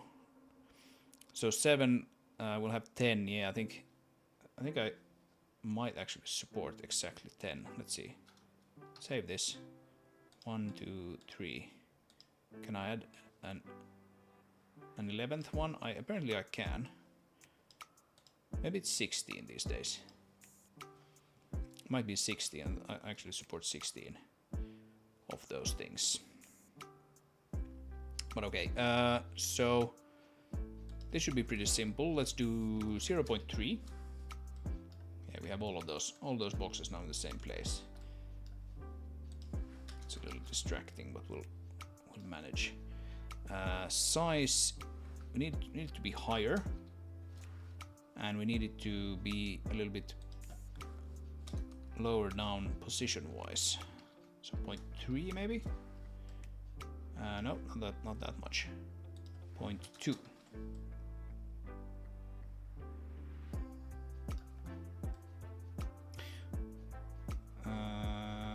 Yeah.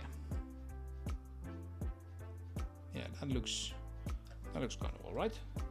And then wider, of course. It needs to be, but not quite as wide as this.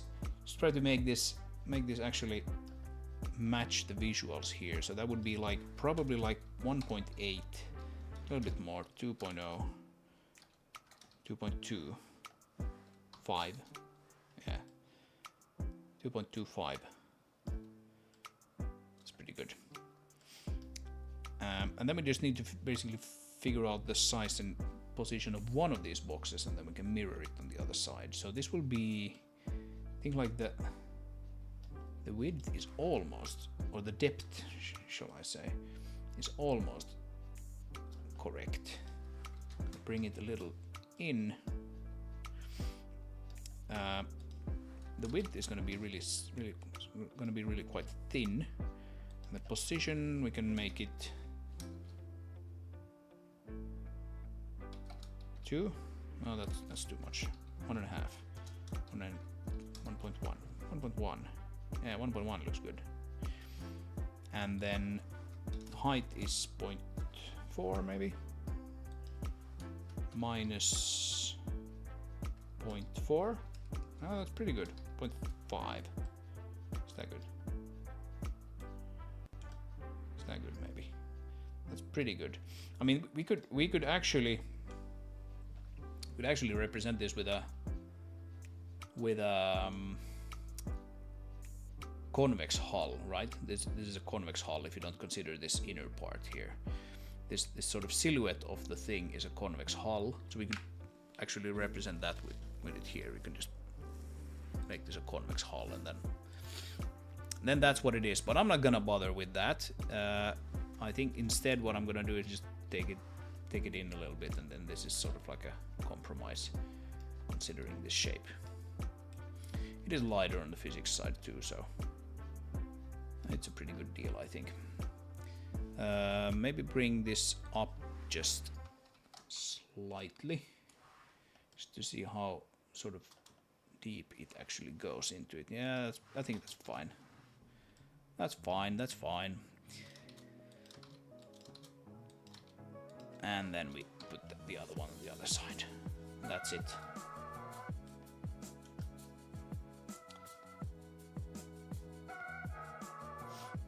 That's it. That should be everything we need. Maybe this should be a bit more heavier, right? What do we say? Let's make it 1,000. Just add a bit more mass to it. Not sure if it really makes any sense to do that from a gameplay perspective, but hey, I don't think anyone cares. So we need to reload the editor, and we can finally mess around with this a little bit.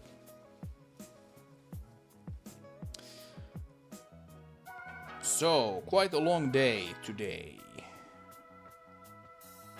with all of this. I was hoping I would get to... Well, if I if I could have done that original large crate, and then the rack that we did, and then one of those tripod things, that would have been fun. But hey, this took a bit longer than I thought. Can't be helped. Sometimes that's how these things go. So props test. Let's add these things here. So here we have a rack. And there's another rack with a splitter. And we can add a crate. Actually, the raycast goes through those. Even though there's a collision there.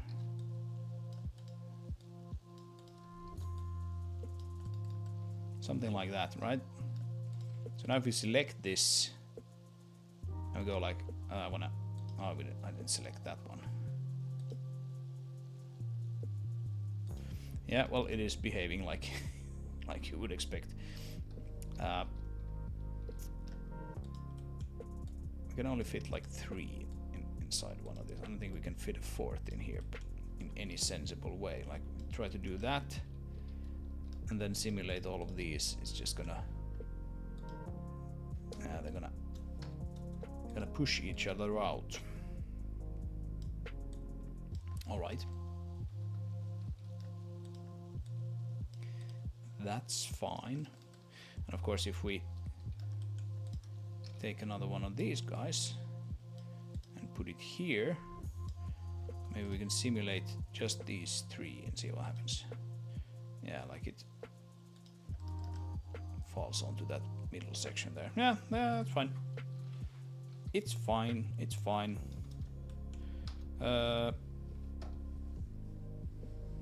Let's just mess around with this a little while.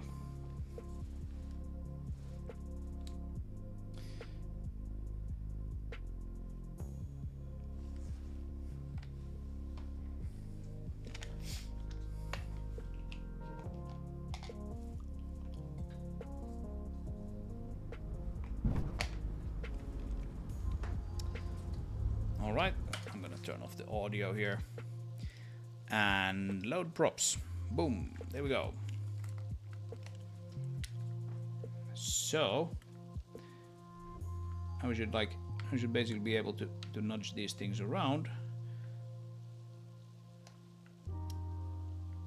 and we can technically even drive on top of them.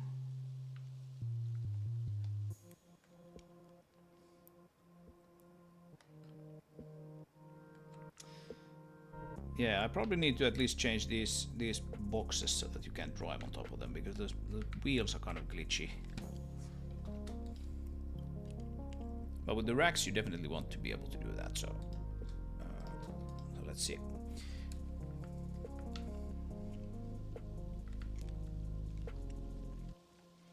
So let's see. Can I lift this rack from the splitter?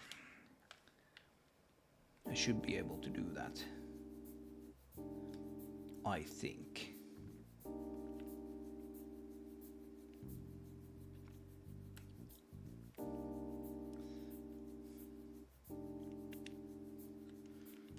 You can sort of see where the visualization is going. Of course, this magnet is just kind of going all over the place.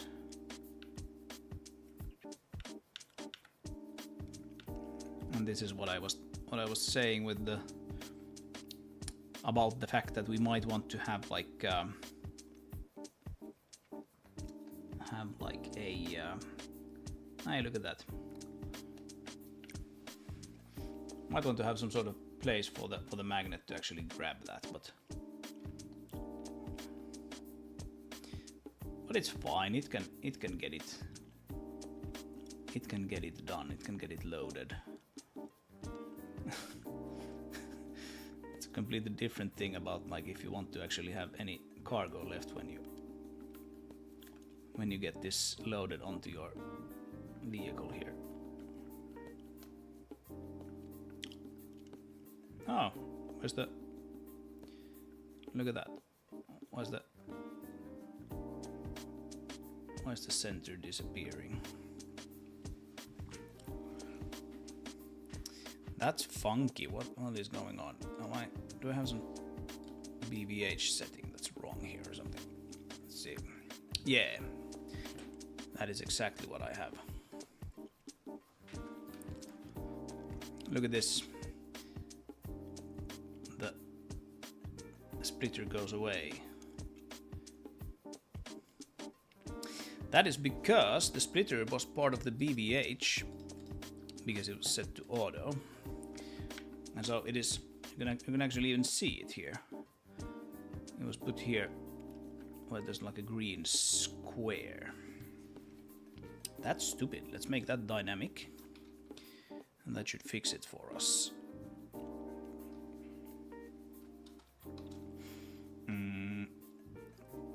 Is there anything else? I don't think there is.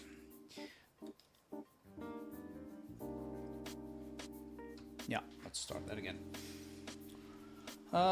Chunkus says this looks so good. Thank you. Thank you. Starting to look pretty fun, isn't it?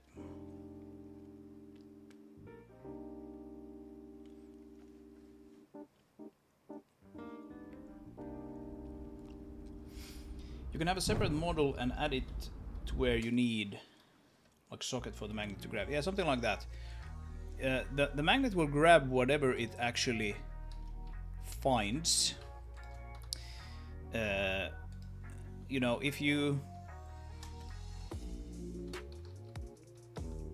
Let's see if we can get the camera a bit closer here to this thing. So if we let's reverse first. Whoop. Actually, we can first of all make sure that there's no BVH thing happening here anymore. No. Yeah, that BVH thing is just because there's a scale mannequin there. Okay, that's good. Right, the magnet will grab onto whatever it finds in the physics world.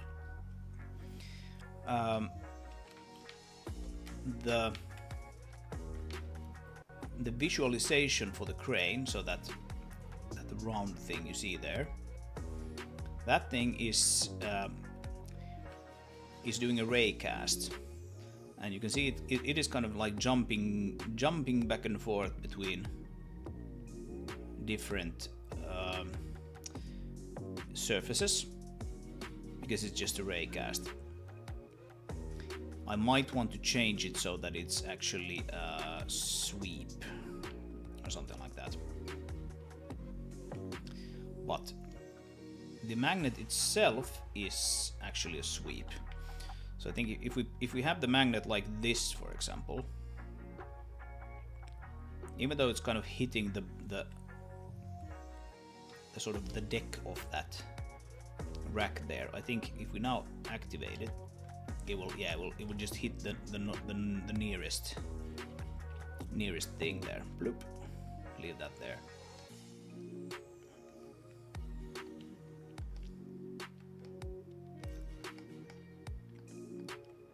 Let's get some more cable.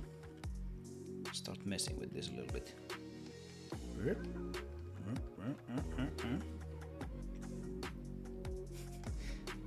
I still have a crate there.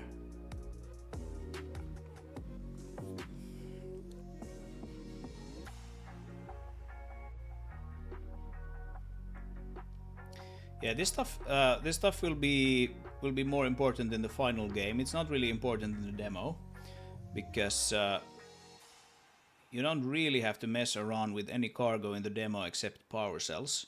Power cells are kind of big and chunky. You just spawn a power cell here. You can see it's actually kind of big. It's like even bigger than those crates.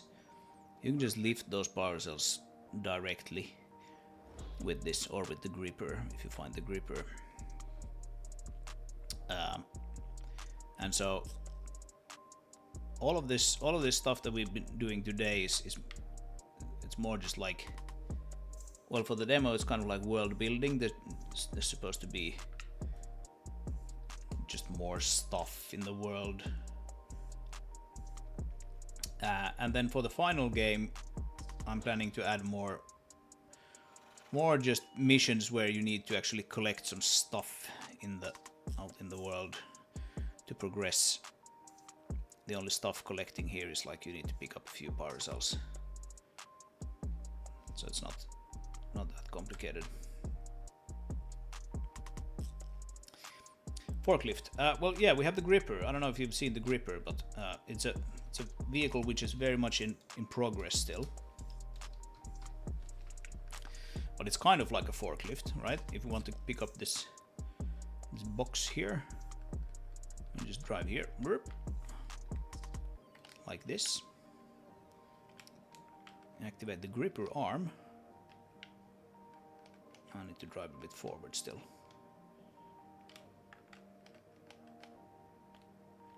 Like so, and then you pick it up. Oh, that's not good. That's better. See if we can load it into one of those.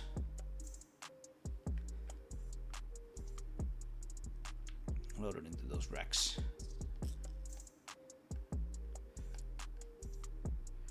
Yeah, I'm not very happy with this vehicle yet. I think it could be kind of interesting, but it's mostly just annoying currently. Brip.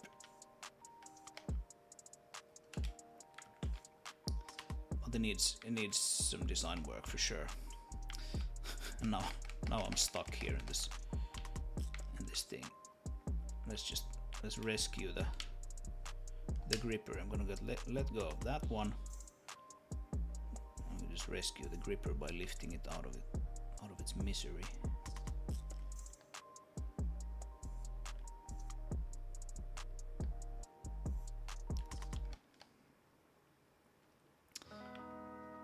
Come here. Off you go. Off you go.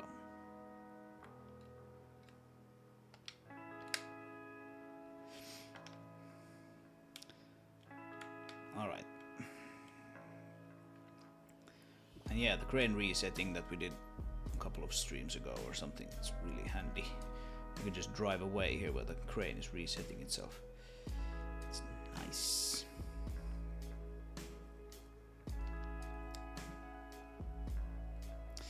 Okay, well, we did some stuff today.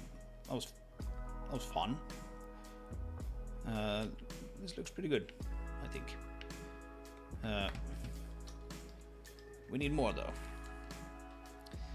This is not enough. For the demo, maybe... Oh, Jesus. Okay.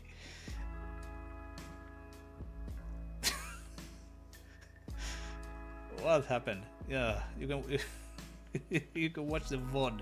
That was like a soccer player beginning the game by, or like the goalie just kicking the ball. I don't know exactly what happened.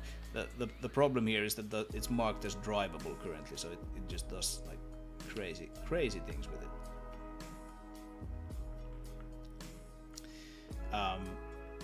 Boom.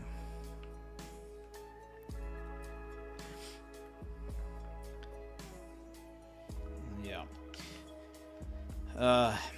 Anyway, yeah, for the demo, I think I need probably like the double this. We'll see how much I have time to do before Saturday, or for Saturday's build. But yes, if you would like to play the game, on Saturday there will be a limited, I'm calling it sort of a semi-public build, because I'm not really advertising it outside of these streams, and the Discord. If you would like to get your hand on the build, play it, mostly just to see how well it works, and if it needs if it desperately needs some work in some areas.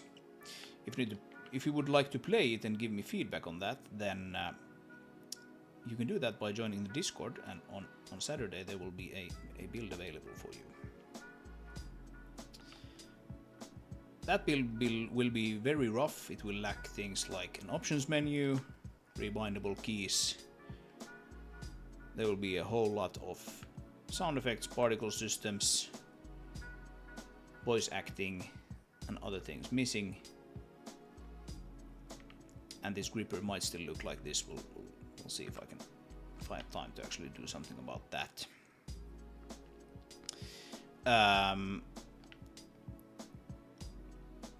So yes, on Saturday you can get your hands on the very first build, which is playable by anyone but me, really. So do join the Discord if that sounds interesting. If you would like to wait a little bit longer and then get your hands on a proper demo build, so to speak, with at least some of these things fixed or implemented, then do wait for that. That will be available later in the spring.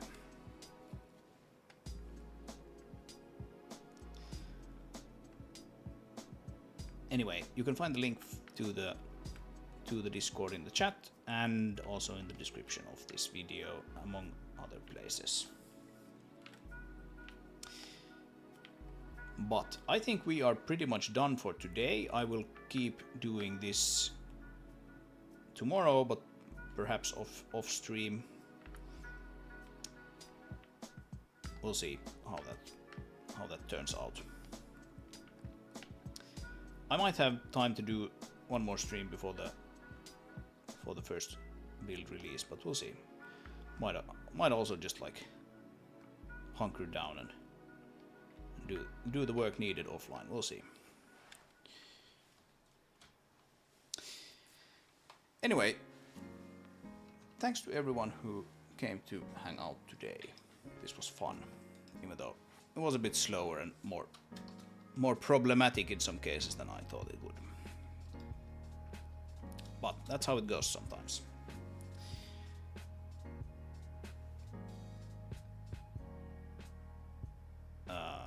Yeah. Do remember to like, subscribe, do all the YouTube jazz. And I'll see you in the next stream. Take care. Bye.